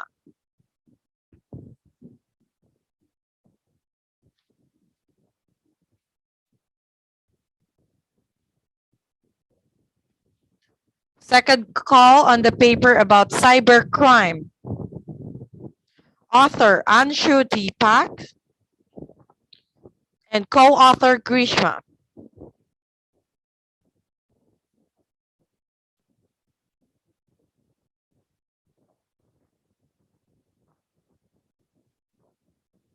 Yes, ma'am, I'm here.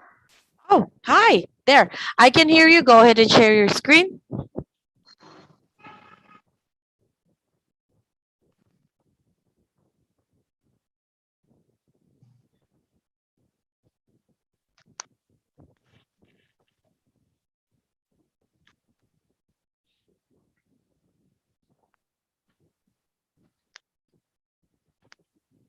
Grishma?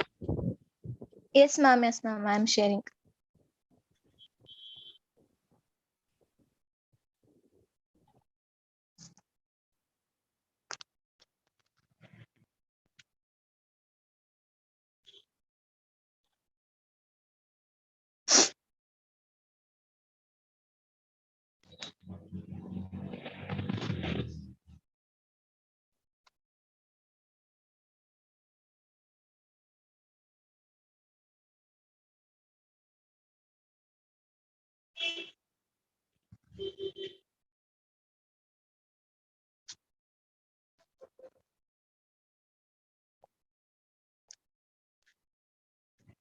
Do you need more time?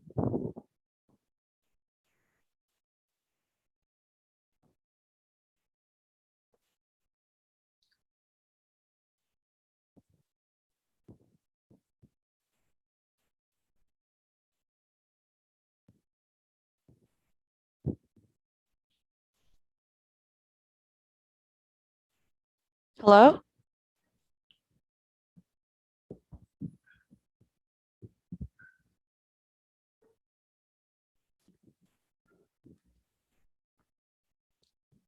Hello?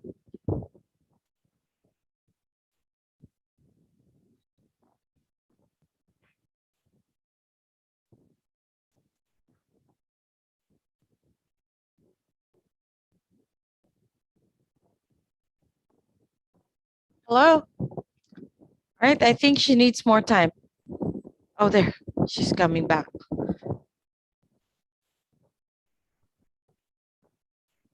Hi, Grishma? Hi, Grishma?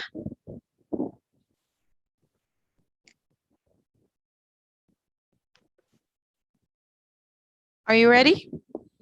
Yes, ma'am.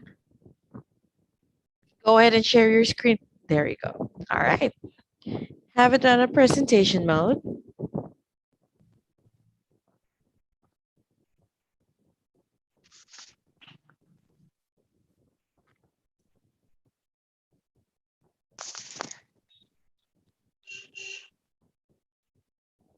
Ma'am, is my screen visible? Yes, it is. You can go ahead and proceed, please. Good morning, ma'am. I'm Grishma from RR Institute of Technology, and my paper is on cybercrime under the guidance of Mrs. Anshu Deepak, ma'am, Assistant Professor, Department of ECE. Cybercrime can be defined as an illegal act in which a computer is a tool or a goal or both. The user of computer has become extremely common and popular. However, the misuse of technology in cyberspace has led to the cybercrime both nationally and internationally. Law that regulates the internet must be considered in the context of the geographical, in context of the internet, and political borders, which are crossed in the process of sending data and exchanging information around the globe. The different types of cyber crimes are cyberbullying and stalking, wishing, farming, freaking, bots, phishing, spoofing attacks, malwares, email bombing, and data diddling. When it comes to phishing, fraudulent practice of sending email purposing to be reputable compares in order to induce individual to reveal personal information such as password and credit card numbers. Wishing, it uses phone to steal personal confidential information from victims. Bots, software program that performs automated repetitive pro-defined task. Freaking, hackers attacking your voice network like they would and do attack your data network. They flood your telephone system with the outbound calls. Bill will caves the cost of those calls. Farming, a cyber attack that sends you to a fake website and look like a real thing. Spoofing attacks, attackers impersonates an authorized device or uses to steal data. It might poison reroute traffic intended for a specific domain. Email bombing, net abuse that send large volume of emails to an address to overflow the mailbox, overwhelm the services. Data diddling. Data is altered as it is entered into a computer system. Cyberbullying. Bullying is a person typically by sending messages and threatening nature. So the recent notable cases are the government has not clearly mentioned whether it will completely ban the social media apps or but has stopped about talking away the protection in IT Act where an intermediary fails to observe these rules. The provision of subsection 1 of section 79 Act shall not be applicable to such intermediary, and the intermediary shall be punishment under any law of for the time being in force, including the provision of an act and the Indian Penal Code. The government set to break it down for users. Subsection 1 of Section 79 of the IT Act gives protection to social media apps from being responsible for what the user is posting on social media. So, as per the government, if the social media apps fails to compared with the new rules, they will lose the protection that intermediaries get in the IT Act. On 19 2012, a 21-year-old girl was arrested for posting a message on Facebook criticizing the shutdown in Mumbai for the funeral. Another 20-year-old girl was arrested for linking the post. They were initially charged under the section 295A of the Indian Penal Code and section 66A of the IT Act. Later, section 295A was replaced by section 205, promoting between classes. A group of Shiv Sena workers, a hospital run by one of the girl. On 31st Jan 2013, a local court dropped all charges against the girl. So the conclusion here is cybercrime is one of the most crucial problems for the countries around the world these days, including unauthorized access to information and violate security such as privacy, passwords, etc. Anyone who has internet use cyber theft is part of the cybercrime, which means robbery performed via computer or the internet. With the increase in the number of cyber security, fraud, and crimes, the government is developing refined rules to protect people, interests, and protect them from any negative events on the internet. So these are the references, and thank you. Thank you so much. Questions? Is this a survey paper? Ma'am? You have theoretically surveyed, you have theoretically stated everything. Have you done any implementation, or you have formed any new rules? Ma'am, this is the problem which is faced by our country, and government is very actively trying to put their stand. So there are many apps outside the country, so they do not follow the laws there. So our country wants them to follow follow our law. Okay, thank you, Pa. Thank All you, right, thank you so much. The most awaited. Let's have a break, guys. So we will have, it's almost 2 o'clock. So let's be back at exactly 2:30. Let's have a break, our lunch break. See you guys after 30 minutes. See you guys at 2:30.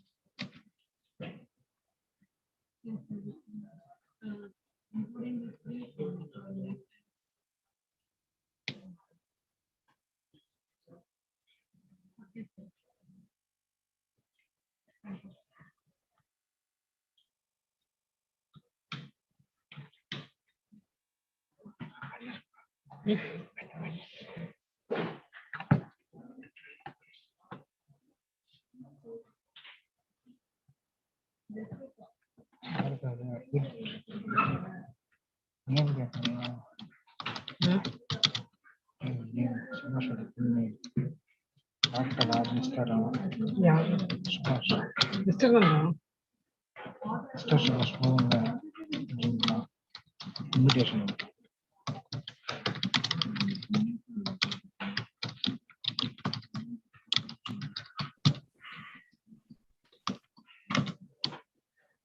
Yeah. Welcome back, everyone. We will be starting in 5.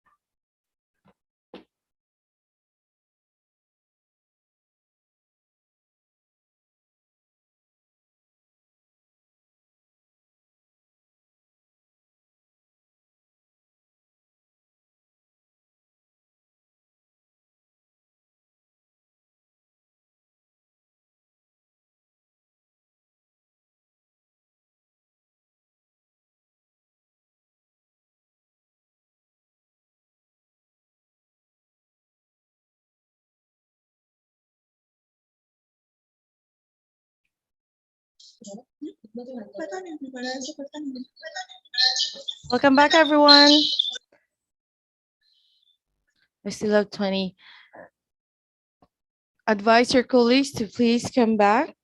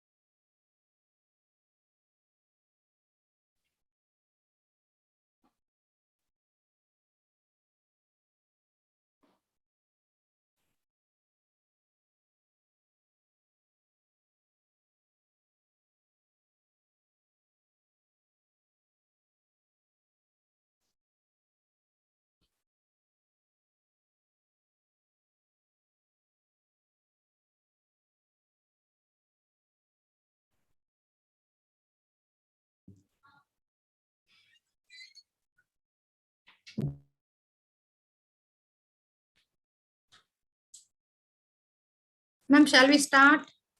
Yes, we shall. All right. Welcome, everyone, to our technical session 2, continuation and earlier.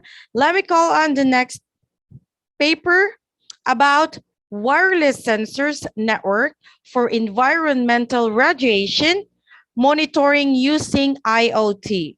Author Pallavi. Co-author Sunitha, Dr. Sunitha, Priyanka, Samadrita Roy, Varsha Biradar. All right, I can now see your screen, but I can't hear you yet. Yeah, good All right. afternoon, everyone. Hi. Hi, good afternoon. Please go ahead and proceed. Yeah, I'm Varsha Biradar, and my co-authors are Dr. Sunitha HD, Head of the Department ECE, Pallavi MR, Priyanka NS, Samadrita Roy Chaudhary. And our topic is wireless sensor network for environmental radiation monitoring using IoT. Abstract. The changes in climate led to the increased importance of environmental monitoring. In order to determine the quality of environment, Continuous tracking of the environmental parameter is needed. As the IoT is the most emerging technology, it plays an important role in collecting the information from the sensing unit. This project presents the development of a flexible environmental monitoring system that allows the monitoring of parameters in the workplaces required for optimal performance. Several sensors and 3 modules with different functionalities are used to complete the system. This project converses a system for measuring, monitoring, and estimation of some environmental parameters like temperature, humidity, sound, pressure, and gas. This system is developed using Node MCU microcontroller and its platform. It has high-level scalability and is cost-effective, which makes it suitable for the environment monitoring applications.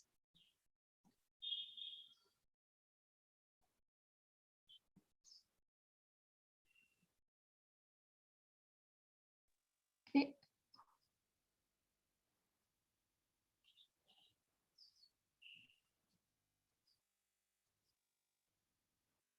Yeah, this is the block diagram. Inputs are sound sensor, temperature and humidity sensor, pressure sensor, gas sensor, and power supply. Output are LCD, buzzer, and GSM.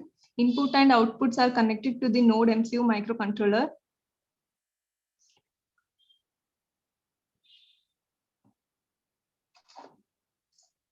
In this project, we are using Node MCU microcontroller, which is the heart of a system. Here, Node MCU is a board design, uses a variety of microprocessor and controllers. The board features serial communication interfaces, including USB on some models. The microcontrollers are typically programmed using a dialect of features from programming language C and C++.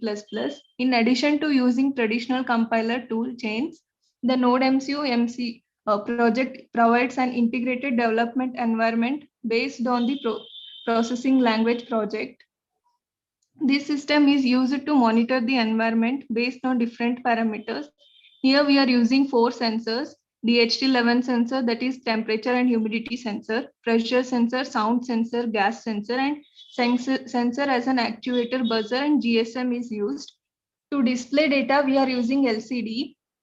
LCD is a liquid crystal display. It is a flat panel display, electronic visual display based on liquid crystal technology. LCDs are preferred to cathode ray tube displays in most applications because of the size of LCDs come in wider variety. They are energy efficient, safer disposal, low power consumption. They do not use phosphor. Buzzer or beeper is an audio signaling device which may be mechanical, electromechanical, or piezoelectric. Buzzer is an integrated structure of electronic transducers, DC power supply, widely used in computers. Here, DHT11 sensor is a humidity and temperature sensor. Humidity measurement determines the amount of moisture present in the gas that can be mixed. That is a mixture of water vapor, nitrogen, argon, or a pure gas, etc. Humidity sensor are of 2 types based on measurement unit. They are relatively humidity sensor and absolute humidity sensor. Gas sensor is one which comes handy in applications where we have to detect the variation in this concentration of toxic gases in order to maintain the system safe and avoid caution any unexpected threats. Sound sensor, the stimulus to response pathway seen in electronic and sound sensor operation mimics the human body process that involves our ears and signal transmission to the brain.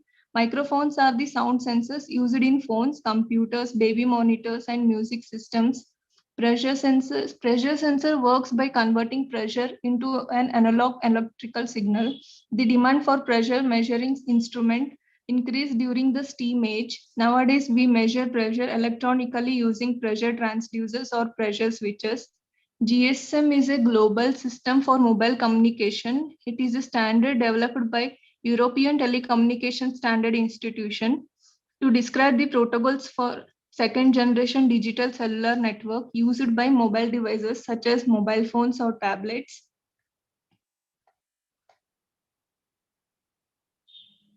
Yeah, here we are using sensors, LCD, power supply. Power supply is used to turn on the module. All the sensors are connected to the microcontroller, which will work accordingly as per the program and the user requirement. DHT11 sensor is digital humidity and temperature sensor, which is used to monitor temperature and humidity of the environment. The sensor reads the data and sends the data to the microcontroller. Sound sensor read the data and send the data to the microcontroller. Pressure sensor is used to detect the pressure in environment. If unknowingly more pressure is detected, this sensor helps to detect it and send the data to the microcontroller. Gas sensor is used to detect hazardous gases present in the environment. Once all the sensor data is monitored, it will be sent to the microcontroller. The microcontroller will read the data from the sensor and display it on the LCD unit and send the data to the cloud, where cloud platform stores the data. Only the authorized person can log into the account and view the data. If any of the sensor crosses the threshold value, buzzer acts as an alert system and GSM will send the SMS to the authorized person. Next, we can see the flow chart.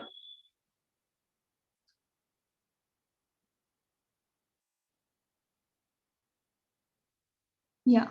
Once we start with the process, it initializes the microcontroller and other devices, read sensor data connected to the microcontroller. If temperature exceeds the threshold value given in program, then the buzzer is turned on and the SMS is sent to the authorized person. If it does not exceed, then buzzer is turned off and goes to the next step.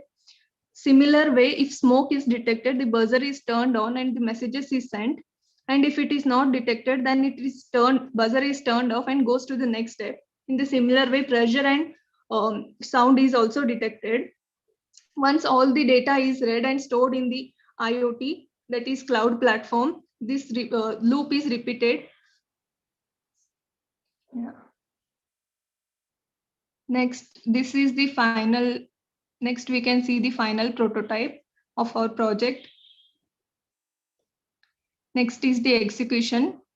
Here we can see the sensing values of various sensors on the LCD screen.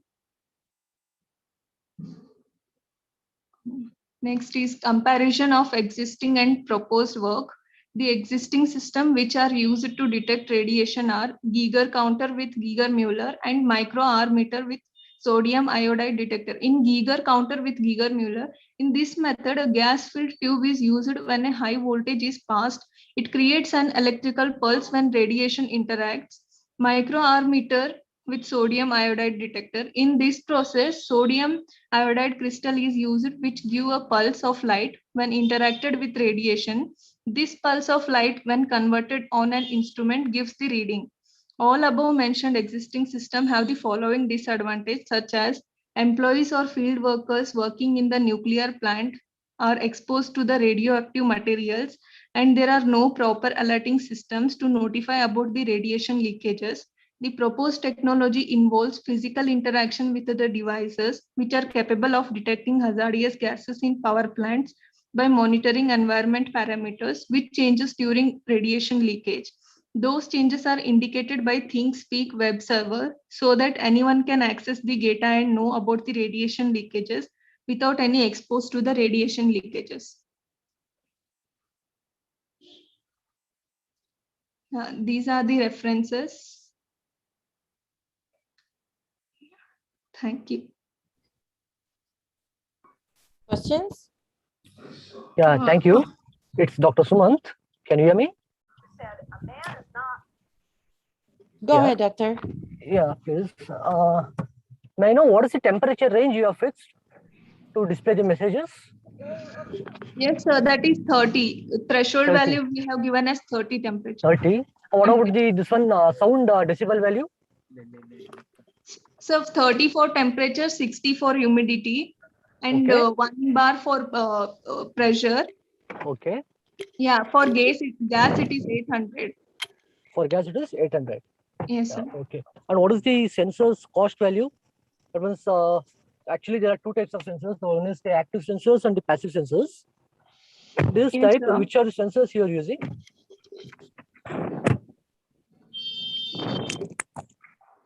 Hello. Yes, sir. Yes, sir. Yeah, Passive whether sensors, sir. passive sensors, and what is the cost of for gas sensors? If the cost will be high, or whether you're using the low cost sensors or what? Yes, low cost. It altogether costed around 3K. That's all on the components. Okay, thank you. Yes, thank Thank you. Next, let's proceed with a paper about review on X2 handover and S1 handover in LTE networks. Author Divya TM. Hi, ma'am. Good afternoon. Hi, good afternoon. Go ahead. I can hear you. Go ahead and share your screen, please. Thank you. Good afternoon, everyone. I'm Divya TM, Assistant Professor in the Department of Electronics and Communication Engineering. Today, I'm going to talk about handover. That is preferably X2 and S1 handover in LTE 4G networks. So when I say handover, so earlier, I can tell you that handover is a great advantage of wireless devices over the wired device. So I can tell it is a procedure which is initiated, which allows the transfer of an data, and even it can be an ongoing call seamlessly when UE, when I say UE, it is a mobile phone or a user, whenever he goes from one base station or from one serving area to another serving area. So this is the procedure which is initiated. Now, who has to take the decision whether to make the handover or not? So I say eNode Bs. eNode Bs are nothing but the base stations. So when I say eNode B, it is the hello. Am I audible? I'm hearing some other voice. Hello. Yeah, it's audible, ma'am. It's okay. Yes, you are audible. Okay. So when I say LTE 4G network, so we call base stations as eNode Bs. So here I've given a simple LTE network architecture. So I have UE, user equipment mobile phone, and I have EUTRON. In EUTRON, we have eNode Bs, and there is a X2. This is an interface which is there between eNode Bs. So interface is nothing but it is a component which lets you to connect to another entity. For example, we have a S1 here. So this is letting us to connect from EUTRON to EPC. So EPC is our evolved packet core. We have MME, mobility management entity, S gateway, P gateway, home subscriber server, and we have policy control rules and functions. And this is our PDN, packet data network, means our internet. So now how UE will connect to the internet, and when he's moving to another base station, another eNode B, I can say. So as I told, UE is connecting to EUTRON with the interface LTE UU, and eNode B. eNode B is the main responsibility of eNode B. I can say it is a radio resource management. So when I say radio resource management, for example, I'm an active user. In the sense I'm active, I'm making some call, or I'm doing some sending browsing through internet. I'm an active. So now who is going to allot me the radio resource? It is the responsibility of the eNode B to allot me the bandwidth to use it. So that functionality will be in eNode Bs. And next, coming to EPC, we have MME. That is the mobility management entity. This is the main, I can say, heart of the EPC section. So this responsibilities are like paging, tracking area, list management, and handover. So paging, for example, I am inactive, means I'm not connecting to internet also, I'm not browsing anything, and I'm not doing any outgoing call also. So now it was the responsibility of the eNode B to allot me the bandwidth. So now, since I'm not active, so this eNode B, what it will do is it will allocate that particular bandwidth to some other user who is active. So now that it has not allocated the entire bandwidth to me, since I'm not doing anything. For example, in that case, if I get an incoming call, who is going to tell eNode B that I have to be active? Means it has to allot me the radio resource. So it is the responsibility of the MME to tell the eNode B that some incoming call is coming to this particular user who is inactive. So that will be dealing with the paging messages. So MME will page the particular tracking area, or I can say the particular eNode B. And UE also, mobile equipments also will be checking for the paging messages periodically, even when they are inactive. So all these responsibilities will be done from the MME part, and also the handover, which I will discuss a little later on. And I have HSS in the EPC. So HSS is our home subscriber server. So this is like the central database wherein it consists of all the subscriber profile, means to whichever service I am subscribed to, and my information, the subscriber information, everything will be there in the HSS. And there is a direct interface between the MME and the HSS. Here I've shown the different interfaces between the different EPC entities. And we have the serving gateway. Serving gateway is used to serve the particular user, and P gateway. So P gateway has a direct interface with the internet. So now P gateway is the one which is going to allocate the IP address to a particular UE, whether it can be a static IP address or the dynamic IP address, whenever it wants to connect to the internet. So all these responsibilities will be done by the P gateway. And we have the PCRF. This is a policy and charging rules function, whether what about the charging, whether I'm going for the prepaid or the postpaid. In technical terms, I can tell OCS, OFCS, it is online charging system, OFCS is the offline charging system. So all that functionalities will be done by the PCRF. So now coming to the handover, we have different categories of handover. So there are different categories based on whether the EPC entities in the sense whether the MMES gateway are changed after the handover or not changed. So based on that, I have listed different types or categories of handover. And basically I'm concentrating on the category 2 type handover, that is X2 and S1. As I discussed in the architecture, there is a X2 interface between the two eNode Bs, and there is a S1 interface between the eNode B and the EPC section. So I'm just dealing with the X2 and the S1 handover. So now, for example, here I've taken 9 cells. We all know that every one eNode B, if I say one eNode B, it can serve 3 geographical cells. So here I've taken 9 cells. So this cell 1, cell 2 and cell 3, this is served by eNode B1. And cell 4, cell 5, cell 6, this is served by eNode B2. Cell 7, cell 8, cell 9, this is served by eNode B3. So now I have a user at cell 1. He is moving to cell 5.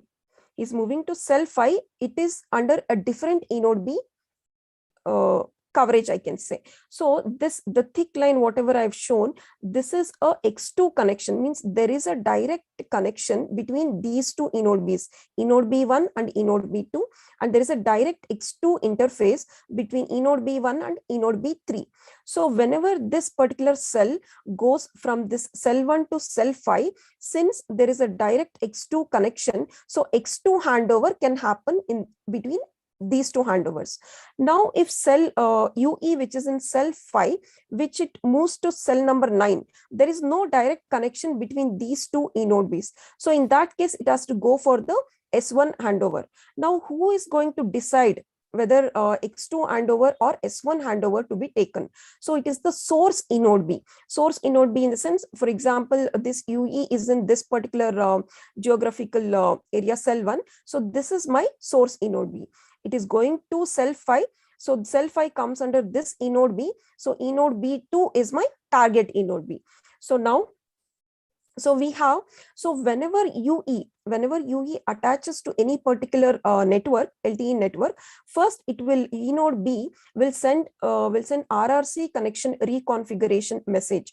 So in this particular message, it will give all the details about the neighboring cells to which are all are present to it, its neighbors. And measurement report will be sent by the UE to a particular eNode B. This measurement report will consist of the signal strength. For example, when I'm talking about the cells, each and every cell will have a different frequencies. Signal strength will be different. So whenever UE is moving from the source eNode B to some other particular target eNode B, he has to synchronize with the new frequency strength of the target inode B. So all this information will be sent through the measurement report. This inode B will give even, it will give you the frequency and the signal strength of the neighboring cells. And this UE, if he is moving, he will tell what is the signal strength of the current cell and what to which he is moving. So this, after this, whenever UE is moving, first it will check for whether there is a X2 connection is there between the source inode B and the target inode B. If there is a X2 connection and whether the target inode B is able to serve that particular user to which he is moving into. So if it is allowed, he will go for the handover preparation. We'll just discuss this a little later. So handover preparation. So if this is successful, it is X2 handover. If either of the cases doesn't hold good, he has to go for the S1 handover. And this handover decision will be taken by the source inode B. So, and this handover procedure will happen in 3 phases. First is handover preparation, handover execution, and handover completion.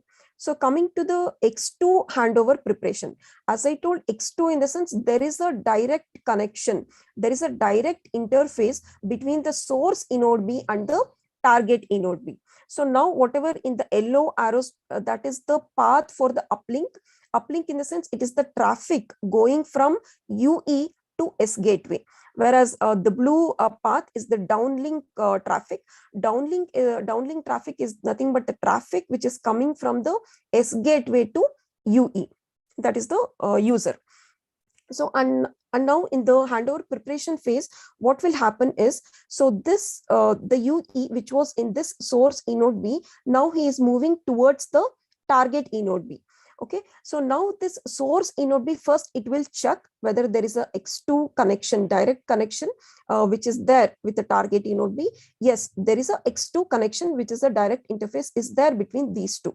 So now what he will do is, this source inode B will establish a direct tunnel, and he will tell that this particular UE is moving towards U.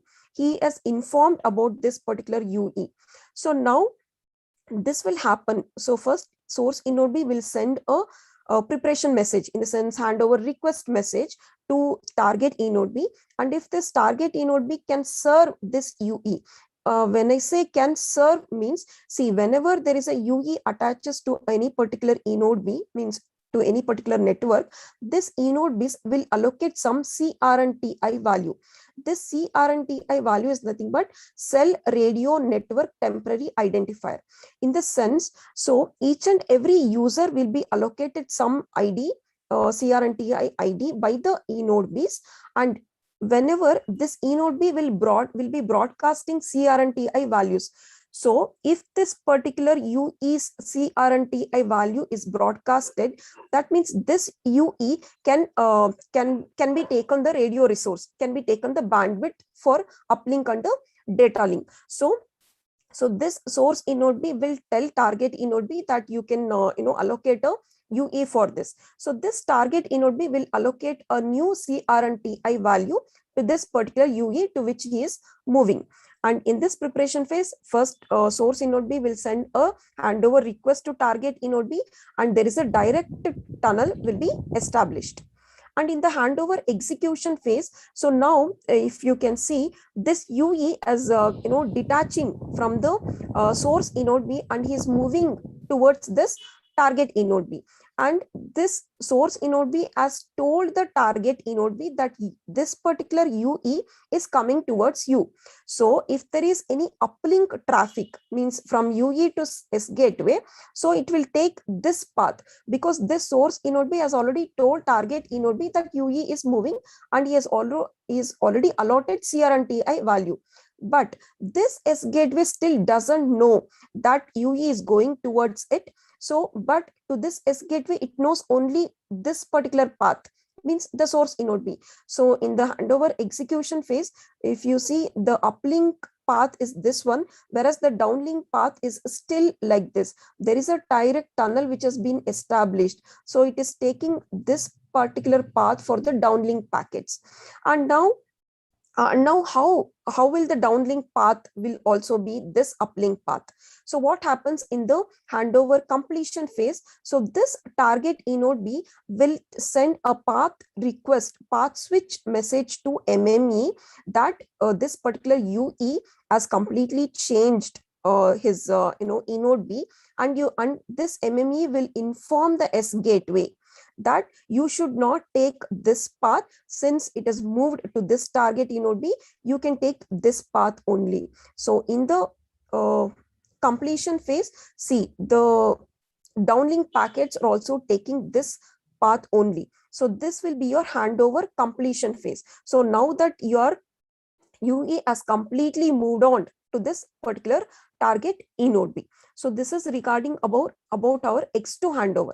Since there was a direct, once after this complete transfer of this UE, after this has been established, this direct tunnel will be released from both the source inode Bs and the target inode Bs. And coming to this S1 handover, so as I told, S1 handover will happen only when there is no direct connection between the source inode B and the target inode B. As if you can see, there is no direct connection between these two inode Bs. So in that case, in the handover S1 handover preparation, there is indirect tunnel will be established. So in this indirect tunnel involves source inode B, S gateway, and the target inode B. Now, whenever UE was taking this particular path for the this LO line, this uplink path will be taken through the source inode B. Downlink was taken like this. Now UE is moving to target inode B, and now there is no direct connection. Right. So in that case, what this will do is this source inode B will get to know that this particular target inode B is not directly connected to me. So let me inform my MME. So it will inform MME about this UE is moving, and UE will also send the info. This source inode B will send information about the target inode B to which the UE is moving. So now MME will check, yes, it is under my these two inode Bs comes under me only. So this MME will tell S gateway. So this will happen in the handover preparation phase. And now in the execution phase, as we discussed, this particular inode B will allocate CR and TI value, which I discussed in X2 handover. So now uplink packets will take this path because this target inode B will know the path now. This knows that UE has move towards me. But again, the source gateway doesn't know about this movement. So it will be sending through this indirect tunnel only. That is from S gateway to source inode B, and this again source inode B to S gateway to target inode B, and target inode B to UE. So once this complete information, once this UE has completely moved on to target inode B, this target inode B will send a path request message to MME telling that this particular person has moved into me. And then this MME will inform S gateway that you take this path only for the downlink packets also. So at the end, at the completion phase of S1 handover, so for both the uplink path and downlink path, it will happen. It will go through this target inode B only, and this indirect tunnel which was established between source inode B, S gateway, and the target inode B will be released. So this is just a study of the type of handover which can happen. And still there are problems that can occur, even though UE which was moving to target inode B, again it can go back to source inode B. Again, all these things, this direct tunnel, indirect tunnel has to be established. I mean, it has to be reactivated again. So this would be the procedure, I can say, for the X2 handover and the S1 handover that can happen in LTE networks, that is 4G networks. So these are my references.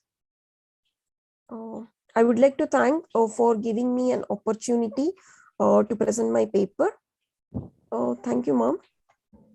Questions? Ma'am, nice presentation, ma'am. Thank you, ma'am.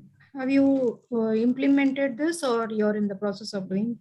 in the process, ma'am, like I was just getting to know how the call flow happens, how actually like what are the signaling process that happens. I'm still not implemented it Is there anywhere. any drawback, ma'am? Till now, did you have faced any drawback in the system? In this, that's what, ma'am, whenever like the target inode B is moving, and again if it switches back to the source inode B, so I'm still doing with that part how to do the signaling and all. That's the only difficulty till now I've faced. Okay, ma'am, it was nice. Thank you, ma'am. Thank you, ma'am. Thank you very much. Thank you so much. Next, let us welcome the paper about predicting the quantity of future heart attack patients using random forest algorithm. Author Sarah Chandra Banala. Yes, madam. Co-authored. Thank you, madam. I'm here. I'm going to share my presentation. Go ahead, please.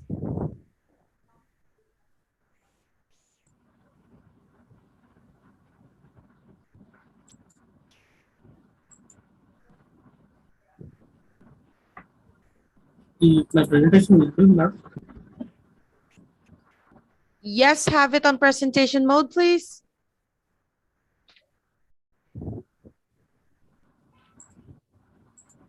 Shall I start, madam?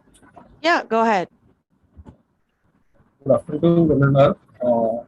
Thank you for giving the opportunity to do presentation. Now, my paper title is predicting the quantity of future heart attack patients using random forest algorithm. So basically, I would like to talk more about the healthcare domain. And basically, random forest is a one machine learning algorithm. Uh, Random forest is a popular machine learning algorithm that belongs to supervised learning technique. It is used for both the classification and regression problem in machine learning. Okay. Heart attack patients are nowadays are very increased in a manner such that I would like to choose the area of the application in healthcare, especially heart attack patients. Okay. I would like to predict patients, future patients' heart attacks based on the test data and the training data. Okay, now see the abstract. Okay, so these days heart disease is the original source of death. Okay, why? Because patients are not able to not able to monitor under the conditions where the heart attack leads to be there. Okay, so on the other hand, the heart rate monitor is the most convincible at this scale. Okay. So we have several parameters to be considered for the fitness in the point of view. That is the blood pressure, serum, cholesterol, and blood sugar is there. Okay. Now I would like to gather all the patient data and to be stored in one particular data set as a data set. So now IoT is the one the technology. Okay, IoT which is the top of composition of several sensors and so able to get the patient data from remote locations to the server.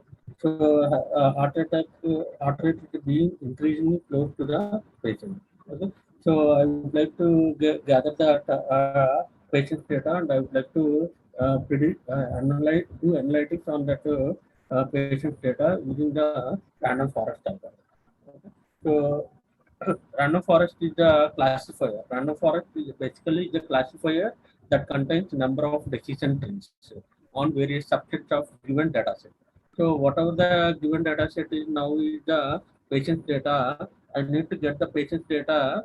Okay, I divide that patient data into training data and test data. Okay, so based on the decision trees, various decision trees of for random forest, I would like to predict the heart heart heart attack of the rate of the heart attack patients. Right. So the problem statement: you are going to implement a simple machine learning algorithm that uses a rule-based classifier to to predict whether or not a particular patient has a heart. The main objective of my paper is okay, to predict the heart patients, heart diseases, heart patients, heart. Okay. So now I need to first train our program using provided data set to recognize the disease. Once the program is capable of doing it, we run it on the new data set and predict the existence of the absence of the disease. So I would like to show you a data set, a sample data set that I have to import it from the UCI repository. We have basically several real world repositories are there. So I'd like to get the static data set from UCI repository. Okay. So basically, I would like to explain the conceptual diagram for the predicting heart attack rate to patient. So first of all, I get the data set and do pre-processing. Pre-processing is nothing but I need to label the data, okay, based on the parameters of the input data.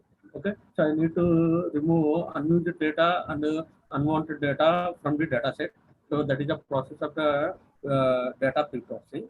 So, and I would like to give that input data, pre-processing data to the random forest algorithm. Random forest algorithm includes a classifier which produce several decision trees. Okay, so based on the decision trees, I would like to predict that is analyze the heart attack rate of the patient. Okay, the major module which involves in this one is the data pre-processing, classification, analysis, and I would like to show the resultant bar graphs related to this prediction. Okay, so data pre-processing, which is you need to label the data, that is encode your input data, and you normalize the data. That normalized data which lead to fitting the data. That is nothing but you have to get the label data. Okay, and next one is the classification. Classification which involves fitting the test data and the trial data. Okay, so I would like to divide this test data and trial data. So I would like to do analytics with the help of test data using training. Okay, so and I would like to involve a standard scalar a technique also to classifying the and produce the decision tree. Okay, so analysis. So we have in this we have several decision trees there. So in the analysis point of view, you predict the data based on the selection of one or more decision trees. Okay, right. And the next one is the majorly the focusing in this paper is monitoring the patient details, evaluating the patient details, evaluating accuracy using random forest data. Okay, right. So this is the sample data set that I have imported from a UCA machine learning repository. So we have several columns, several headers will be there. So patient's IDs and the patient age, patient gender, and the patient's chest and the rest blood pressure, okay, and the cholesterol and the FPS, rest ECG, max HR, ENG, old peak, and stroke. So majorly major attributes that I have to select from these one is the current rest BP and cholesterol, okay, and rest ECG. So basically, I need to select these three parameters, and I would like to find out the patient's heart attack rate. Okay, right. So the data set consisting of 303 observations and variables as follows. So patient ID, gender, age, what we have seen in the previous slide. Okay, so we have totally 18 attributes from the data set. Okay, right. Next, random forest algorithm is used to train the data, and results are verified by the test data. Okay, so random forest is a model which deploys on top of that data set, and the random forest which gives several decision trees. To do this, I divide the collection of information into two units, that is 70-30, 70-30, which is a training and test data. Okay, 70 of the data set to be training data, and it even is a 30. Okay, the y value is general square root of the number of observations. Okay, so I know the accuracy of the predicted y underscore label, which is checked to see if the corresponding to known the values of PRC and test label. So I need to show training and test data. What are the training and test data which are having this is a data set, and like to say the training data set is stored in X is this one. Okay, after classifying using the random forest algorithm, and the y test data is a test value. Okay, based on the training. Okay, these will produce the zeros and ones in the test data set, which represents to see confusion matrix. Okay, so we have confusion matrix to result constructed based on the test data from the training. The test data consisting of 303 observations, out of which 160 cases have been accurately predicted.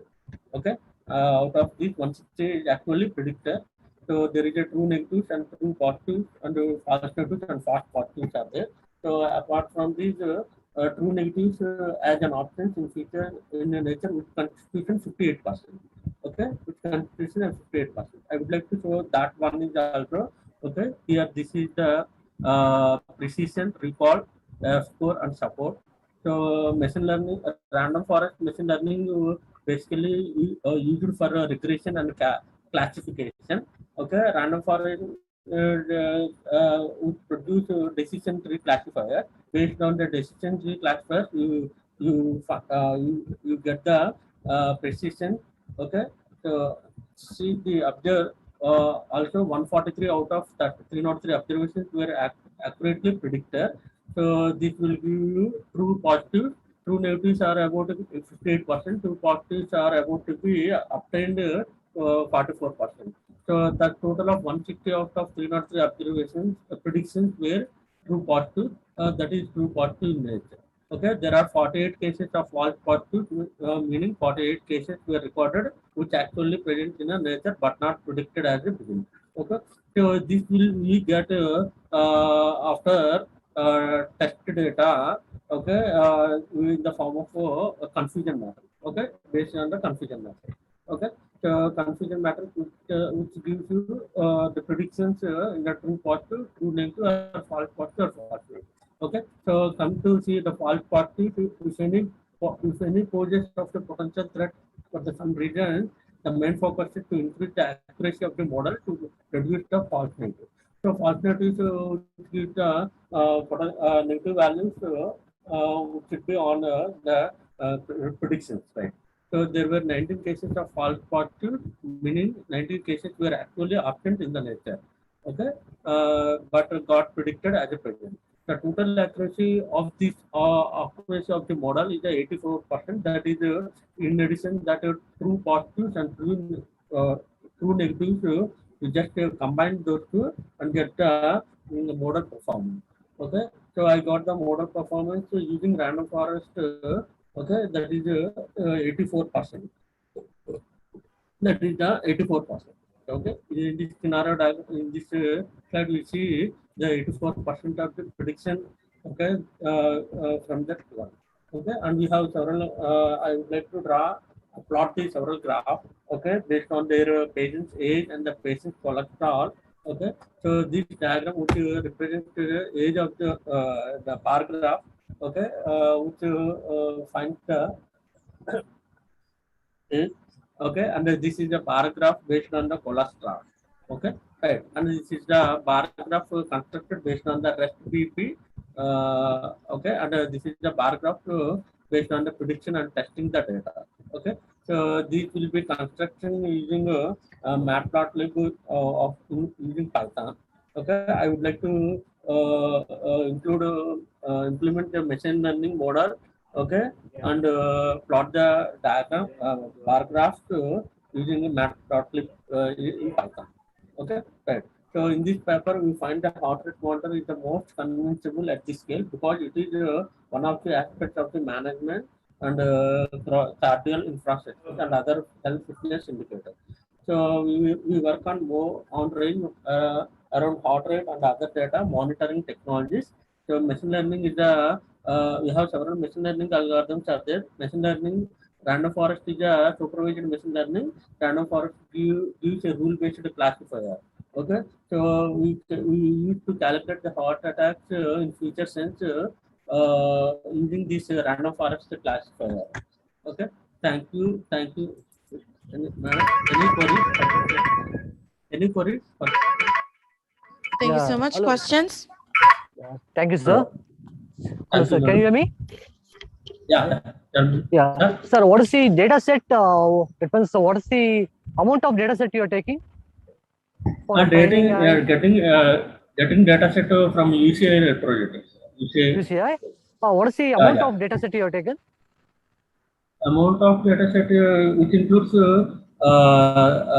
nearly 10,000 records are there, but sample from I get only 3 or 3 records sampling the sampling to find the heart attack. What is the accuracy it's going to give? What is the accuracy What's that? it's going to give? What is the accuracy? 84%, sir. 84%. 84. Yeah. Thank you, sir. Thanks for the presentation. Okay. Thank you. So try to increase your accuracy. You can go for some other classifier also, and with the same data set, you can use and check whether if the accuracy increases. Sorry, ma'am.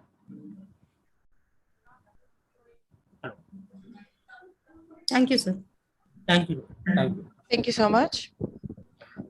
Right, before we proceed, I would like to remind all the remaining presenters to please be mindful of the allotted time of 10 minutes per presentation, including the question and answer portion, for us to stay on schedule. All right. Next paper is about the design of single axis solar tracker. Author Anshu Deepak. Co-author Viresh Hirimath, Amit Kumar Yadav, Saikat Barman, and Rambatin.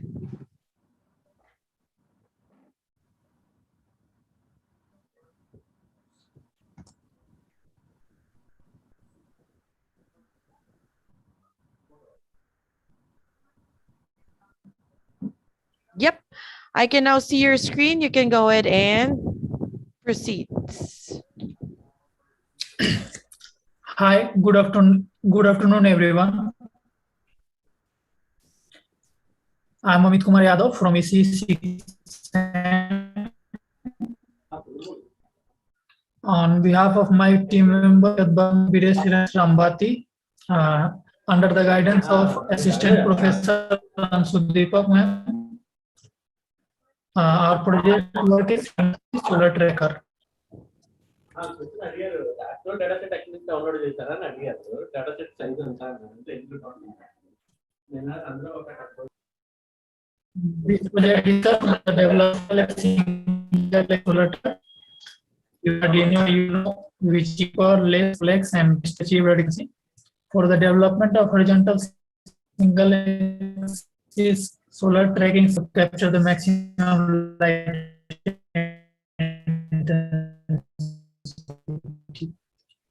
At 10 RPM, rotate the solar panel to the maximum light source, sensing by the light dependent resistors, LDRs, in order to increase the efficiency of the solar panel and generate the maximum energy. A small prototype of horizontal single axis solar tracker system will be constructed to implement the design methodology presented here. As a result of solar tracking system, solar panel will generate more power, voltage, current value, and higher efficiency. The components we have used and the software Arduino IDLE 1.8.13.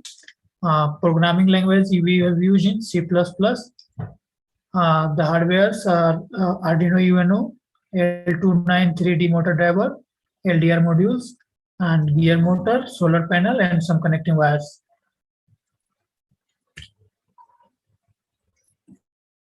This circuit diagram is a block diagram. Here, solar panel that is attached to our gear motor, and the gear motor operates on the behalf of motor driver, and this motor driver in control of Arduino UNO at Mega 328, which is connected to LDR modules. and which also connected to LDR sensors.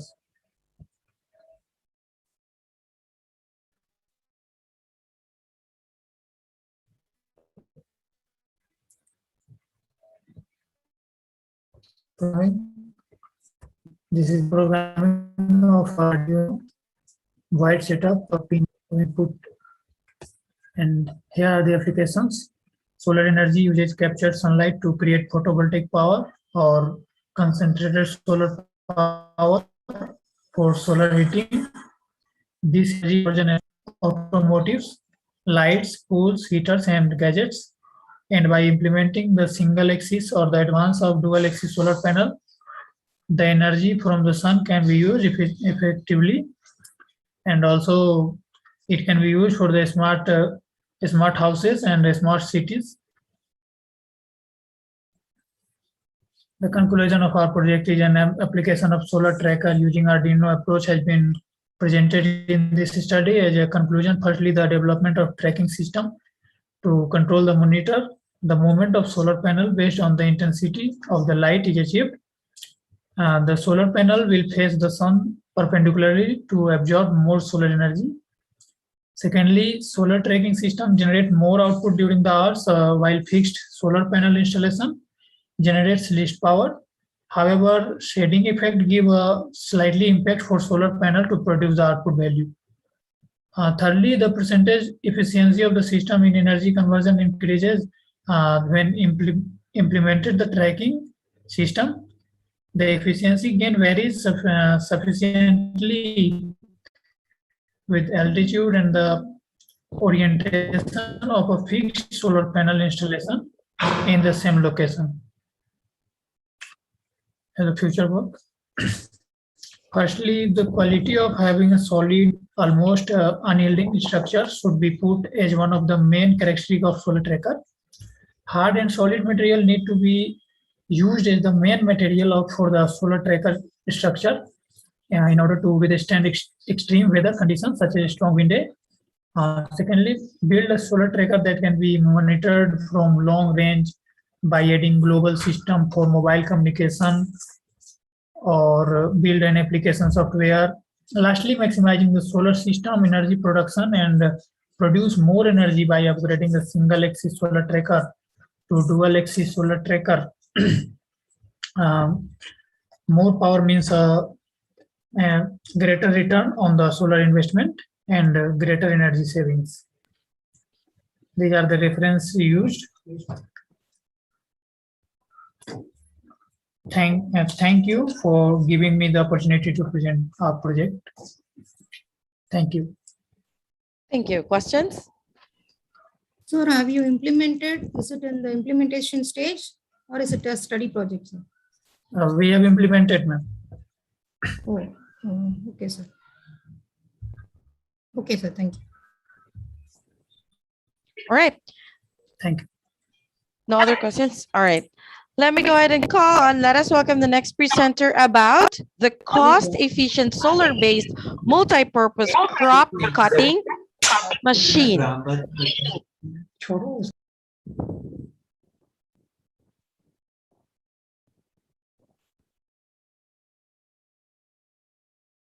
Author Shyamala P.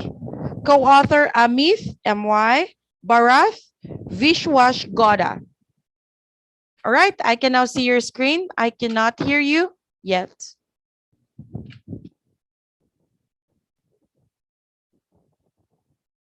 Hello?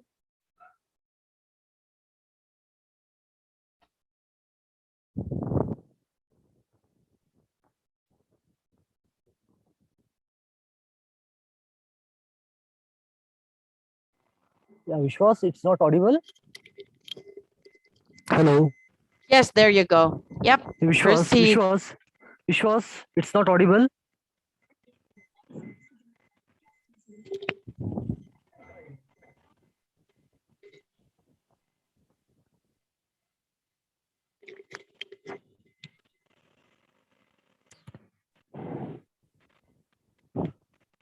Can you speak? Hello. Yeah, hello, it's not audible, man. Is this Vishwash? Oh, see. Hello?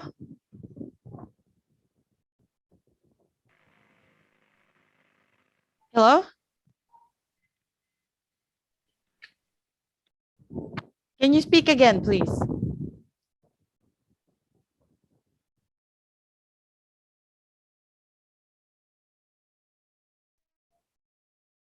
Yes.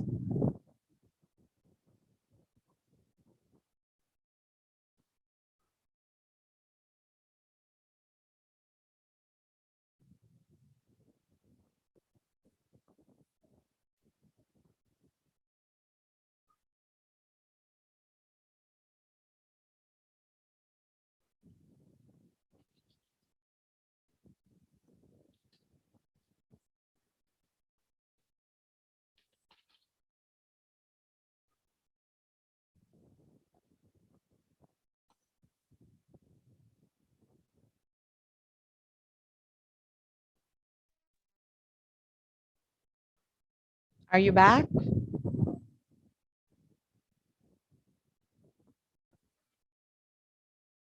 Hello?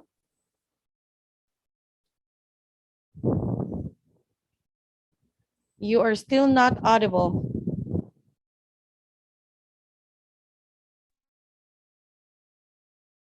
We cannot hear you.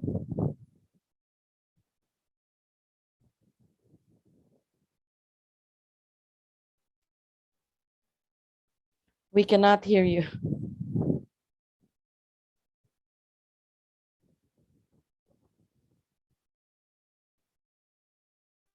Right, I think, yeah, please go ahead and fix the audio. Next, let me call on presentation or the paper about intelligent COVID-19 pandemic bus service with safety measures. Parimala Gandhi, author, co-author Joy Bomik, Adarsha M, P3, AJK.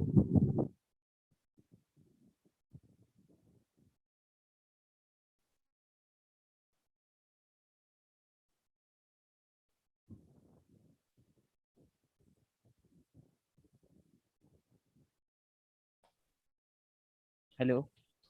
Hi, go ahead and share your screen, please. Ma'am, is it visible? Yes, it is. Please have it on presentation mode. Okay. Now, ma'am. Yes, perfect. Go ahead. Okay. Good afternoon, everyone. My name is Ajay K.S. And my co-authors are Adarsh MP Joy Bomik and the author is G. Parimala Gandhi, Associate Professor, Department of ECE, RRIT, Bangalore. And the title of this paper is Intelligent COVID-19 Pandemic Bus Service with Safety Measures.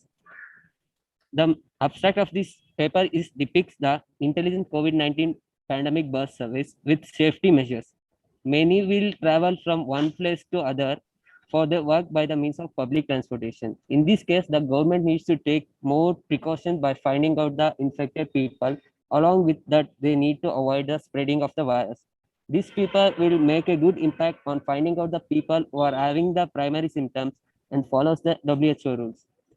And these are some of the literature survey that we are done. Sources of the information for the literature are many, but the main source are reports, journals, internet magazines, and documents. And one of the paper that I have referred is non-contact temperature reader with sanitized dispenser by Morlan Gan Rajo.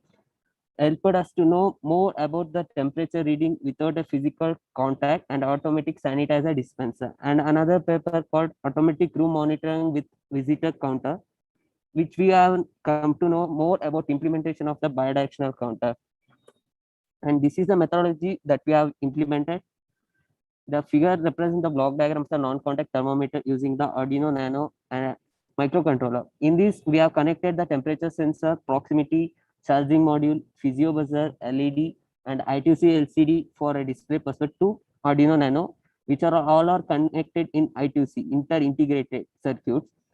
And for in this, the temperature sensor will sense the temperature of the passenger who are entering, and the proximity sensor will tell that if the person is in the range, means if it is detected or not detected to the temperature sensor, and it will the temperature of the passenger and the room temperature, means the atmosphere temperature will be displayed on I2C LCD. And then this is another one device that we have used, and IR-based hand sanitizer dispenser, which will automatically dispense the sanitizer to the passengers who are entering to the bus. Then this is a bidirectional counter by which it will increment the count and decrement the count, which will take the number of passenger boarding and deboarding. It will displace the passengers that are in the bus and the number of passengers that are boarding. If in this case we have mentioned some range, like I have mentioned some 10 passenger. For example, if the passenger count reaches to 10, it will shows no seat, stop boarding, like that. And these are the advanced requirements that we have used for non-contact thermometer, Arduino Nano, infrared temperature sensor, proximity, OLED display, physio buzzer, and for IR based hand sensor, we have used IR sensor, BD140, mini water pump, potentiometer. For a bidirectional counter, Arduino Uno, LCD display, IR sensor, LED. And the software requirement are Arduino ID2 and embedded C for the coding purpose. And this is the result that we have got through this paper. We used Intel's COVID-19 bus has been designed for providing a safe transportation for the people who travels daily through the public transport. And the figure shows the final outcome of this project. And conclusion, even with pandemic posing travel restriction, or this paper will overcome this restriction by providing certain safety measures for the people, those who are traveling in the public transport, which is also helpful to hold back the revenue. Therefore, for this, we can break the chain of this virus. And these are the reference that I have used for this paper. And thank you.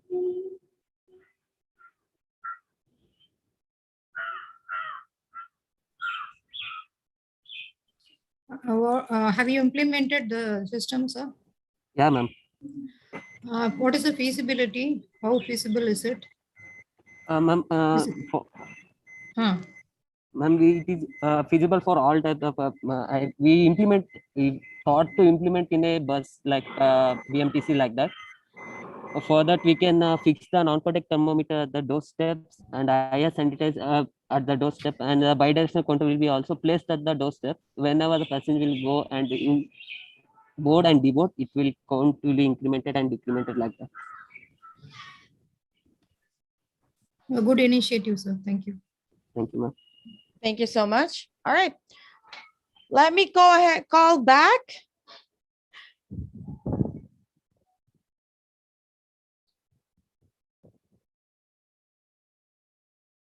Vishwash?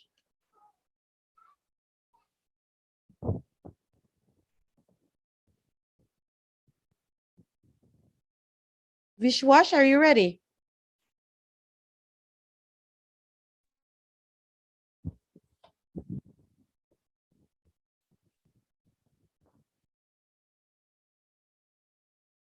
I can't hear you.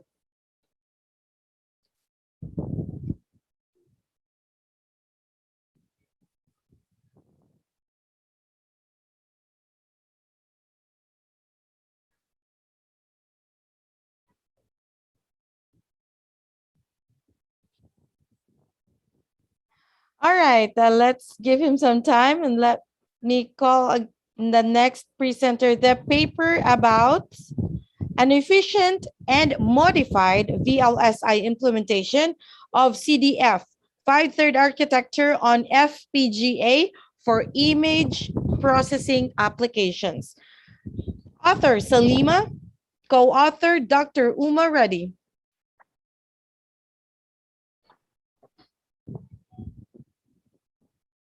Hello, ma'am. Yes, I can see your screen. Have it on presentation mode, please. Am I audible, ma'am, now? Hello? Yes, you are. Yes, please ma'am. proceed. Good afternoon, everyone. I'm Salima, and I'm going to be presenting my paper on efficient and modified VLSI implementation of CDF 5/3 architecture on FPGA for image processing applications. And my co-author is Dr. Anna Ramalingam, and under the guidance of N.V. Uma Reddy, ma'am. And this is the abstract of my project paper. The wavelet transform has emerged as an innovative technology in the field of image compression, and The discrete to wavelet transform has become one of the most used technologies for signal analysis and the image processing applications. The DWT performs a multi-resolution signal which has adjustable locality in both time and frequency domains. And I implemented in this project in a way driving 14.5 and using system generator tool, and one more tool is MATLAB 2012 RA I used. And this is the introduction of the project. Image compression is used to reduce the size and file of the image, and it alters the various attributes of picture file. And there are two types of image compressions: lossless compression and lossy compression. For this proposed architecture, I'm used the lossless compression technique. In this name implies it, there is no loss of information. For this project, I'm used CDF 5/3 DWT. It is lossless in nature.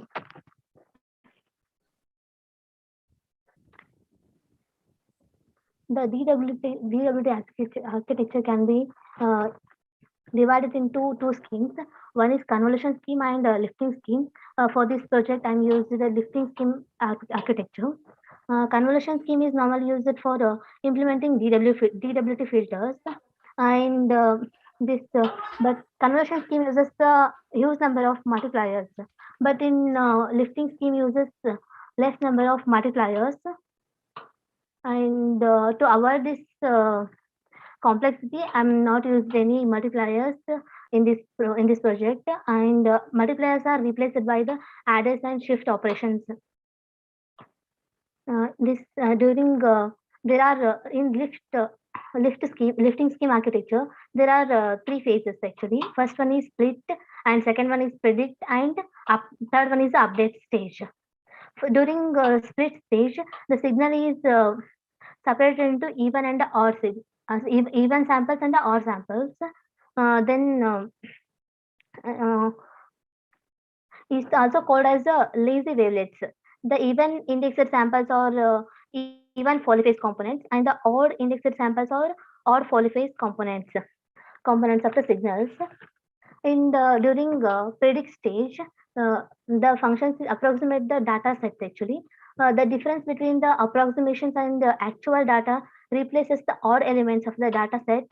The even elements are left unchanged, and the even elements are left unchanged, and the even elements are it becomes the input for the next step in the transform. The update stage, the even samples are computed by means of the odd samples obtained at the previous step. The approximation coefficients also called the low pass components. Approximation components are called the low pass components.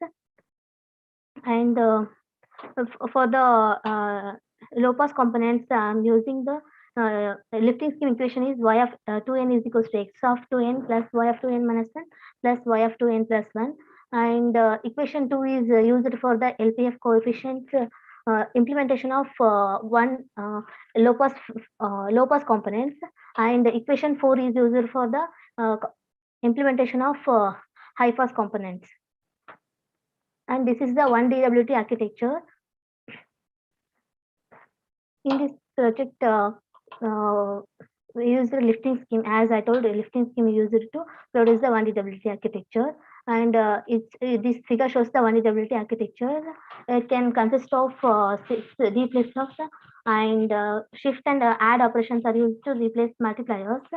And initially, the color image is converted into gray image. The image is two-dimensional. It will be converted into one-dimensional data values. These 1D signals are splitting into odd and even signals.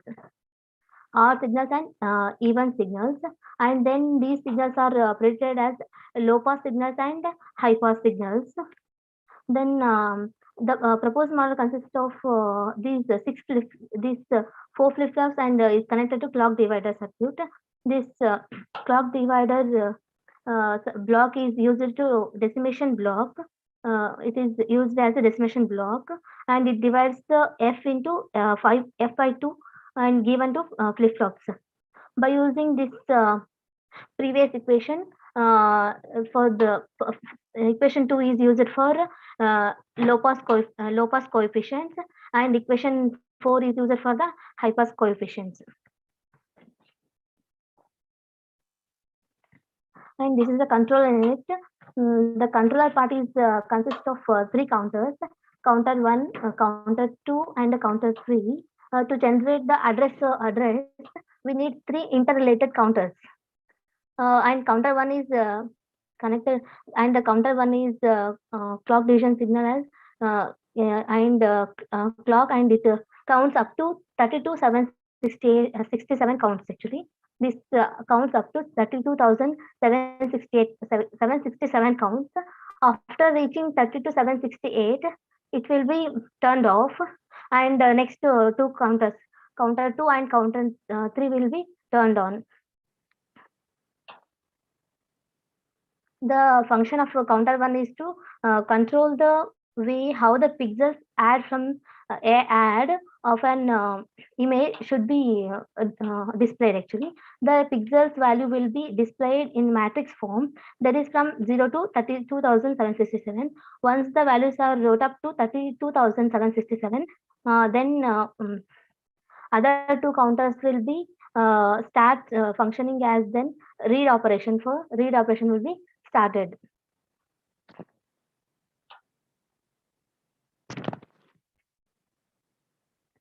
This is the 2D WD architecture.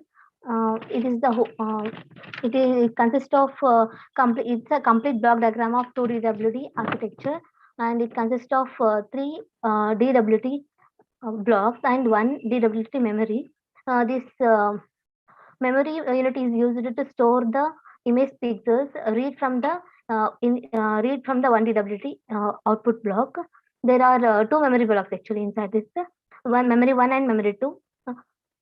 The output of the memory unit is fed to the controller unit.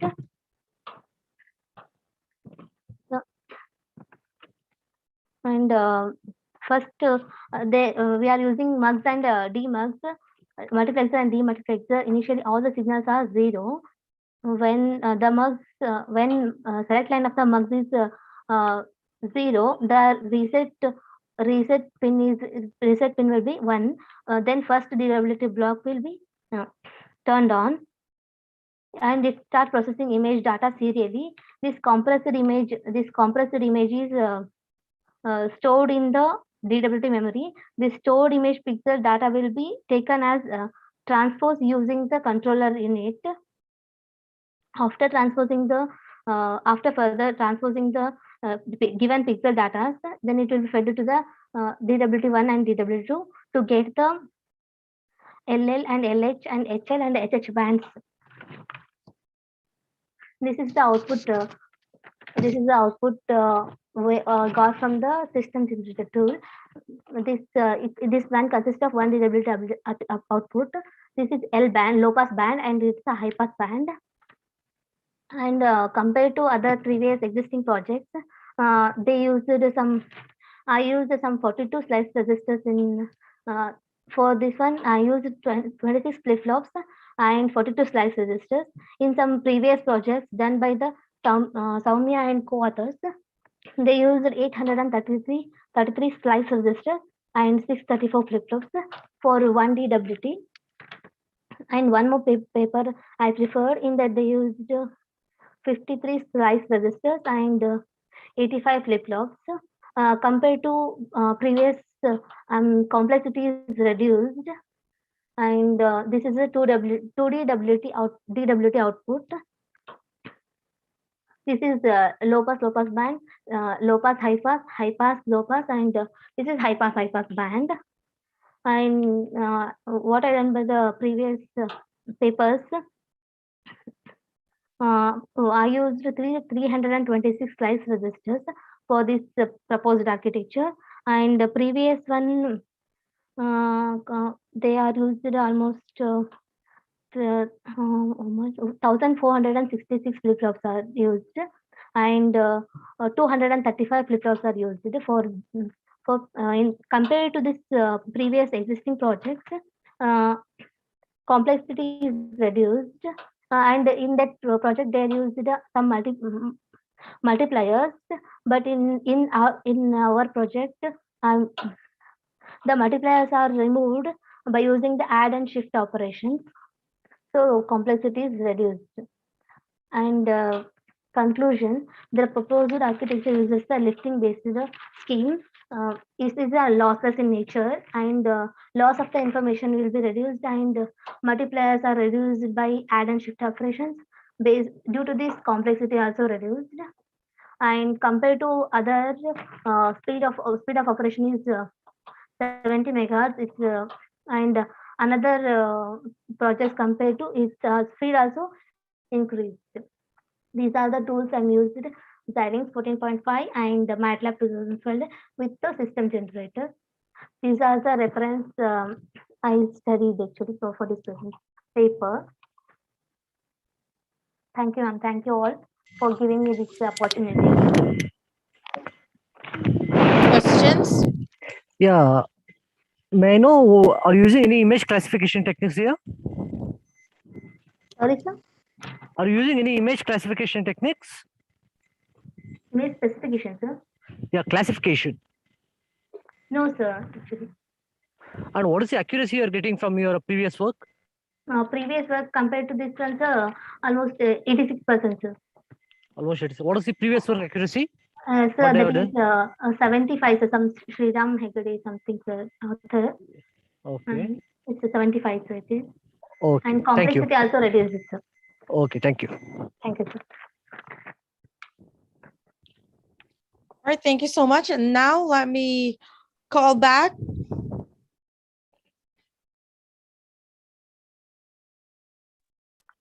Well, am I audible now? Yes, you are. Vishwas. Sorry, guys. All right, good job. All right, again, the paper of Vishwas is about cost-efficient solar-based multi-purpose crop cutting machine. Go ahead and share your screen.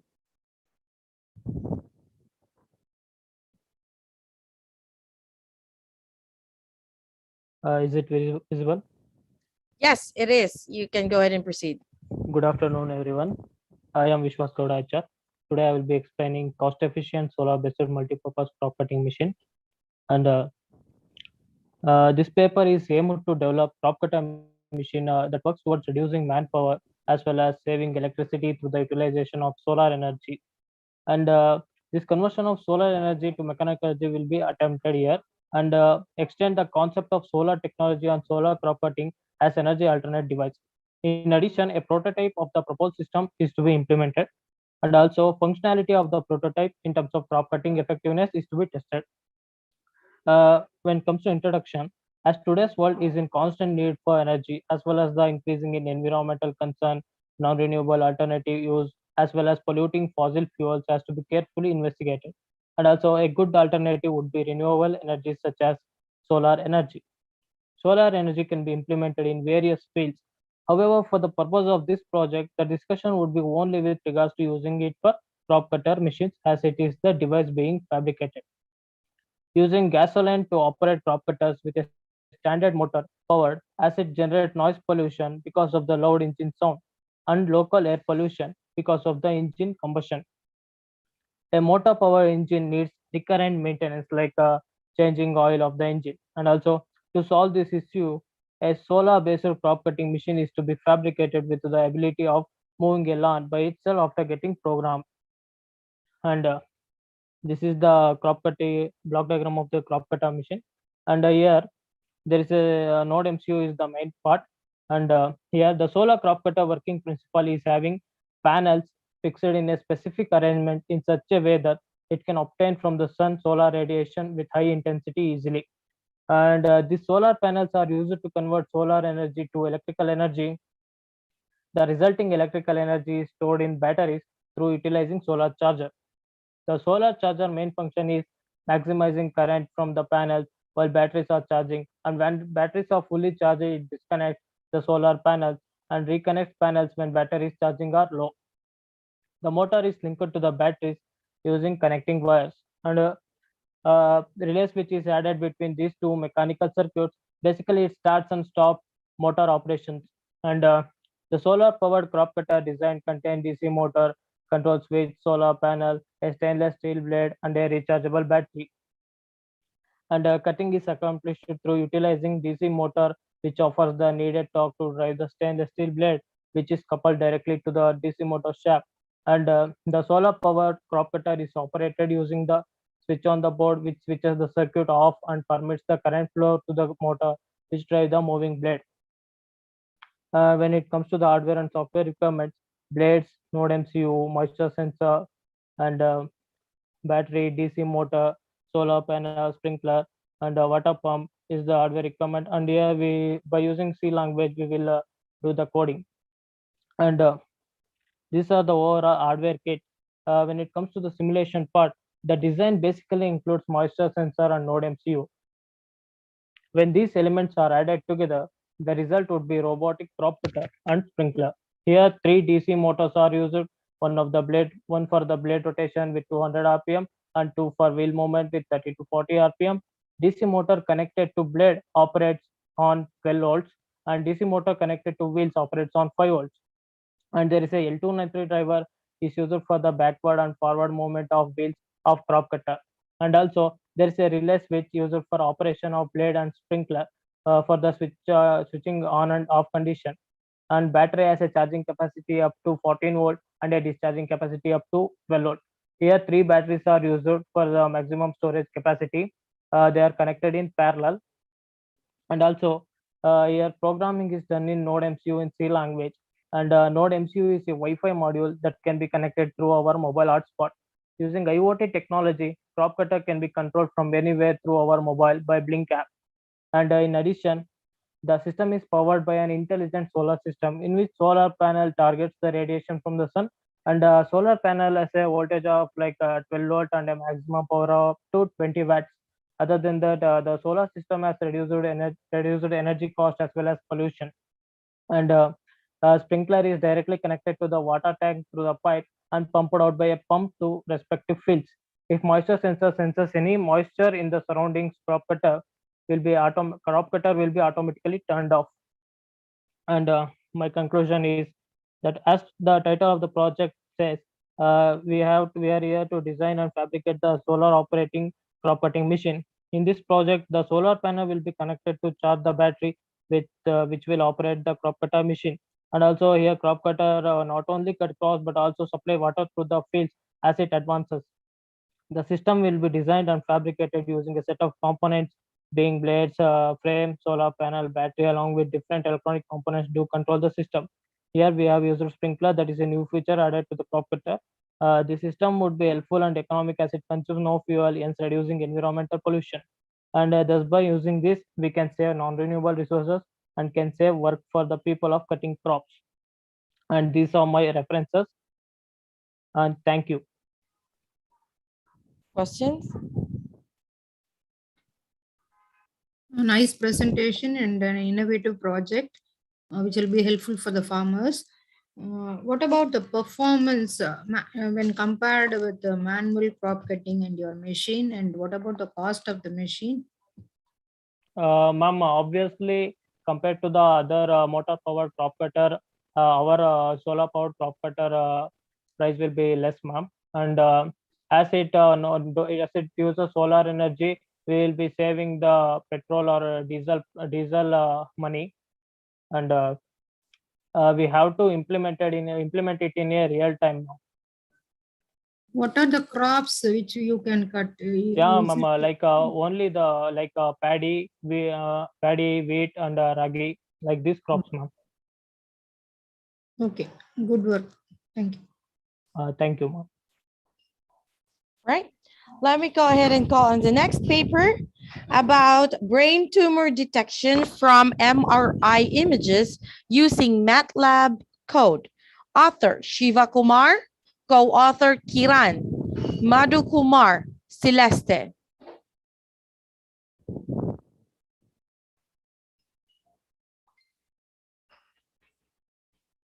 Again, the paper about brain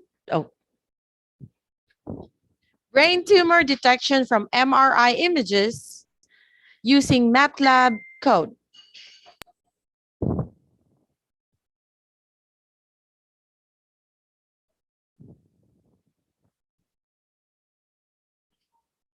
All right. Oh, there.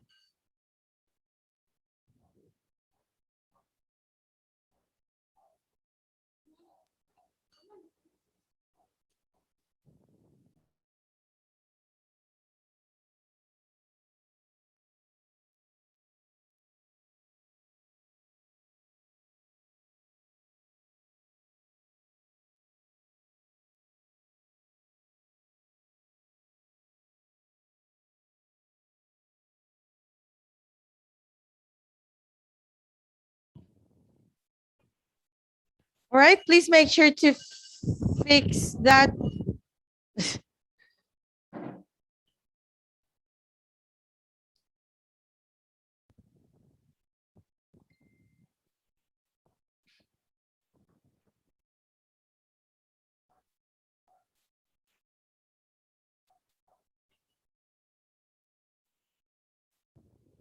All right, I think you need to figure that out. I will give you time.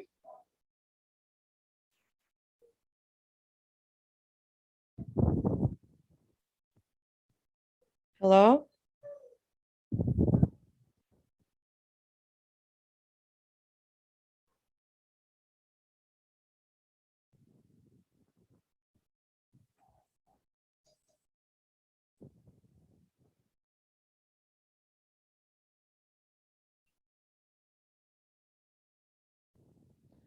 All right, I'll call you back after the next presenter. Let me go ahead and welcome the next paper, Arduino-based patient health monitoring system. Author, Shadak Shari, co-author Charuta M. Perfect. All right. I can now see your screen. Have it on the first page, please, and have it on a presentation mode. All right. Is it visible? Yes, it is, and I can hear you. Please proceed. Yeah, my project is based on Arduino-based patient health monitoring system using Internet of Things. Author Shadakshari, co-author is Charuta. Then I'll go with abstract. My main focus is to implement a prototype where we'll be monitoring real-time systems where most of the patients will be advantages. Basically, I'll be focusing on 3 health parameters, that is body temperature, heartbeat, as well as ECG. Here will be the patient's health will be monitored on a day-to-day basis, wherein which even if there's no doctor, they can monitor their health parameters with the help of without the help of doctor, so that it will be helpful for them. Introduction. Here usually will be as we are moving towards wireless sensor networks.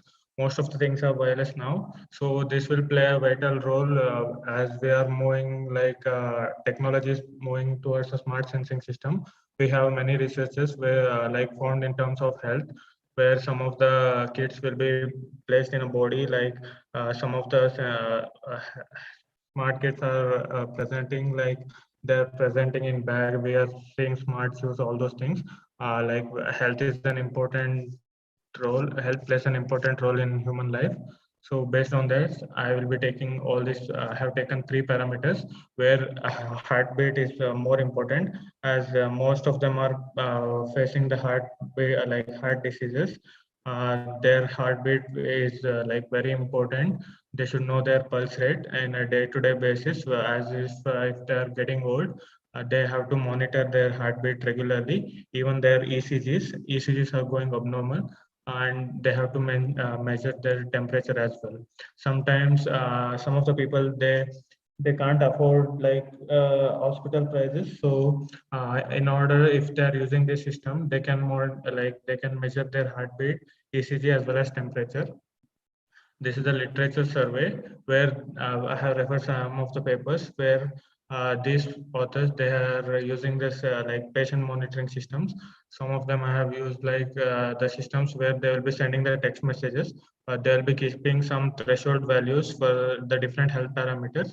If the like threshold values are crossed, then they'll be sending the text messages. Some of them are like uploading the data if the threshold value is crossed. Some of them are making like they're using different types of internet layers, transport layer, all those things, and they'll be uploading the data by collecting different types of data from the different types of sensors. Then this is the objective. Like my main objective is to design an like IoT based system. Here, as I said, we'll be like monitoring the patient status, as well as we can monitor the normal patient status also on a day-to-day basis. It is also portable, as well as it will increase flexibility as well as scalability. Then this is a methodology where I'll be using Atmega 328. This is Arduino Nano. This is a microcontroller. I have used 16x2 LCD display. Here where I'll be displaying the values which are collected by the different sensors, that is temperature sensor. I have used LM35 as a temperature sensor. Then I have used ECG sensor, where I'll be placing ECG sensor to the chest. We have clips for that. I'll be placing the ECG sensor with the help of those clips, and we can measure the signals with the help of ECG sensor. And all these values will be displayed in 16x2 LCD display. I have kept buzzer in order to get the sound. If they are measuring their health parameters, I'll be keeping some threshold values based on the normal human's body temperature as well as normal pulse rate. If the threshold values are crossed, they'll get this buzzer. And I have used GSM modem like in order to measure this. Then I have used Wi-Fi module, that is ESP8266, in order to send a text message. This text message will be sent to the caretaker as well as the doctor. I'll be assigning with the nearby hospitals, so that even if there is like caretaker is not available, then the doctor can attend. And all these health parameters data will be uploaded to a web page. Their health parameters will be like continuously displaying on the web page, wherein doctor can access this web page, and if he finds the patient is serious, then he can attend him immediately. This is what like I have divided this block diagram into two sections: transmitter section as well as receiving section. Sensors, which are three types of sensors, will act as a transmitting section, and the receiving section will be from the web page. This is the implementation part. I have used Arduino Nano, and this is a like 16x2 LCD display. I have 8 or like analog pins and 14 digital pins, along with the transmitter and receiver pins. This is internal circuitry of LM35 temperature sensor. This is circuitry for ESP8266 Wi-Fi module. I have used MAX232 IC for this. Then these are the implementation results which I have obtained. If the patient's values are normal, in the web page, it will be displayed in green color, so that if others are watching this, they will come to know it is a normal one. If the values are abnormal, then it will be displayed on the red color. And this is like text message which will be sent to the caretaker as well as the doctor. They will be getting the alert message, like if the health parameters are not normal, you can check with the regular patients. And these are the values which will be displayed on the LCD display. Then conclusion, as we are moving towards miniaturization, as like we need small types of kits, like we need the kits which are portable as well as which are less in size. This Arduino Nano is like very much less in size, and it is also user friendly, that it can be used as a portable one, and it is also cost effective. It's not like difficult to use. Anybody can use this, so that it will be helpful for the like middle class people, as well as it will be useful for even the people who are not educated. They can check their health parameters. These are the references which I have checked. Thank you. Questions? Sir, have you done the model, sir? Yes, ma'am. What is the cost and size, sir? Cost was nearly 5K, ma'am, including ECG sensors and all.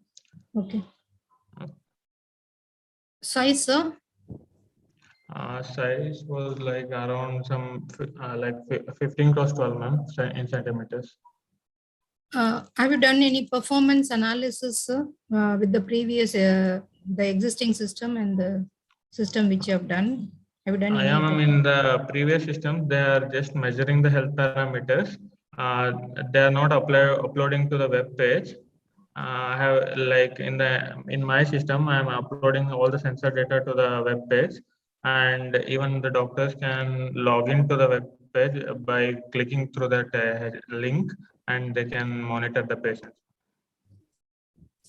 Okay, sir. Thank you, sir. Okay, thank you.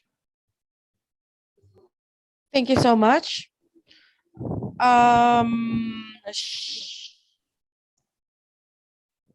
Shiva Kumar, are you ready?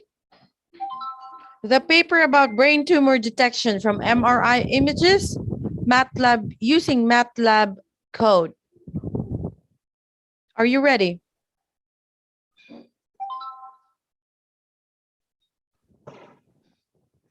Hello, ma'am. Yes, hi. Hello, Yes. hello, ma'am. Yes. Yeah, I can hear you now. Go ahead, please share your screen. Yes, ma'am. 1 minute.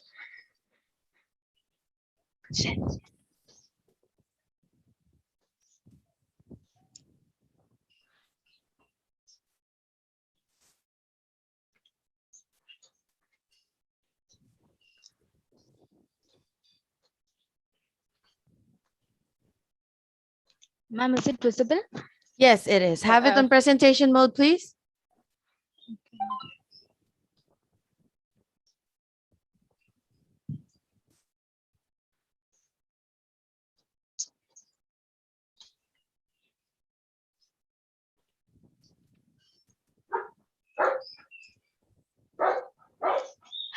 Good afternoon, ma'am. Please proceed. Okay, ma'am. Good afternoon to one and all present here. I, Celeste, along with Shivakumar, Kiran, Madhukumar, under the guidance of Ms. Divya TM, Assistant Professor, RRIT, Bangalore, going to present our project on brain tumor detection using MRI images using MATLAB code. Firstly, I would like to tell you what is brain tumor. Brain tumor is the growth of abnormal cells in the brain. Brain tumor is the most commonly found, and the study of it is very important. It's the major cause of mortality among children and adults. Brain tumor is classified into benign and malignant tumor, and MRI plays an important role in brain tumor for the analysis, diagnosis, and treatment. Let's move on to the abstract. This project is about detecting brain tumor from MRI images using an interference of GUI in MATLAB. Using GUI, this program can use various combination of segmentation, filters, and other image processing algorithms to achieve the best result. We start with filtering the image using pre-width horizontal edge emphasizing filter. The next step for detecting tumor is watershed pixels. The most important part of this project is that all MATLAB programs work with GUI MATLAB guide. This allows us to use various combination of filter and other image processing technique to arrive at the best result that can help us detect brain tumor in their early stages. So this is the block diagram. So first we're going to take input image. The first stage is the image acquisition stage, starts with taking a collection of images forging from the database. Image are stored in MATLAB, will be displayed as grayscale image. Next step is filtering. Filtering is a technique for modifying or enhancing an image. It includes smoothing, sharpening, edge enhancement. Anisotropic filter in the image processing technique commonly uses median filter or noise filters, but we are using anisotropic filter. This reduces image noise without removing significant parts which gives encourage diffusion, hence smoothing within the region and prohibit across strong edges. So next step is thresholding. Thresholding can be used for MRI brain tumor segmentation. According to brightness, it is a simple technique for images which contain solid object on the background of different but uniform brightness. Each pixel is compared with threshold. If the value is higher than the threshold, the pixel is considered as foreground and lesser value pixels are considered as background. So the next step is morphological operation. In this, after the threshold procedure, the image is separated from set of white and set of black. The area and cover area of the set of white is calculated. The density of white space is calculated by using area and cover area. However, the image is in form of matrix. If density of matrix is more, then it will conclude the tumor is present. Otherwise, the tumor is absent. Algorithm used for the detection of brain tumor. Step 1, we're going to input the image. Step 2, we're going to convert the RGB image to gray. Step 3, we're going to use filters for removing noise and perform subtraction operation and form histogram equivalent for contrast enhancement. Step 4, we apply watershed segmentation for detection. Step 5, we perform morphological operation for calculating area, third moment, entropy, mean, and standard deviation. Step 6, we're going to tabulate and compare parameters calculated for normal and abnormal images. So next, we're going to see the advantage. It takes less time than biopsy and other manual method. It is easy to locate the normal brain and tumor. The MRI can be processed and tumor can be segmented. It does not involve exposing the body to harmful rays. Uses single MR image, no training data required, no image registration required, short imaging time, more widely available, quantifies blood flows, does not need contrast. And the disadvantages are high computational complexity. If the MRI image is not so good for processing, then it's a waste. If the algorithm is wrong, then the accuracy might vary. If the segmentation process is incorrect, then image can't be processed easily.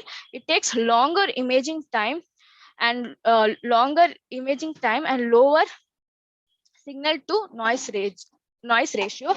And the applications are, it is widely used in medical fields to detect the other diseases like cancer.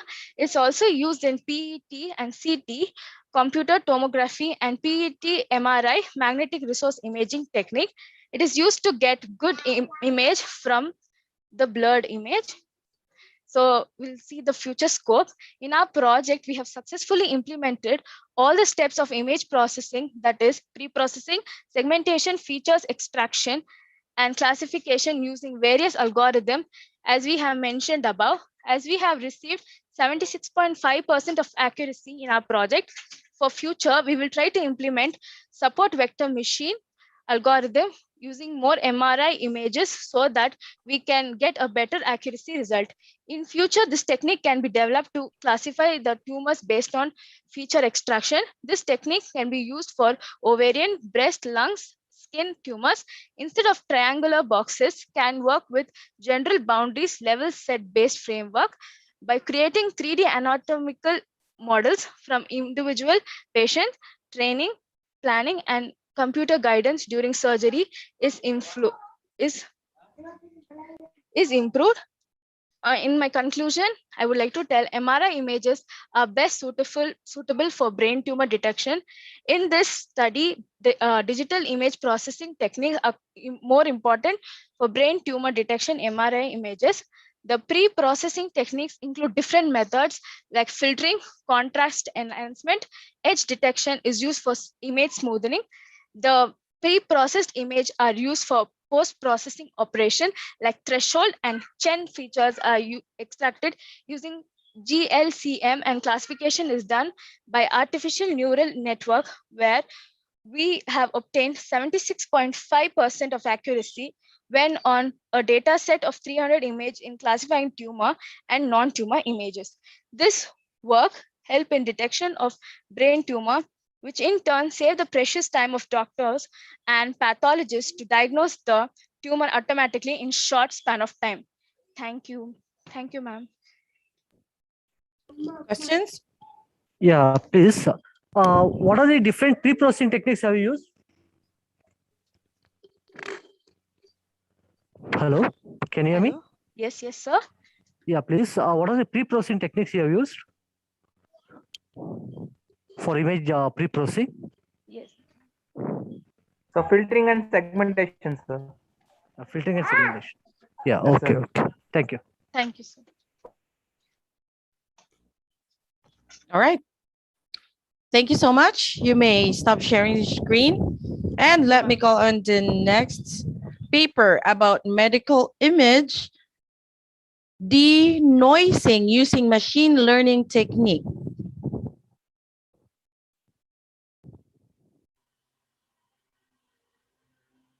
Author Charutha. Co-author Shadak Shari. Hello, ma'am. Hi. Yes, I can hear you. Please go ahead and share your screen.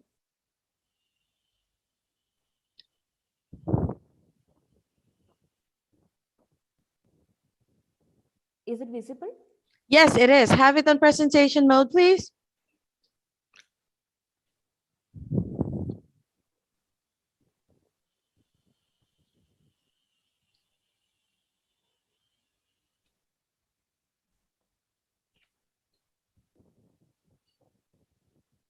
Hello? 1 second, ma'am. Oh.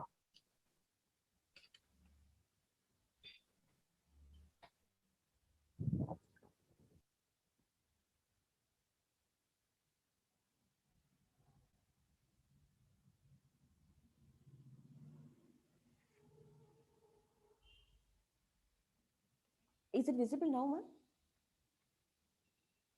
Hello? Yes, it is. Please proceed. Sorry. Okay, fine. I'm going to present the paper on image denoising using machine learning. My name is Charuda MV. I'm working as assistant professor in Department of ECE of RRIT. And my co-author is Shadakshati and Shamala Pimam, assistant professor of EC department. Here is the abstract. The noise suppression for an image is one of the most important concern in the digital image processing. And removing that noise from any processed image is very important, and noise should be Ma'am, your removed. voice is very low, ma'am. Okay. And removing the noise from any processed image is very important, and the noise should be removed in a way that the important information from the image should be preserved also. So removing the noise from the original signal is still a challenging problem. Noise is an undesirable byproduct of the image capture that adds spurious and extraneous informations. Here, the machine learning technique that is used to denoising this impulse noise in the image. So to get a fully denoised image is still the researchers are going on. See, about a digital image means it is having a vital role in the daily life, like for the applications of satellite televisions and for the diagnosing diseases, for astronomy, for magnetic resonance imaging, computer tomography, etc. So image denoising has remained a fundamental problem in the field of image processing. So data sets are collected by image sensors are generally contaminated by the different types of noises, and the noise which is major factor that degrades the quality of the images. Different noises, mainly impulse noise, and it will causes by the malfunction of the sensors elements or a defect in the transmissions of the images. And here the image is denoised using the machine learning technique. I use it, that is a random forest classifier. And the information must be preserved and the noise should be eliminated. So the making of the denoising algorithm is a difficult task. So for the success of the application is important, and because it is an impact on the performance of the image processing. So the objectives of this proposed method is we have to reduce the impulse noise present in that image and while preserving the textural content and features of the structure, and accuracy should be increased in the detecting the noisy pixels. Then evaluating of the image parameters and a comparison of the proposed method and existing method is also carried out here. So this is the literature survey I have done. First paper is a efficient techniques for denoising of highly corrupted impulse noise images. And the drawback of this paper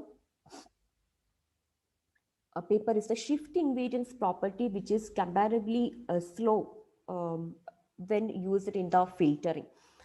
That means in this paper that they used an efficient technique for denoising the image of the corrupted impulse noises, and that they used the dual tree complex wavelet transformation method. They use it there. And while using that one, it is supported only, that means it is supported clear noise only up to the range of 1.5 decibel. That's about the first paper. And the second paper, that is the high density impulse noise removal utilizing switching bilateral filter. And in that paper,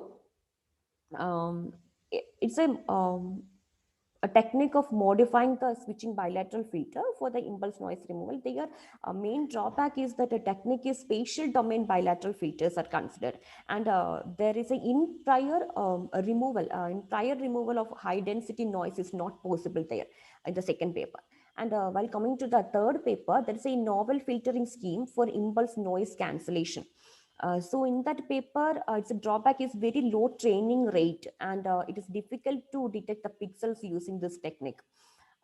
In that paper, they used that ANN method, that means artificial neural networks, and a discrete wavelet transform they use it. So that this is having the drawback of very low training rate. It's difficult to detect the pixels using this technique. And the next paper, that is the Gaussian noise removal by a new approach of discrete wavelet transform. And in that paper, they used a unique approach, like using discrete wavelet transform technique. And one of the drawback is the removal of the fine structures there. And the last one is the review of impulse noise reduction technique. In that paper, the drawback is the quality of the image is not up to the mark tested against the Gaussian noise. So this is about the paper, about the last paper. In that paper, they use a median filter, and they use the shrinkage technique to adapting the wavelet threshold for the denoising of the images. That's it about the literature survey. This is the block diagram of my proposed method.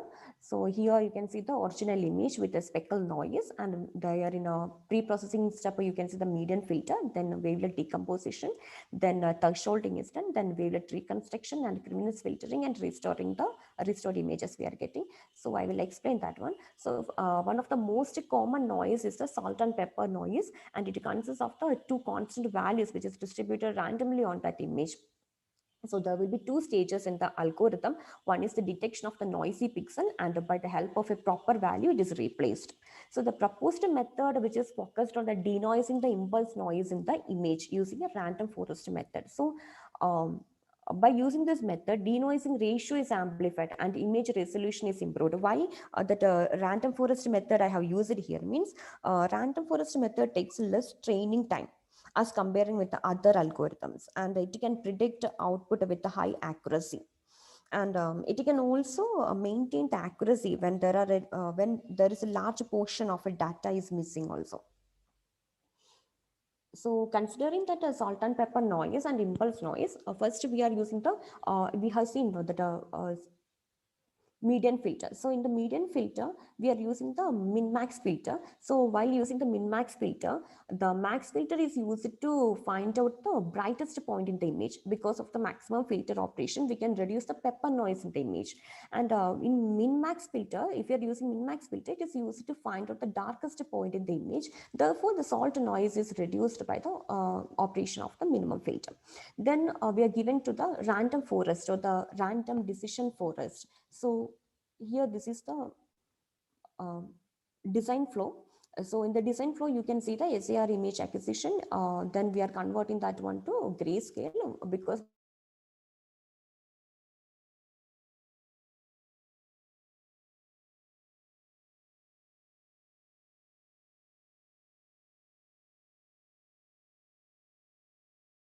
So in this random classifier,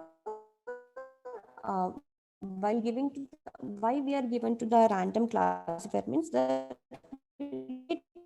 training set will be there. Training set means it is having the training data. Test set means we are doing the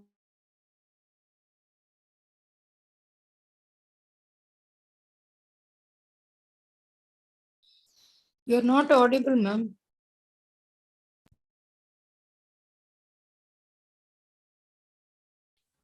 Your audio is cutting in and out.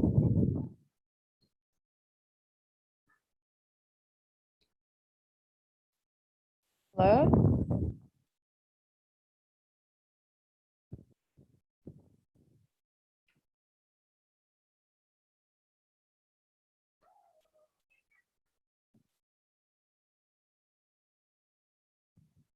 Okay, I think we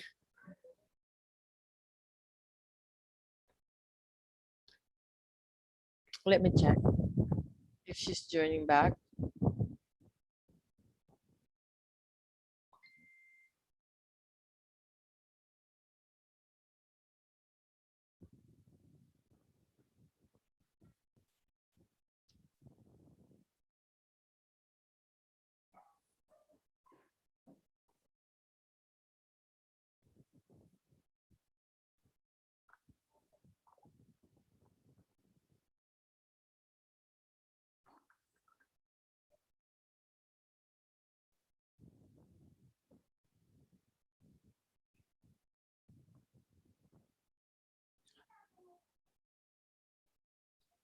Charuta?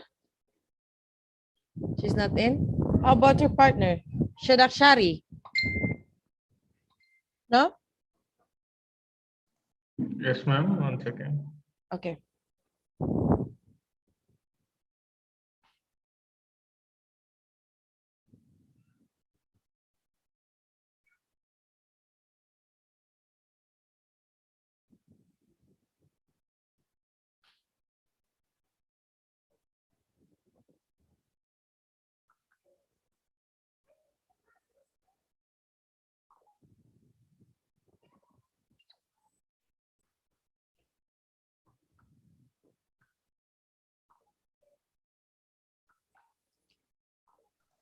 In 1 second, she's connecting. Okay.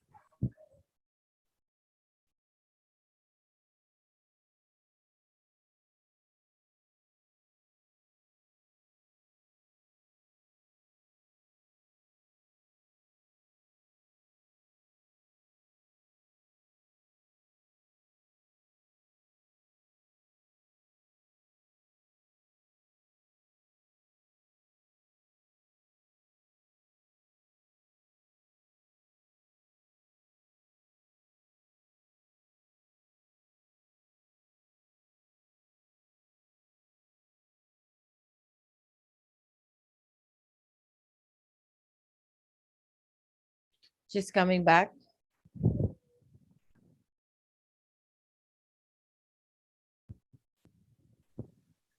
Charuta? yes.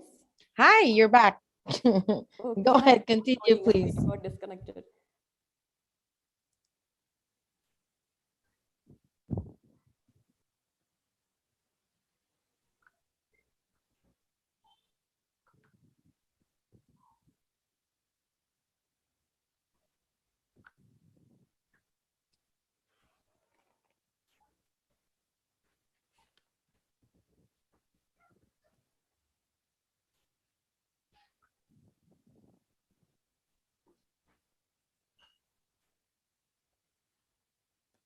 Okay. So after the random forest classifier, we have done the average filtering. So again, we have removed the noise from there. Then we have done a parameter analysis here. So this is the existing method, and this is the proposed method. So I have done a comparison between these two parameters here.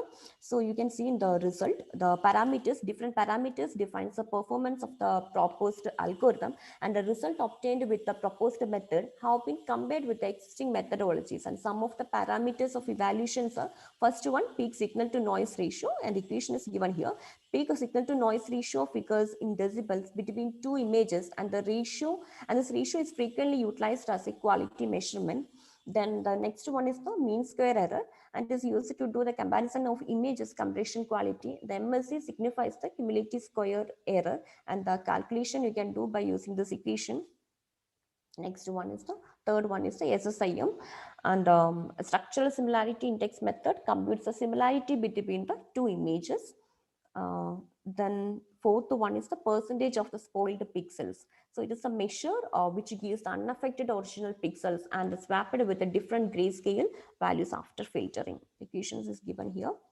And this is the proposed method result. Actually, this is the original SAR image, and after adding the noise, then this is the pre-processing. After pre-processing stage, then this is the filtered SAR image. And while coming to the existing method result, this is the SAR image, then this is the noise added image, this is the after pre-processing stage, this is the final filtered SAR image. Then in conclusion, we can tell for a denoising, the SAR image involves 3 stages of filtering. First, the pre-processing stage is performed in the presence of min-max filter. Then the pre-processed image is subjected to random forest classifier, and the corrected pixels of the image is again filtered using the stationary wavelet transform denoiser. And as because of the proposed scheme of filtration, we can achieve the improved performance in restored result as compared to the previously reported scheme. And again, the malicious pixels are there, finally sent through the average filtering to obtain the restored image. And then finally, parameters PSNR, MSE, SSIM, PSP are obtained, and these parameters vary with the different SAR images. Apart from the denoising, the future scope could be even focused on getting improved quality of the images by employing burst synthetic aperture radar. Here you can see the comparison of the two methods. On the first one, you can see the proposed method, and this is the existing method. So while checking the PSNR, you can see this is 49 and here it is 46. And then that is MSE 214.7376 and 320.138. And SSIM also is 0.841. So it is it's somewhat nearly to the one according to this existing method. And the PSP, that is 38.62, and this is 99.1638. So from this, we can understand this proposed method is far better than this existing method.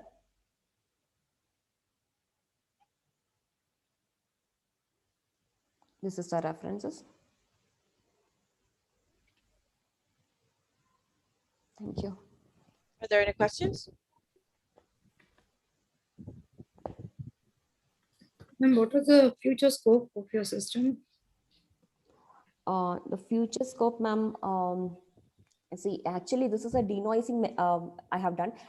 If we want to do the medical images also, we can do by using the same method. But because of the getting data related to medical images, that's why I didn't go for that one. I have taken the SAR images instead of that.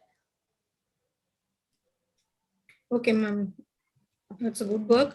Try it on real-time images also, ma'am. Okay, ma'am. Okay. Thank you. Right.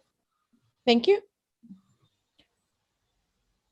Next, I would like to call on the paper about image segmentation of white blood cells using K-means and Gram-Schmid organizational algorithm. Author? Oh, my apologies. The paper about disk-based real-time application for power consumption. Mohan Kumar and Chandru.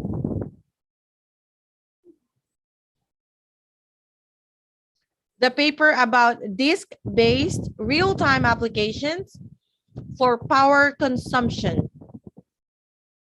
All right. Hello everyone, I'm Sai Prashant from 6M ECE. I'm going to be presenting you the project of disk-based real-time applications for power consumptions. These are the contents I am going to be explaining you today. The abstract: several power optimization techniques have been proposed at all levels of design processing abstractions for electronic equipments. Power consumption is mixed mechanical electronic subsystems such as disks has not been addressed. The core of the paper are heuristics for optimization of power consumption in several common hard real-time disk-based design systems. We show how to coordinate task scheduling and their disk data assignments in order to minimize power consumption in both electronic and mechanical components of user disks. Introduction. The magnetic disks are de facto standard for providing non-volatile, high-volume memory capacity in modern computer systems. The disk provides superior trade-off with respect to common design metrics such as cost, memory capacity, latency, data input-output, bandwidth, and reliability in comparison with all other alternatives. The disks have been used mainly in general purpose computing system. The magnetic disk is a bottleneck in current application specific computer and communication system. We have three main technical goals in this paper: to establish an accurate but computationally efficient performance and power consumption model for disk-based systems, to identify most effective ways to reduce power in disk-based application specific systems, to develop practical approach and optimization synthesis algorithms for a scheduling and assignment of disk-based real-time systems. Literature survey. The common denominator in all of them is that longer distance which arm has to travel corresponds to larger time overhead. Typical 6 times for an IBM disk are given in the table. The system has three components: disk, main memory, and processor. The processor by itself can have multiple processors and or ASICs. Since for power minimization in both memory and processor, several approaches are readily available. We focus our attention on disk power optimization. We assume that a disk is a separate unit. We assume with no loss of generality that all tasks have identical periods. With this is not the case, a simple pre-processing step and application of the least common multiple LCM theorem in polynomial time transforms an arbitrary set of periods to this design scenario. The typical seek time for an IBM disk in table 1 have been used for experiments. While there have been constant stream of proposed alternative massive storage technologies, magnetic disks have been dominated secondary storage since the mid-60s.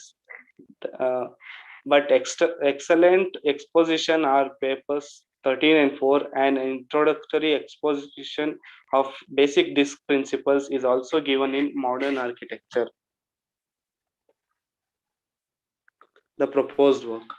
Our model separately considers two subparts, mechanical and electronic subsystems. Those two parts have two sharply different power dependencies. The electronic part follows standard power trade-offs of CMOS-based designs.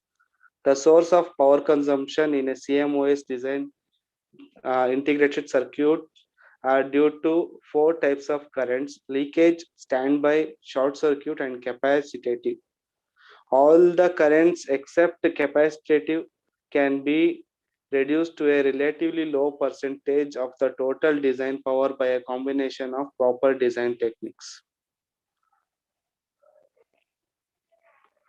Therefore, the power consumption can be quantified using the following equation. This is the equation we have used.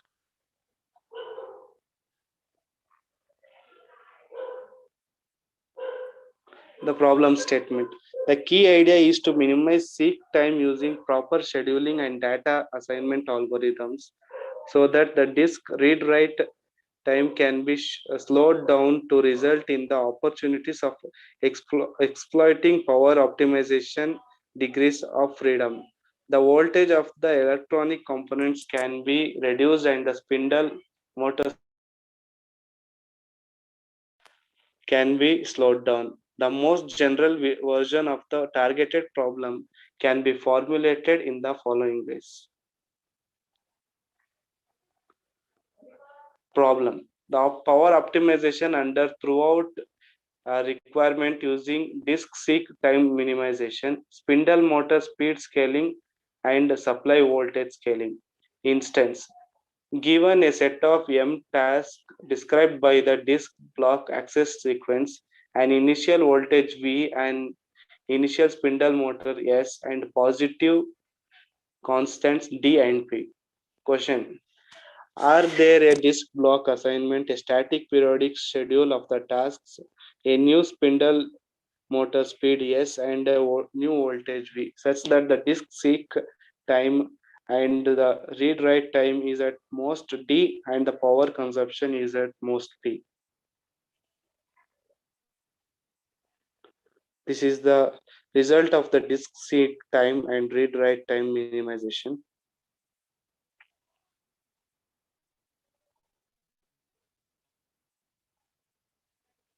And this is the table for running time, for example.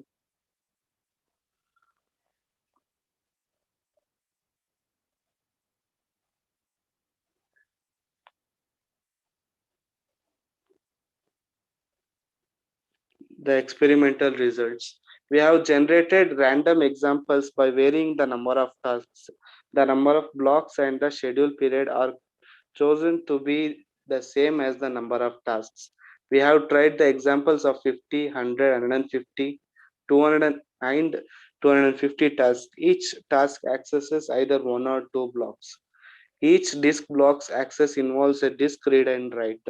The disk seek time plus read write time of the best random solution is used as a deadline.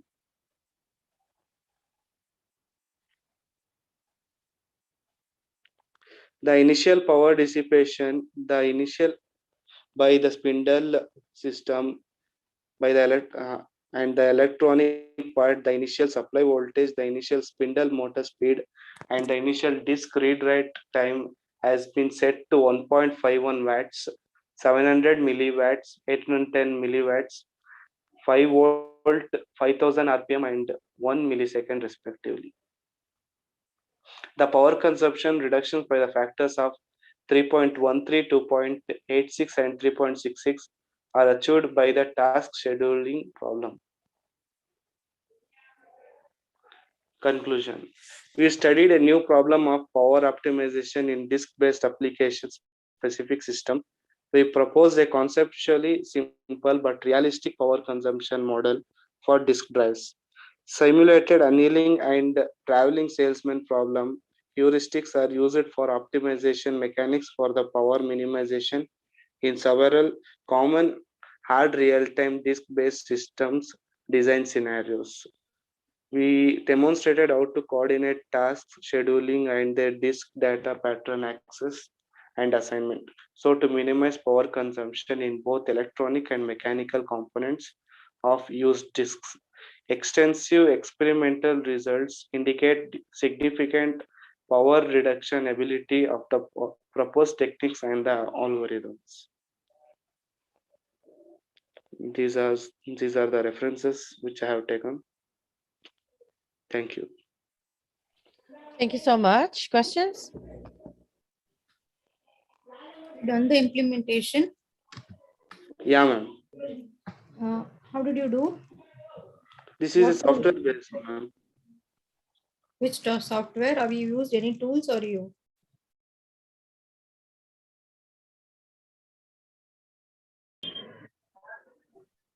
Which software you used? We're using in Xilinx, madam. Okay, sir.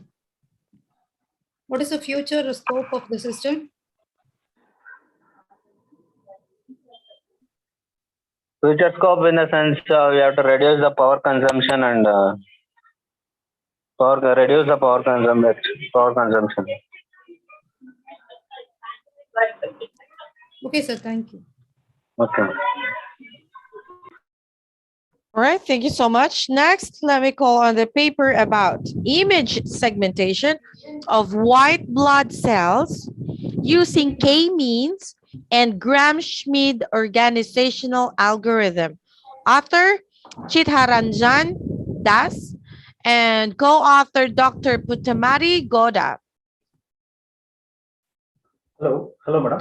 Hi, yes, I can Yeah, hear you. good Go afternoon. ahead and share your screen, please. Yeah, good afternoon, ma'am. Good afternoon.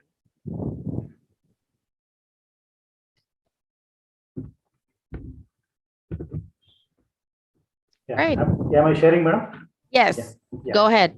Yeah. Myself, Chitranjan Das. My guide, Dr. Putamari Gowda, as an associate professor in Vrindavan College of Engineering. And I'm presenting a conference paper on the title, Image Segmentation of White Blood Cells Using K-means and Gram-Schmid Orthogonalization Algorithm.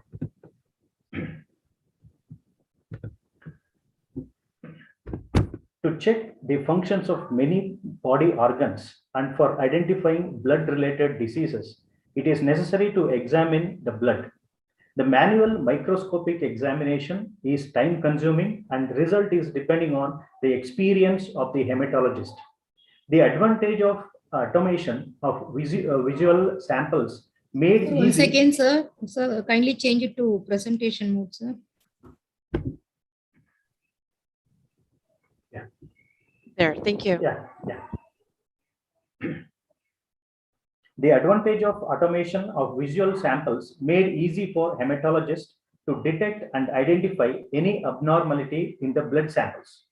The WBC plays a main role in diagnosing the diseases. So immune system defense against the disease is totally depends on white blood cells. Following are the main process of automation of blood cells. They re-image acquisition, image pre-processing, image segmentation using k-means clustering for separate different clusters and analyze the images. In this work, we are targeting automatic segmentation of leukocytes, nucleus, and cytoplasm. For enhance the nucleus and cytoplasm separately, we use Gram-Schmid orthogonalization process.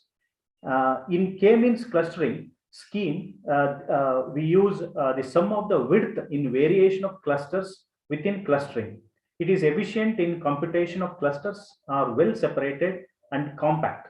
This method gives a satisfactory result by using Gram-Schmid orthogonalization process. We segment the nucleus of the WBC. There are 5 types of WBC we have. Neutrophil, eosinophil, basophil, lymphocytes, and monocytes. The objective of the work is the acquisition of multi-spatial blood cells images, develop images based on spatial analysis, extract nucleus and cytoplasm of WBC. The methodology involves the segmentation of white blood cells by spatial information, and spatial segmentation is done using Gram-Schmid and k-means algorithm. In image pre-processing, first we have to convert into gray conversion. The time required by the RGB image to process is more than that of grayscale image. So in pre-processing stage, the RGB image is converted into grayscale image. In the second step, the filtering, we use median filter which replace the value of each and every pixel with median of its neighbor pixel. The process is by selecting values of neighborhood pixels and sort in some numerical analysis, and pixel values can replaced by middlemost value. And in the normalization, the image function h1 of x comma y is transformed to the image function h2 of x comma y and retain information about original image and also satisfies certain conditions. This is related to as normalization. So h2 of x comma y is the normal form of original image h1 of x comma y. K-means algorithm. The clustering looks the grouping of multi-dimensional data set by comparing similarity or dissimilarity values. Here we use a method of partitional clustering. Partitional clustering. Partition, the given sample has k clusters. The feature of particular sample group are very similar to one another other than those features in different sample groups. In k-means clustering scheme, sum of within cluster variation in a given clustering is used. That is, within cluster variation is nothing but the sum of the squared Euclidean distances between the samples and cluster center.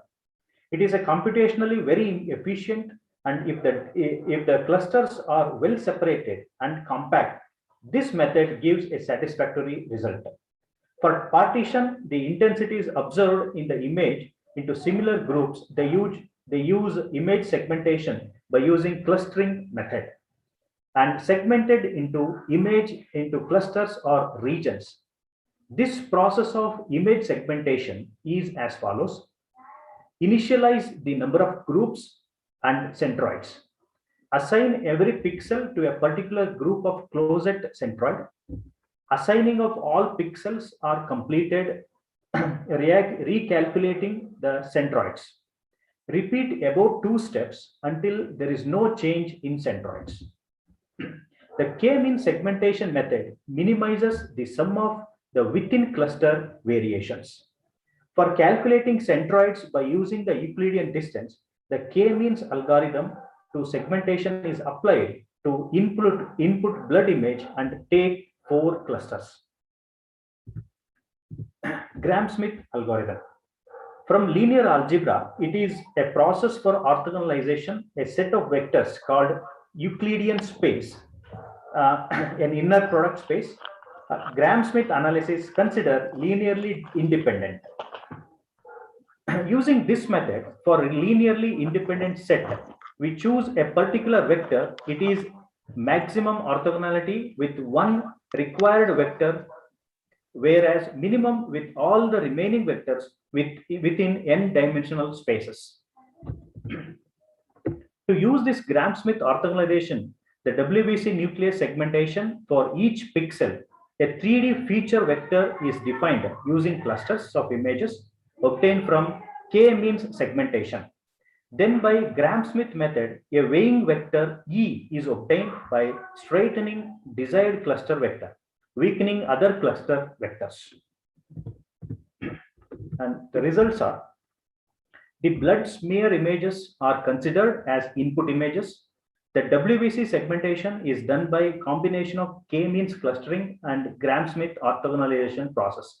Initially, the input image is required filter and normalization. You can observe the original image of segmented image neutrophil and the original image segmentation of eosinophil and the original segmented image of monocytes and lymphocytes. The original and segmented image of neutrophil is the original and segmented image of eosinophils. You can see. Next, the method of evaluation. To calculate the segmentation performance qualitatively is the required is the segmented nucleus by proposed result, and it is the area of nucleus determined by hematologists.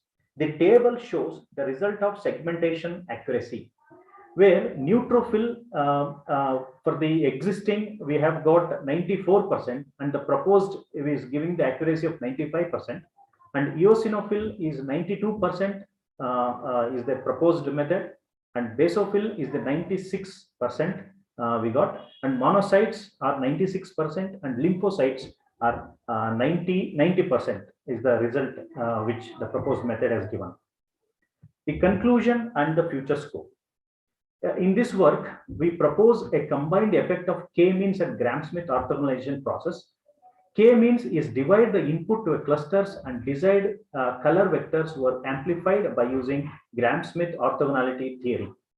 For final segmentation result, we apply an AND operation, and this method is very simple to implement and get an accurate result.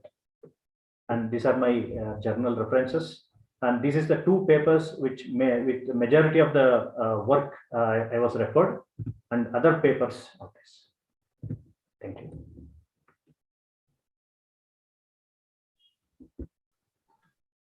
Thank you. Any questions? Good presentation, sir. Why specifically K-means and Gram-Smith, sir? Madam, actually, there are other methods are also available, like image acquisition, image pre-processing. I just wanted to try with a different algorithm technique where I can get the more accuracy compared to the previous processes. That's the reason I tried a K-means algorithm and the Gram-Smith algorithm. And in Gram-Smith, what happens is if the number of input images are more, what we can do is we can divide it and we can get the accurate image which we require. Okay, we can convert it to vectors, unit vectors, and we can get the required vectors. That is our main thing, madam. Thank you, sir. Nice presentation. Yes, yeah. Thank you, madam. Thank you so much. Thank you. Thank you. Next, let's call on the paper about trash can monitoring system in the smart cities. Author Shayamala, co-author Charuta. Hello. Hi, yes. Your voice is too low. Can you have it louder, please? Hello. Hello. Yes, that's better. Thank you. Go ahead and share your screen, please. Thank you, ma'am.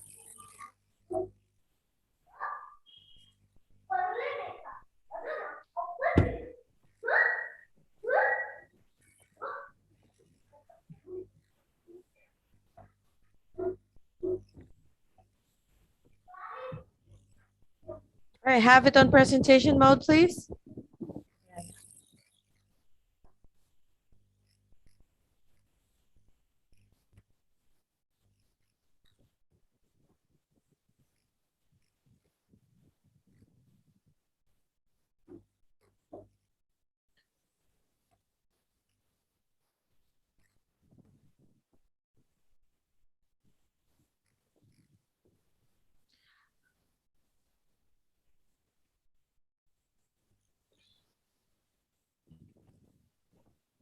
Please proceed.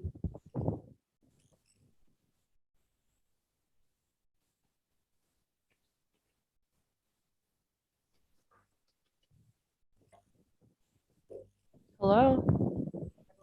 I am not getting it. It's okay. Go ahead, please.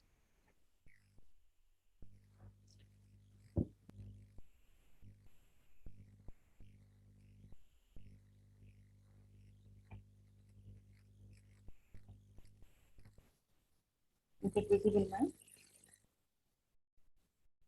Yes, go ahead, please. Good afternoon, everyone. Who are present in this virtual meeting.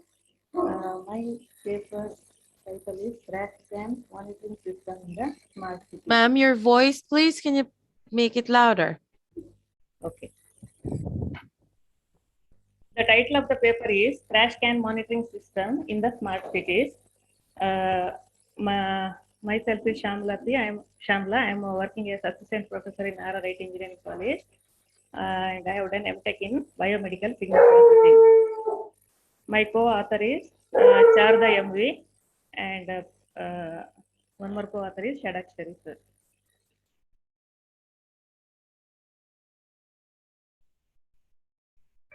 Aspect of the proposed project is the trash can monitoring system thought is an improvement of normal dustbin by elevating it to be smart using sensors.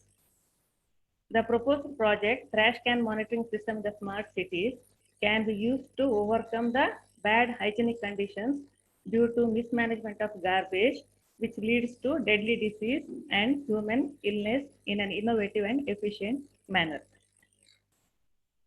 This idea can be implemented for smart buildings, cities, colleges, malls, hospitals, and public spots, etc. So each trash can contain a smart device for level detection of the garbage can, which transmits the garbage level with its token ID by using Wi-Fi module or through the GSM module, access to the concerned municipal or regional authorities, so that they can take immediate actions to clean the trash can once it gets filled. This is about introduction. We all know that the waste management in cities is really a big challenge. By looking at the image, we can make out. See, this is the image of Mumbai city, where the garbage is thrown over the road. This is due to the reason, main reason is there is a rapid growth in the population. So there will be a more wastage disposal. And also one more reason is rapid growth in the urbanization. So this, as a result, the trash cans which are placed in apartments, malls, or in the public places are jam-packed.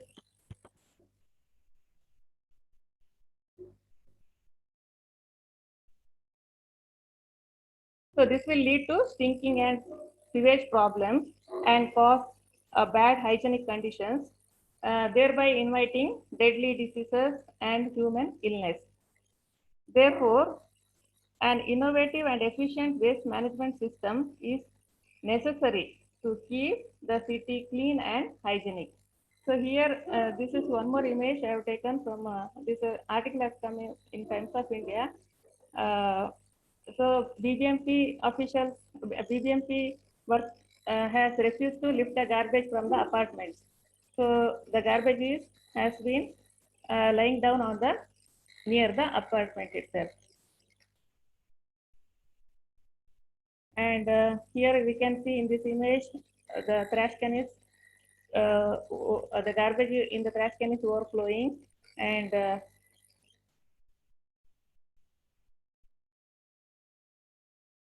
so there is a urgency to clean up the trash cans. So in the proposed project, the level of garbage in the dustbin is detected with the help of sensor systems and communicated to the authorized control room through the GSM module. The project module is divided into 3 parts as sensor section, Arduino Atmega 328, and GSM module. The sensor section involves an ultrasonic sensor which will send the distance to MCU Atmega 328, and if the distance is less than the threshold values, then an alert message or the notification will be sent to concerned authorities or users through the GSM module. So LCD is used to display the location of the dustbin at the control room.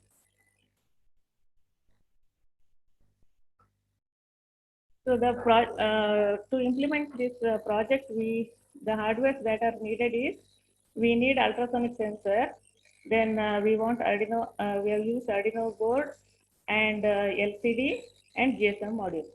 So ultrasonic sensor is is connected to the dustbin to the lid, and this will send the high frequency sound pulse, and that will detect the target, and the distance, it will detect the garbage level. So the equation is, so it will distance will be calculated by the formula time into speed of the sound divided by 2. Here the time is the time taken by the sound waves to travel to the target. Here it is the garbage, and to come back to the device, that is the echo.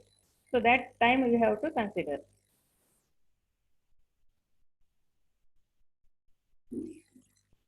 And LCD is used here is 16x2 LCD display, which consists of 2 rows of display with each row consisting of 16 characters. It operates under 5 volt. Then SIM 900A is a GSM model that is used in this project. It can be used to send and receive SMS or to make or receive the voice calls.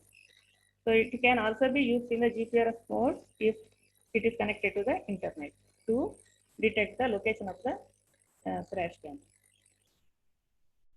Then Arduino board that is used, which is with the Atmega 328 microcontroller. So this will, it is a 8-pin 8-bit microcontroller based on AVR enhanced RISC architecture. So the features of this Arduino Atmega 328 is it operates under operating voltage is 5 volts, and it has digital I/O pins 14. It is a total 28 pin IC microcontroller, and PWM pins has the 6 pins, and flash memory is 38 KB, then EEPROM 1 KB, and clock speed is 16 megahertz. And software required is this project uses Arduino IDE. It is an open source integrated development environment, and it consists of a text editor for writing code, a message area, then a text console, a toolbar with buttons for common functions, and a series of menus. So the program is written in the embedded C language. And coming to the design implementation part, this is a block diagram of the crash monitoring system. It consists of Arduino Atmega 328 microcontroller, which is the heart of the project, and it is connected to the ultrasonic sensors. So the output of the ultrasonic sensor is fed to the Arduino board, and here processing will be done. Then that is the output of the Arduino board is connected to the GSM module and to the LCD display, and it is also connected to the power supply. Working principle: garbage level detection is done by ultrasonic sensor. The number is ultrasonic sensor is HCSR04. The ultrasonic sensor is placed on top of the dustbin facing the bottom. So the sensor continuously emits the sonic waves. When the sonic waves hit the object and reflect back. Ma'am, Yes. okay. Yes. Can you please fix your mic? It's giving a feedback. Okay, that's better. Go ahead.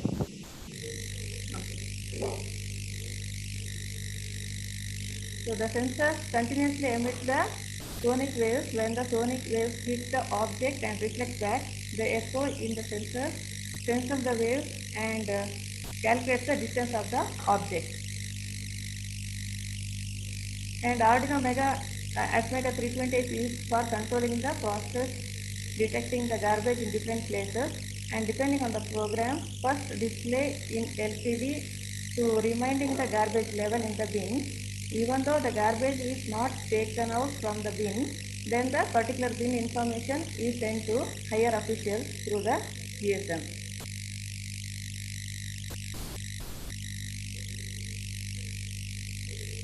So this is the implementation part of the trash can monitoring system. So here this is the prototype. We have the LCD is displaying on the LCD is displaying a trash can monitoring, and the sensors are connected to the dustbin. And we have verified the board through a monitor. So monitor is in this monitor it is showing that filled by 25%, 20%, 50%. So we can applications of this project is this project can be used in the smart city, and this is also helpful in the government project of Swachh Bharat Abhiyan. Conclusion: crash can monitoring systems are the needs of smart buildings. Smart waste monitoring and management is the key idea of smart city planners. So crash can monitoring system is a new idea of implementation which makes a normal dustbin smart using sensors for a garbage level detection and sending messages to the user updating the status of the bin. So as soon as the dustbin is full, it gives the information in LCD and send the message to the corresponding official.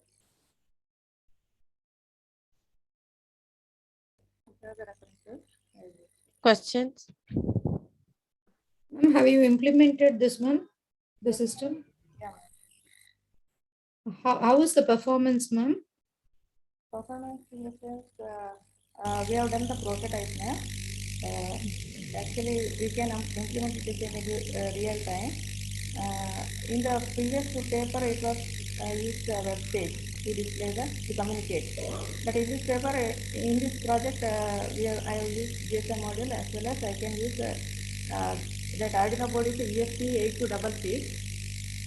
So I can use even Wi-Fi module also. I can use that Wi-Fi module for web page application. I can develop the web page and display on the web page. Okay, ma'am. Thank you.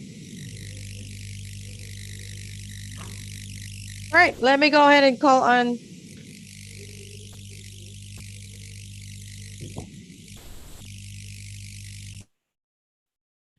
the next presenter. The paper about a smart notice board using IoT or Internet of Things. Author Ashok, co-author Anil Kumar. Right, good job. Yep, have it on presentation mode, please, from the first page.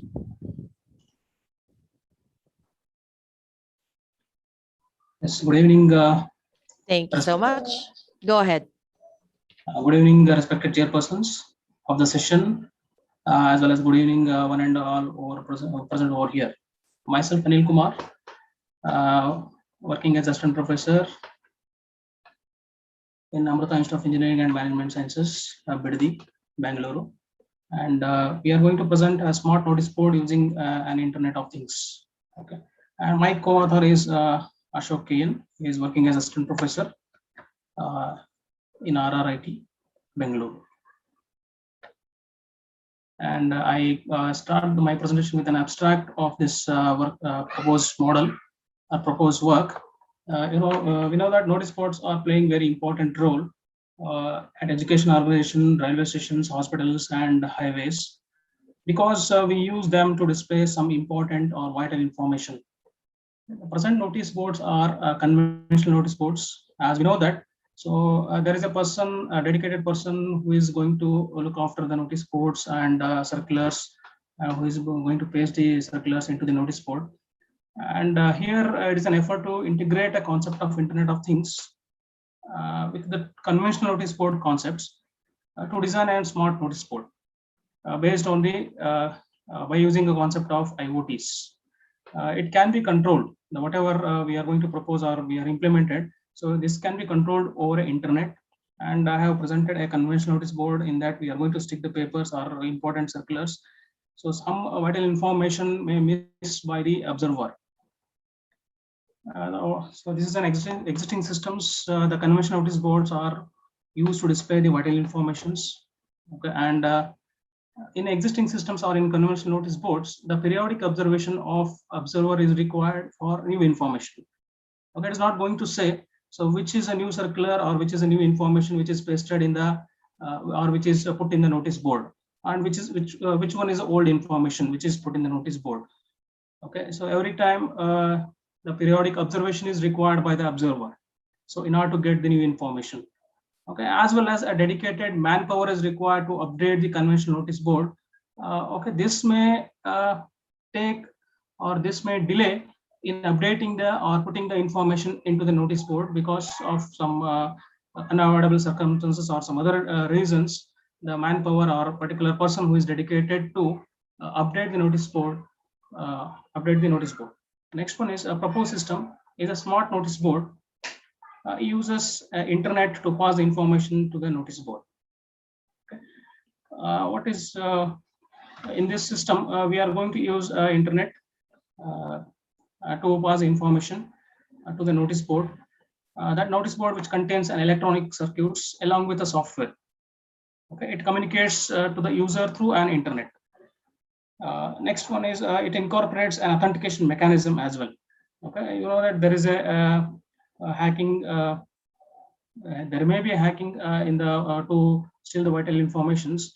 So in order to protect the communication channel, so we are incorporating the authentication mechanism in the implemented or in a proposed system. This is a functional block diagram of a proposed work, and it has got two sides. One is a user side or sender side. The sender side may be the user may use or authenticated user may use a computer or an Android mobile phone. Okay, and that is connected to the cloud. first that is connected to the cloud, and from the cloud there is a receiver side. We used IoT development board that is ESP8266 node MCU 12E module that becomes a receiver side that is connected to a cloud through an internet.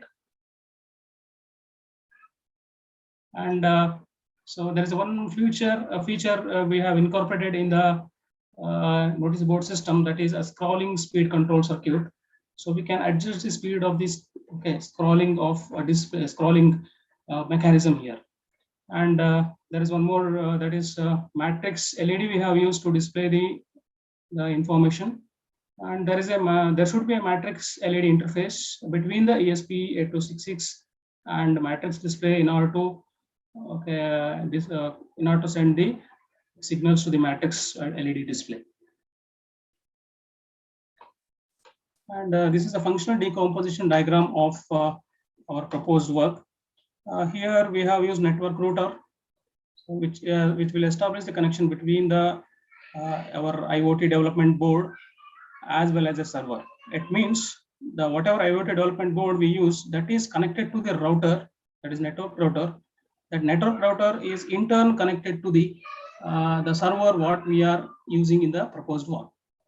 Okay, and the node MCU. The function of node MCU is to receive the message from the user over internet and process that message and send it for display.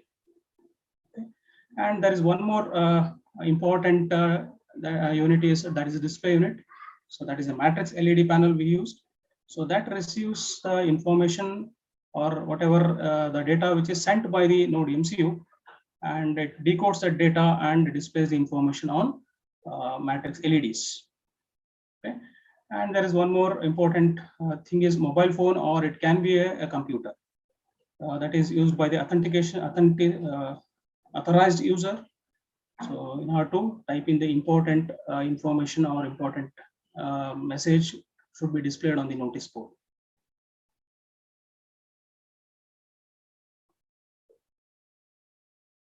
Am I audible? Yes, sir. Yes, sir. So this is working flow of implemented algorithm. So what we have written the code is will work like this. First it will initialize the port. The port means it will initialize the network port, that is port number 80, that is connected to the IP router, as well as the port which is connected to the matrix LED. Okay, and afterwards it enables the matrix LED, and it sets the baud rate of serial terminal, because we have used whatever the signal which is going to receive from the user over internet, that is sent to the serial terminal. Okay, so here we have used 9600 baud rate, and we can use 11500 baud rate as well, because Node MCU will support different baud rates. That's what we can set a different baud rates, and it receives the information on that port. It means it receives the message, and the program algorithm what we have implemented, it checks for whether that message is a new message or not. If it is a new message, it will store that message and display that message. If it is old, so it won't alter the current message. The display will continue. Okay, so this is the working flow of an implemented algorithm. So here we have used an Arduino IDE to implement this algorithm. That Arduino IDE uses it's a mixed kind of programming language. It uses C, C++, as well as some statements, or in Arduino IDE the Java programming statements are also there. And you can call it as Arduino programming language. That is, we can call it as an embedded programming language as well. Okay, next is a conclusion. The prototype what we have implemented, that is a IoT based smart notice board using a Wi-Fi connection. The system accepts the messages and stores, and it validates that information. It means validation is nothing but whether it is a proper message or old message or new message, and display it on matrix LED. and it consists of an Wi-Fi enabled IoT development board, and it can be connected over a internet via Wi-Fi. It means we use a router, network router, and node MCU. The connection between the network router and node MCU is through Wi-Fi, and we can say this can be controlled anywhere across the world. Okay, once we register to the particular app, so particular server, so we can control this notice board anywhere across the world. So next one is, this is the output of our implemented prototype. I have used a Blink app over here to design an app, and I have registered. This is a Blink app, the output window, and I have registered to the Blink app or Blink server. So it will send an authentication token for that particular project or particular model. So this is the output screen of authentication token, which is sent to my email ID. And see, I have designed, I have used a widget called IoT message input terminal widget. Okay. In this, we can type a message. That is, there is a word called type here. So we can see this. We have to type a message that is to be displayed on the notice board, a remote notice board. So this is output in the matrix LED. We have designed a prototype. So it is in a scrolling fashion. So we can adjust the scrolling speed.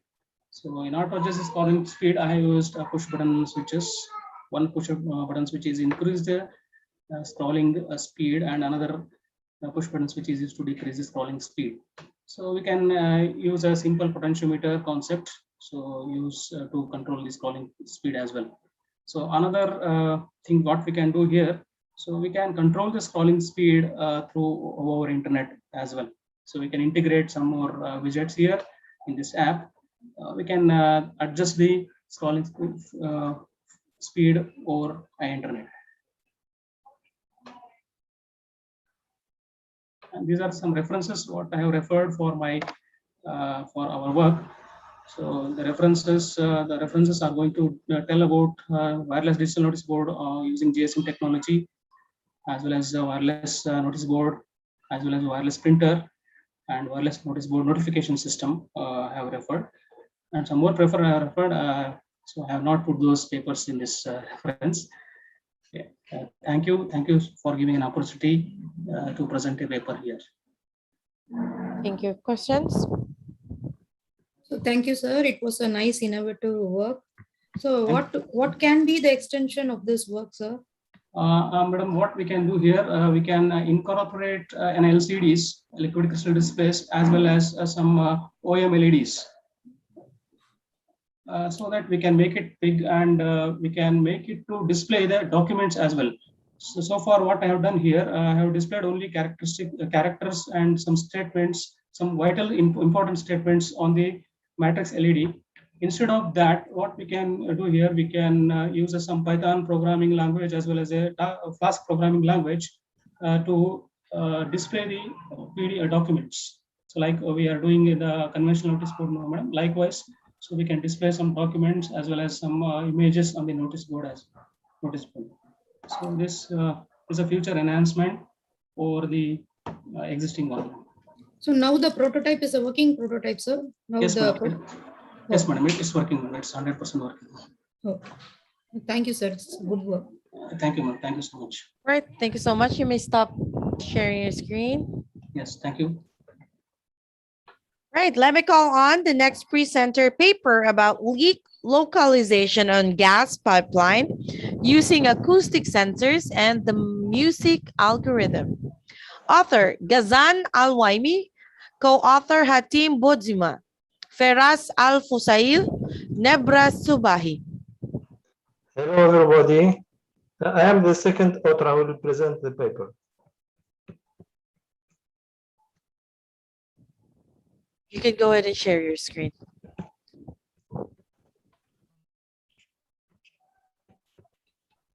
Right.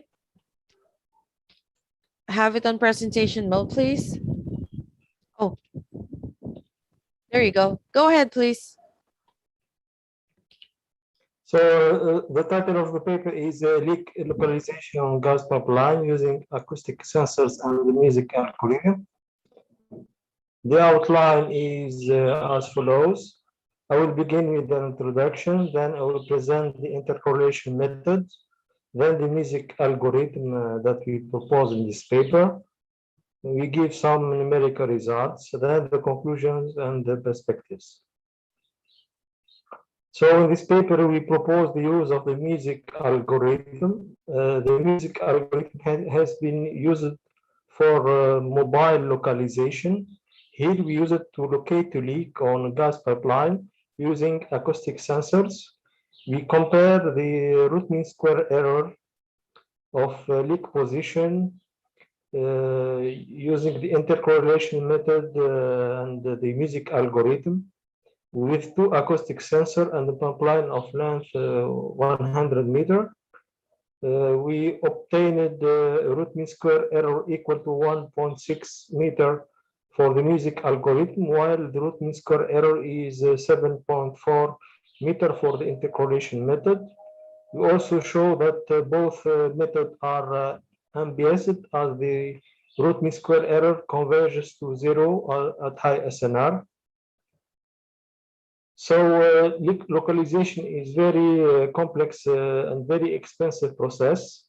Any leak on gas tank can cause pollution and harmful accident, such as explosions. Leak detection and localization on gas pipeline allow repairing the pipeline in prompt manner. The main contribution of our paper is the use of music algorithm to locate the leak on gas pipeline using acoustic sensors. The use of the music algorithm with acoustic sensor has not been yet proposed in the literature. So this is the system model. You can see here the pipeline. D is the length of the pipeline. In the middle, we have the triangle. The triangle is the leak. And we have the two sensors, S1, S2, at the left and the right. We have here 2.1 is the propagation time of the acoustic sensor, acoustic signal from the leak to the sensor 1, and 2.2 is the propagation delay of the acoustic signal from the leak to the sensor S2.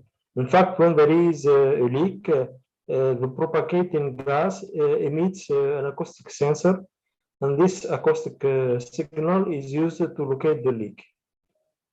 So the intercorrelation method consists to make an intercorrelation between the received signal at sensor S1, S2, and we obtain a maximum at T0 equal T2 minus T1. So we have this first equation. Then, as we know the distance between the two sensors, we have D equal to T1 plus T2 multiplied by C. C here is the speed of the acoustic signal. So we have two equations with two unknown values, T1 and T2, and we can solve it easily, and the result is in the paper. So we can find the T1 and T2, and we are able to locate the leak. So this is the first technique, which is very known.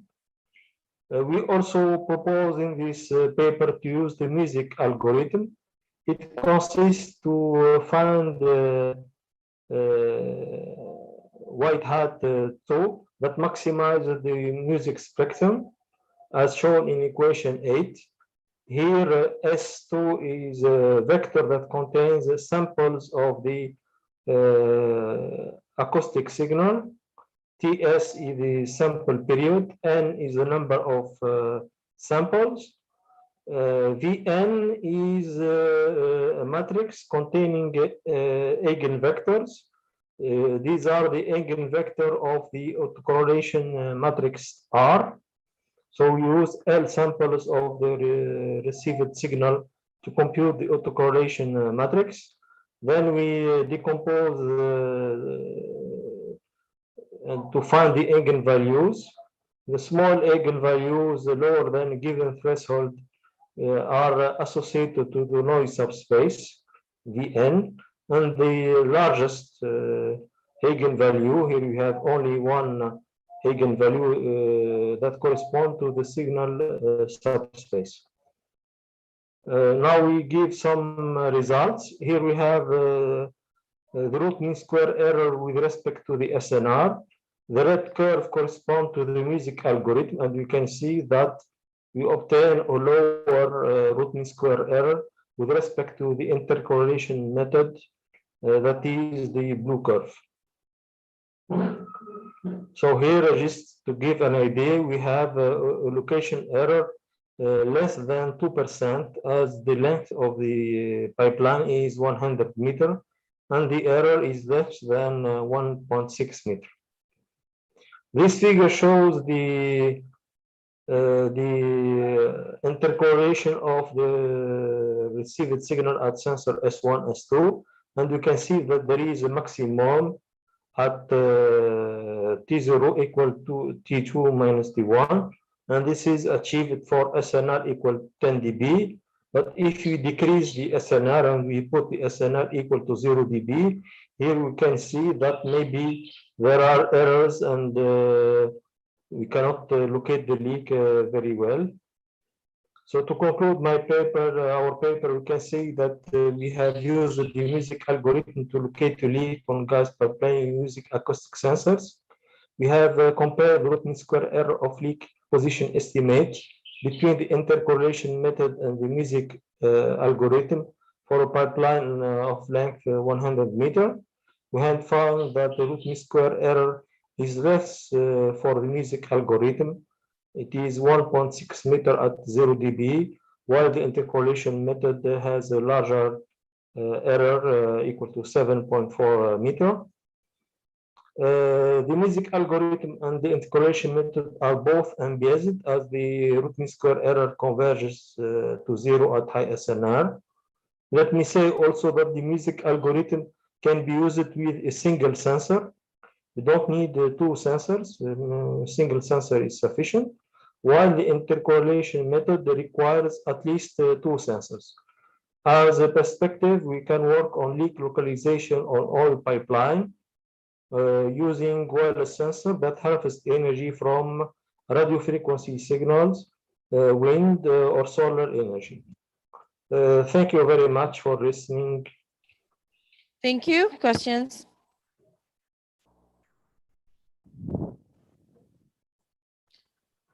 All right. Good job. No questions? So what is the accuracy of this system, sir? Can you repeat the question, please? What is the accuracy of this system?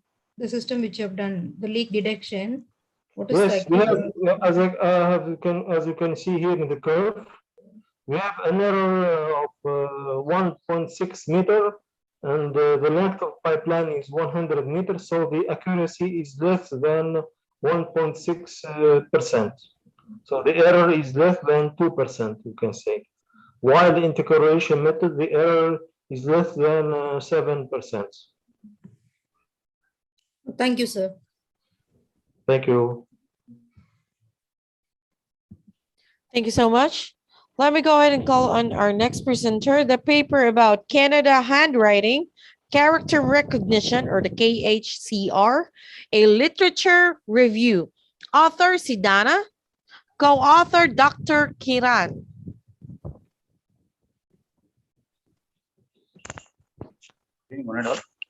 Hi, yes, you can go ahead and share your screen, please. Yeah, ma'am.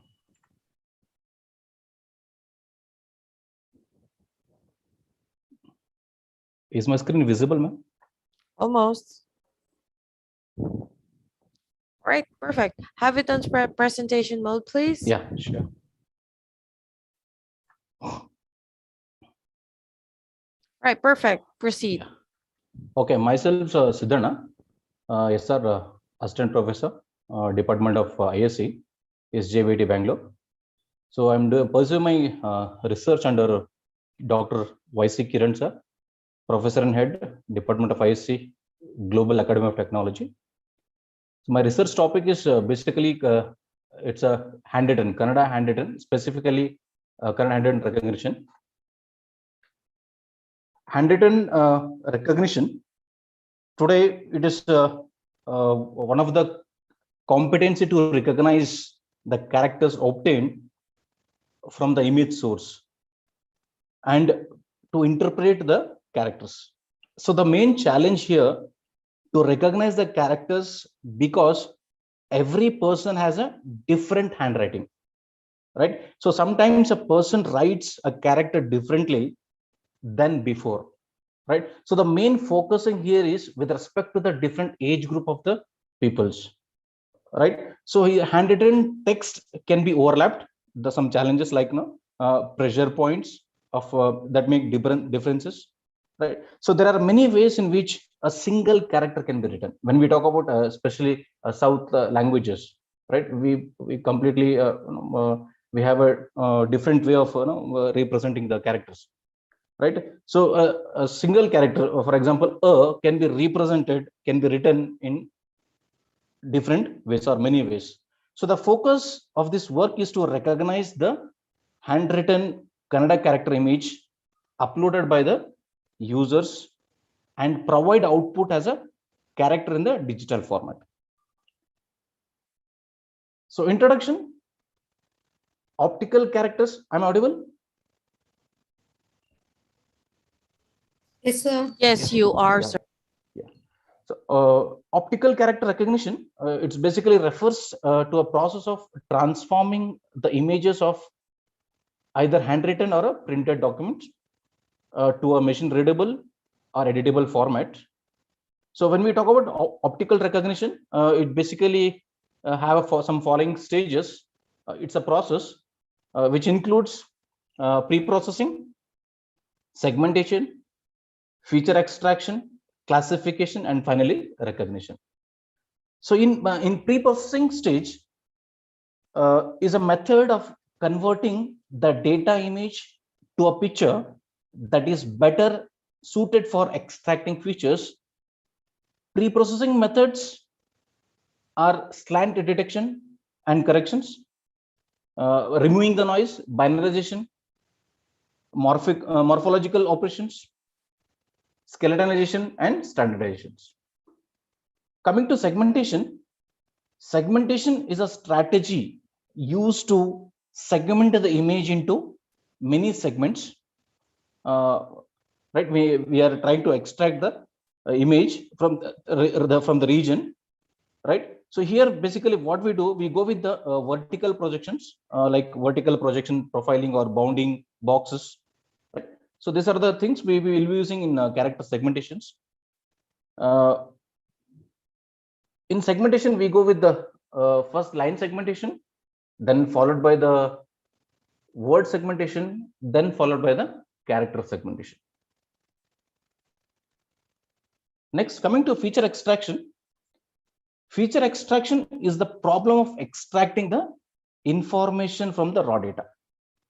It's a fundamental stage in character recognition, right? So the process of extraction is done to get the information which is the most relevant for classification purpose, right? And this feature extraction helps in minimizing the pattern variability, right, or enhance the class pattern variability, right? So in general, good features must satisfy like the constraints. For example, it might be intra-class variance, minimal, secondly, separations, right? So in order to recognize the various variations of the same characters, features that are invariant need to be use certain transformations on characters. And classification. So image classification is a process of for analyzing the properties, character properties of various image features and organizing the data into categories, right? So here in classification, basically what we do, we train and we test the data, right? Basically this happens in two phases, right? Training and testing, right? So initially in training phase, the characteristics properties of that image, right, so are taken, all right, Then we go with the testing part. Okay, so this is about the classification. So this is a basic process which is taken into the while we go with the image processing. So literature survey. So these are some papers I've referred to list out the challenges and coming with some objectives for my research work. So firstly, deformed character recognition using convolution neural networks, and the recognition rate here is 80%. They have used convolution neural networks, and the challenges I found when I go through the paper, the degraded character images which are extracted from the ancient Kannada poetry documents, right? So there were some characters which not properly extracted here. So I've taken that as a challenge here. And second one is effective survey on handwritten character recognition. So where accuracy is 92%, the technique used is SVM and CNN. So here basically the challenge with respect to the stroke edges in the handwritten. And third paper, it's a character recognition using machine learning and deep learning. Right, they may use CNN. The recognition rate is 97%, and the challenge here is digitization of machine printed or handwritten text document. Third one is a paper of segmentation analysis. They use the different segmentation techniques, right? Here they come with 95%. They use some technique of water segmentation. Here basically they are talking about challenges touching characters. For example, we write ka, va, lu, right? So these are the touching components, right? And fourth one, enhanced text line segmentation skewing. And here they have used enhanced supervised learning, and the accuracy is 96%. And here is with respect to the text line segmentation and skewing. For example, there are certain so many people will write the orientation of writing will be like, it's not completely horizontal. The degree varies, right? So in that we go with skewing estimation. Next is handwritten character recognition using KNN, and the accuracy is 89%. Here they are using autoencoder, using convolution autoencoder.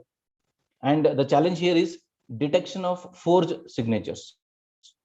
Next, a convolution neural network based character and a recognition system for similar script languages, Kannada and Telugu, and the accuracy is 88. It is they have used CNN, and here it is a cross language platform. As we have as a paper mentioned, it's for Kannada and Telugu, right? And this is a cross language platform to recognize characters and words of low resource scripts, that is scripts which do not have standard data sets. Next paper, handwritten Kannada numerals. This is purely with respect to the numerals. The accuracy is 96, and they have used convolution networks. And here the style of writing the Kannada numerals was a challenge. Next is an efficient approach for handling degradation character recognition, and the accuracy is 95%, and the techniques used is FDA, SVM, FLD. And here the challenge is scaling for measuring degrading of characters. Next, word recognition techniques for Kannada handwritten documents, and the accuracy is 88%, and the technique we are using here is CNN plus STN. So the challenge here is curvature of the handwritten, right? So basically the most challenges with respect to the data set when we talk about any handwritten recognitions, and especially when we talk about Kannada.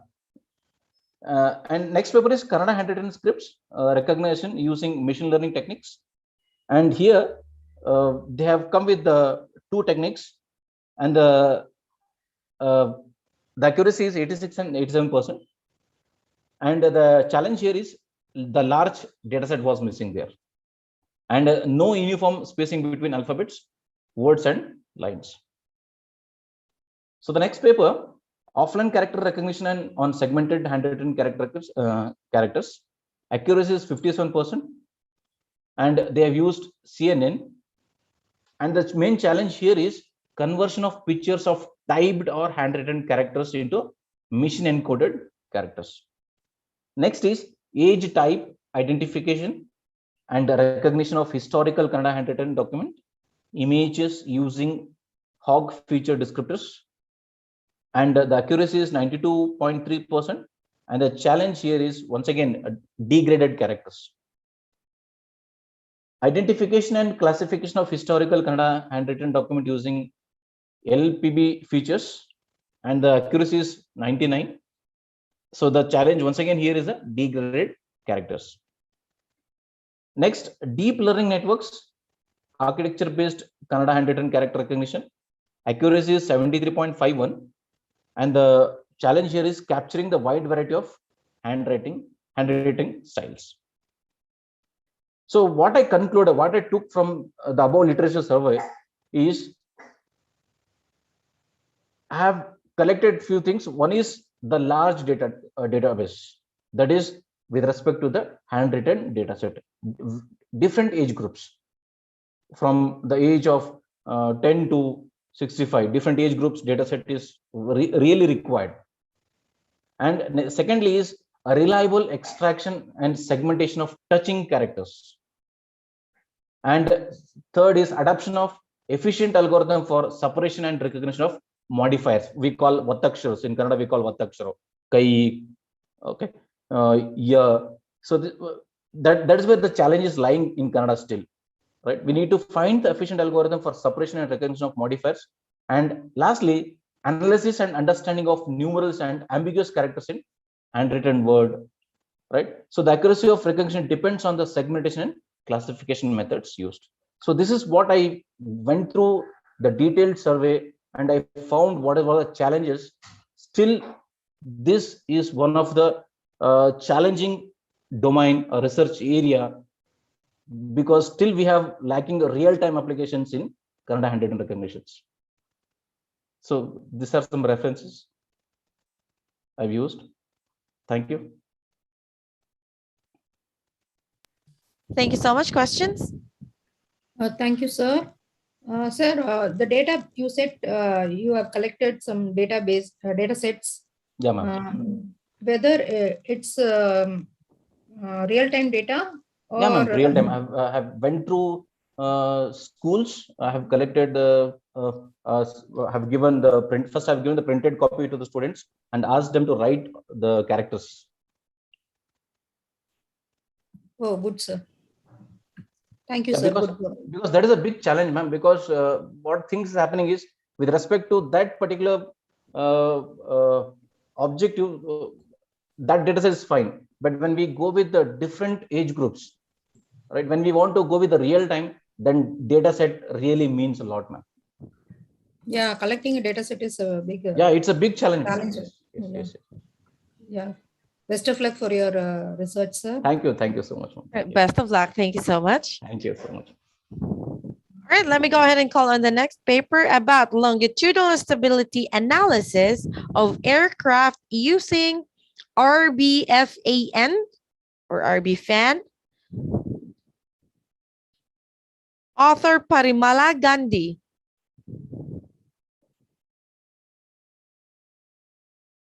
Hello.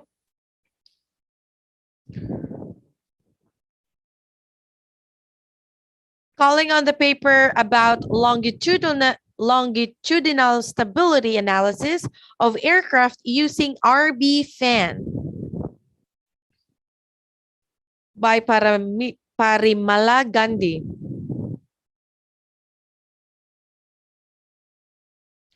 Okay. Calling the paper on faster RCNN-based automatic vehicle detection system by Ragutam Reddy and Taduru Aruna.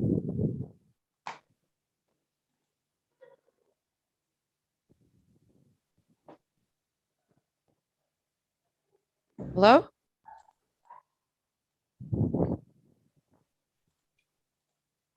Parimala Gandhi? Yeah, ma'am. Yeah. Hi, thank you so much. All right. So we will be having the paper about the longitudinal stability analysis of aircraft using RB fan. Go ahead. I'll share the screen. Go ahead, please.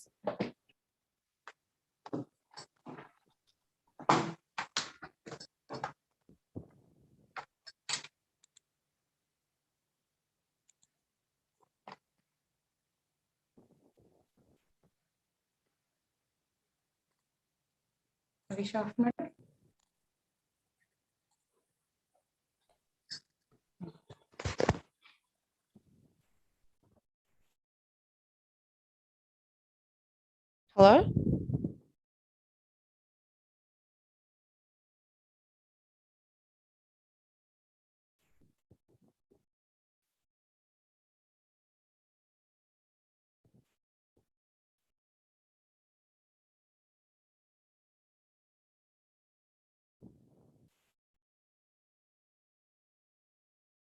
Hello?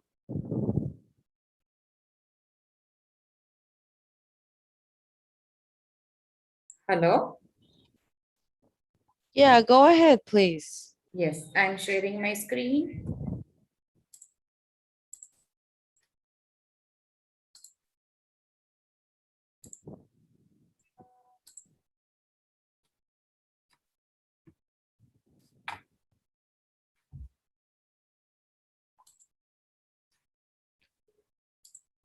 Have it on a presentation mode, please.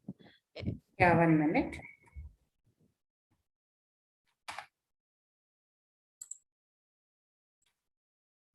All right, perfect. Proceed. A very good evening. I am Parimala Gandhi, going to present a longitudinal stability analysis of an aircraft using RBF ANN. My presentation flow is introduction, aircraft dynamics, literature survey, 6 degrees of freedom, and launch. Madam? Yes?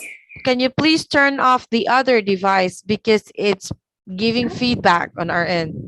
It's Now, is it okay? Yes, it's better. Go ahead. Thank you. And result and discussion.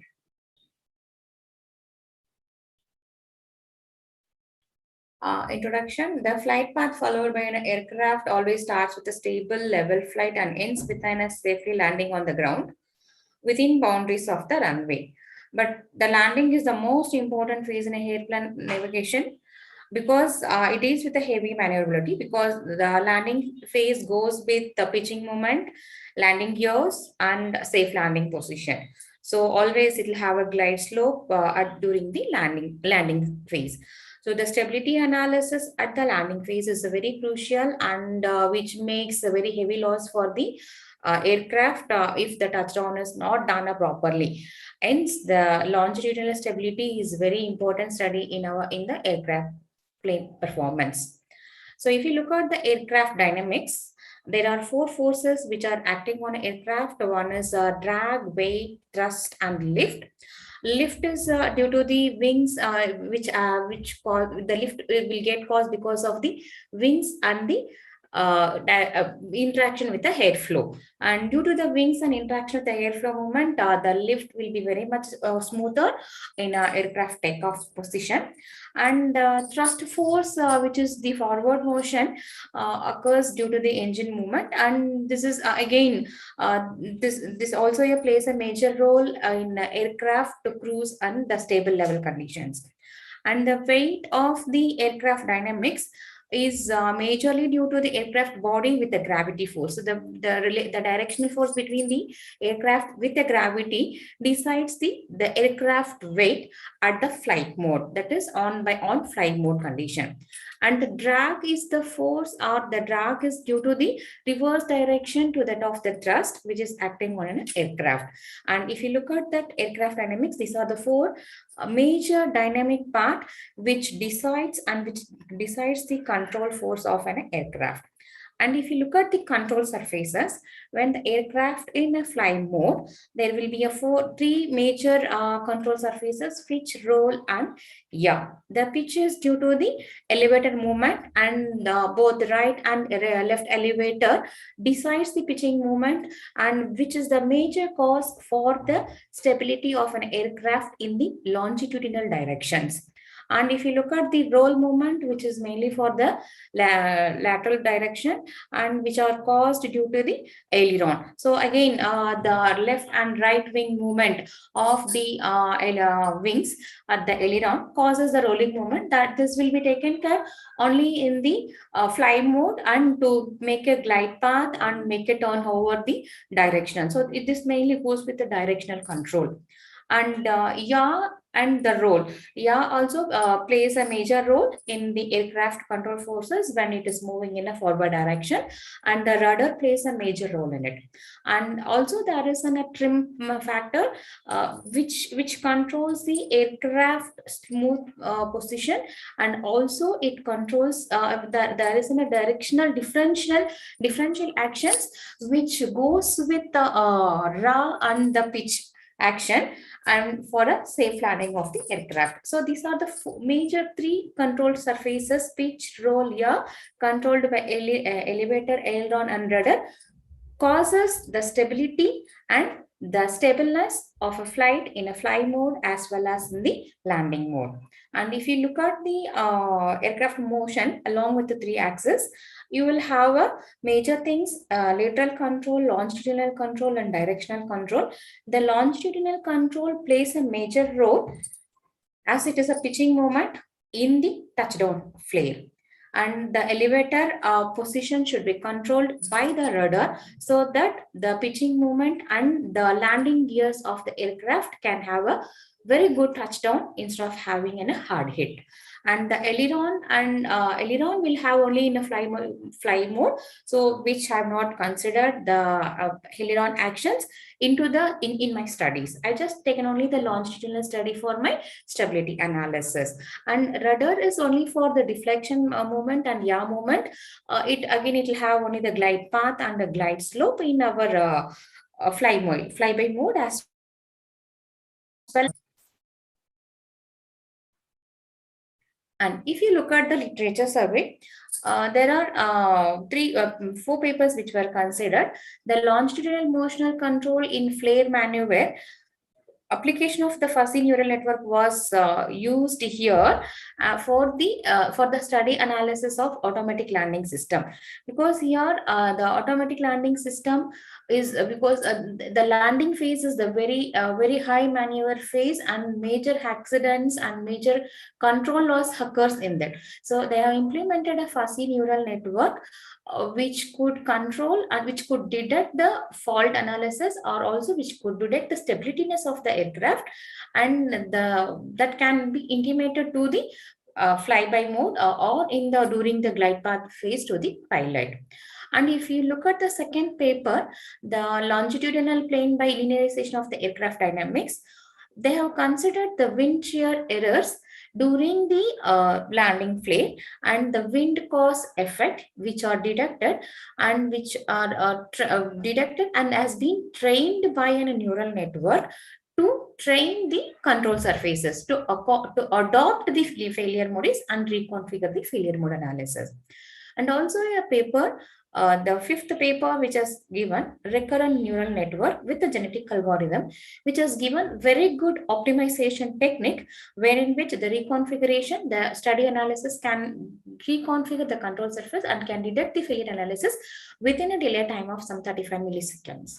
And also a fault tolerant capabilities was with the wind and a control surface stuck for a certain failure was studied, and the RBFNN was implemented for improve the fault handling capability when the convention controller fails. So hence I took an RBFNN network for the analysis, stability analysis, and the find out the stability analysis with close with the conventional controller, and to train the neurons as well as to adopt the failure mode analysis and to reconfigure the control structures.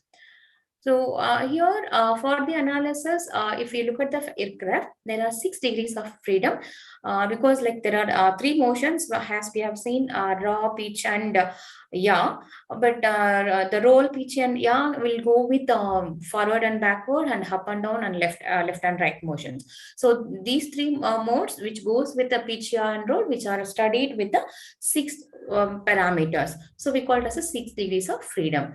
And to the freedom of the movement of the rigid body, which goes in a 3-dimensional base. So here the P and PR pi, which goes with the roll about axis, and the Q, which goes with the pitch about the y axis, and R, which goes with the yaw axis. But here for my analysis, only the pitch about the y axis is taken for the consideration. So the pitch about the y-axis is taken into the consideration, and for which we have implemented in a block diagram, wherein which a tracking command generator and feedback controller will be tuned based on the error analysis as well as the neuron, as well as the RBF-AN structure, which is going to train our actuator, because the actuator is a major role which plays a major role in a linear movement of an aircraft.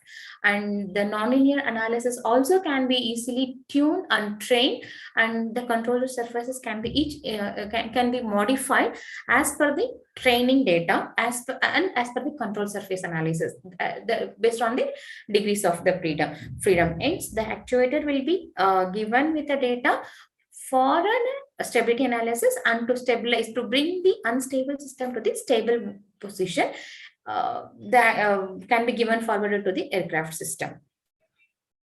And if you look at the longitudinal axis design, the innermost loop in the longitudinal axis is the pitch rate loop, which is designed mainly to recover the stability of the system in only in the landing phase. We have not taken this study either during the level flight or during the takeoff, because the maneuver and the stableness during the takeoff and as well as the level flight is very high compared with the landing time. So we have taken only during the landing phase, and the velocity to the total loop we have taken with the 5-second lag with the PID controller, and the response is taken from the engine to the total moment, and also the velocity also we have considered at the height of 600 meter, which is scaled on 600 meter with a 30 meter velocity we have taken it, and we have taken here gain as a 0.0232 milliseconds with the forward path of the loop, and the fastest loop we could build in a conventional design, and also which gives the robustness aspect. The control surface failure also, which is being taken into the consideration when we design the fastest loop of the aircraft. And if you look at the axis design, the both left and right aileron behavior fail occurs, and the standard trajectory following controller-based controller is unable to handle the situation when we took with a PID controller with the fastest loop, and there is no surface control present to induce the roll of the aircraft. So we have to overcome the situation by making the fact of that the elevator of the aircraft can be used in a differential mode. So we can introduce the roll, and 60% effective, which is very much effective as the aileron is inducing the roll, but this effect is very less when you go in a landing gear, because roll movement is very less during the landing gear. But the longitudinal model, longitudinal stability is very high, needs very higher value. So we have done an analysis that we have taken the airspeed and the pitch rate and pitch angle to do the study analysis of the longitudinal, and the deflection angle we have taken it about the pitch, we have taken it out plus or minus 20 degree, and the aileron angle as plus or minus 25 degree, and the differential elevator we took it at minus 30 degree. So with that angle rate, when we have taken the studies, we were able to get a very good plot and with a very good stable analysis and with a pillback specification and during touchdown point.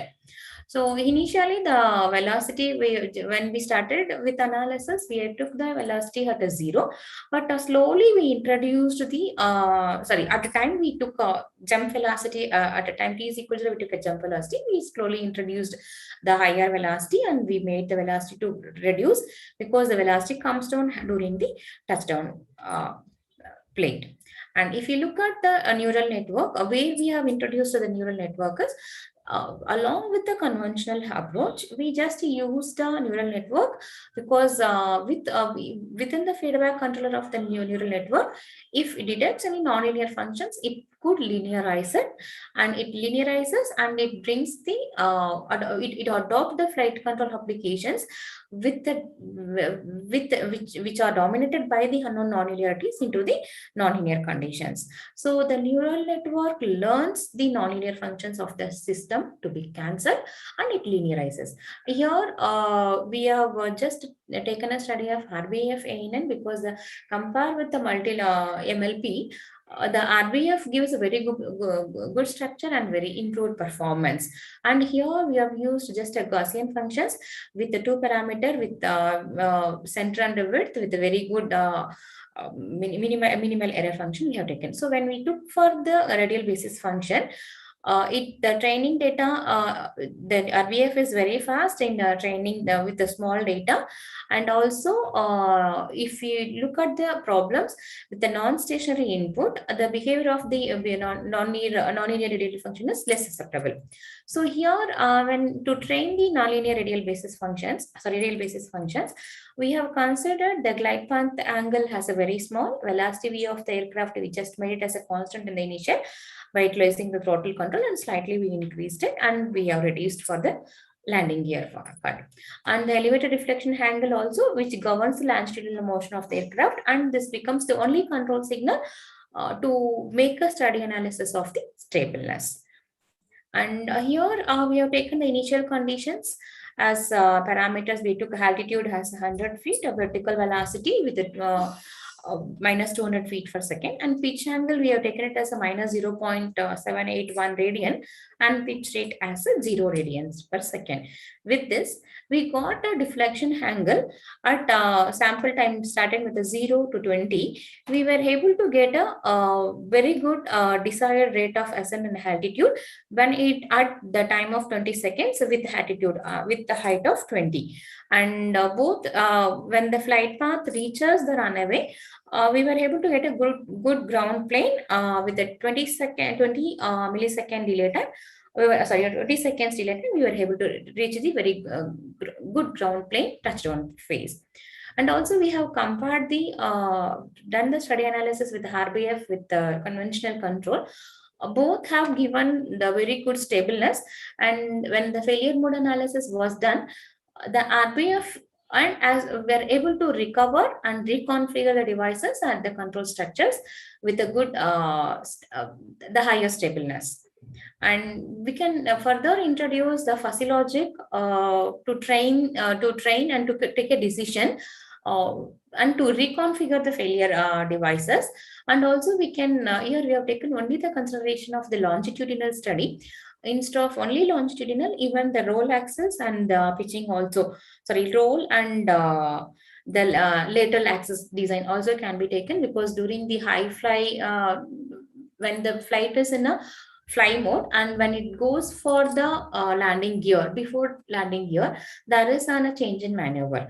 So that differential cell structure also can be taken for the stable analysis.